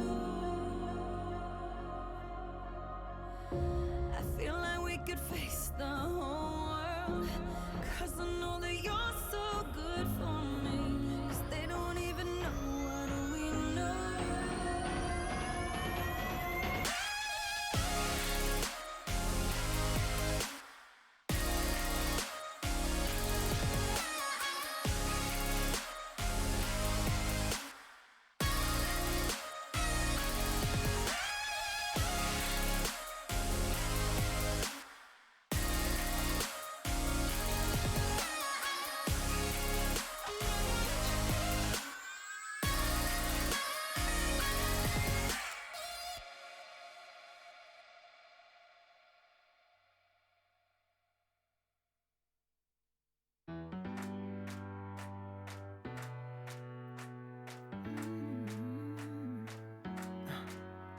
Am I wasting time? 'Cause I'm already gone. So long, can you stay the night? 'Cause you're the thing I want.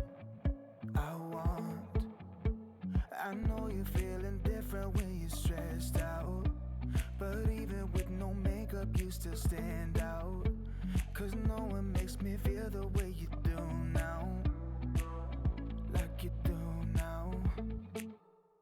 The way that you move your body, you make it look like a hobby. Every time that you touch me, it's electricity. Things we discovered underneath last night's covers. Everything came so easy. It's electricity. Electricity. Whoa. It's electricity. Electricity. It's electricity. When it's late at night, I feel you on my skin. My skin. You're all that's on my mind. It's finally sinking in. You're it. I know you're feeling different when you're stressed out, but even with no makeup you still stand out. 'Cause no one makes me feel the way you do now. Like you do now. The way that you move your body, you make it look like a hobby. Every time that you touch me, it's electricity. Things we discovered underneath last night's covers. Everything came so easy. It's electricity. Electricity. Oh, it's electricity. Electricity. It's electricity.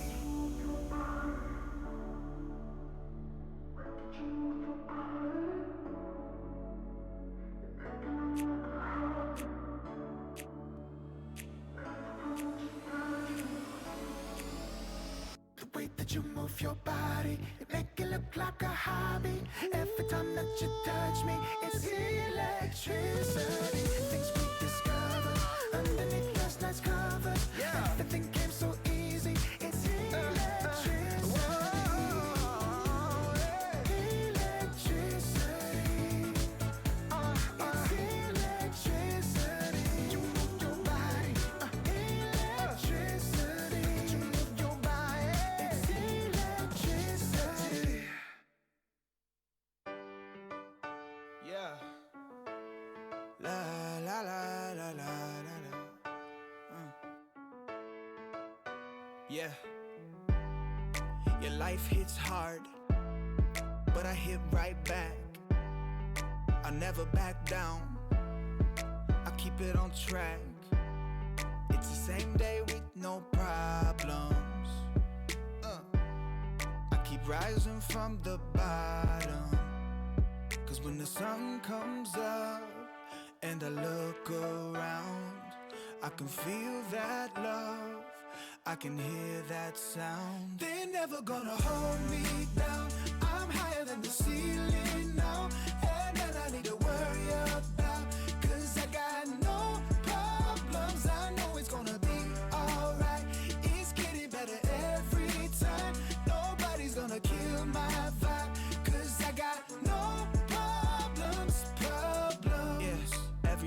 was a war. Yeah, it kinda took a while. When they tell me I should stay, I just jump with a smile. Yeah, it's hard until you notice. Everybody's got their moment. When the sun comes up and I look around, I can feel that love, I can hear the sound. Listen up. They're never gonna hold me down. I'm higher than the ceiling now, and then I need to worry about, 'cause I got no problems. I know it's gonna be alright. It's getting better every time. Nobody's gonna kill my vibe, 'cause I got no problems, problems. 'Cause I got no problems, problems. 'Cause I got no problems, problems. Do you feel a little down? Say it. No problems. Let you in, but you out. Sing it. No problems. They're never gonna hold me down. I'm higher than the ceiling now. Had none I need to worry about, 'cause I got no problems. They're never gonna hold me down. I'm higher than the ceiling now. Had none I need to worry about, 'cause I got no problems. I know it's gonna be alright. It's getting better every time. Nobody's gonna kill my vibe, 'cause I got no problems, problems. A whisper in the silence is ringing inside the void in my head.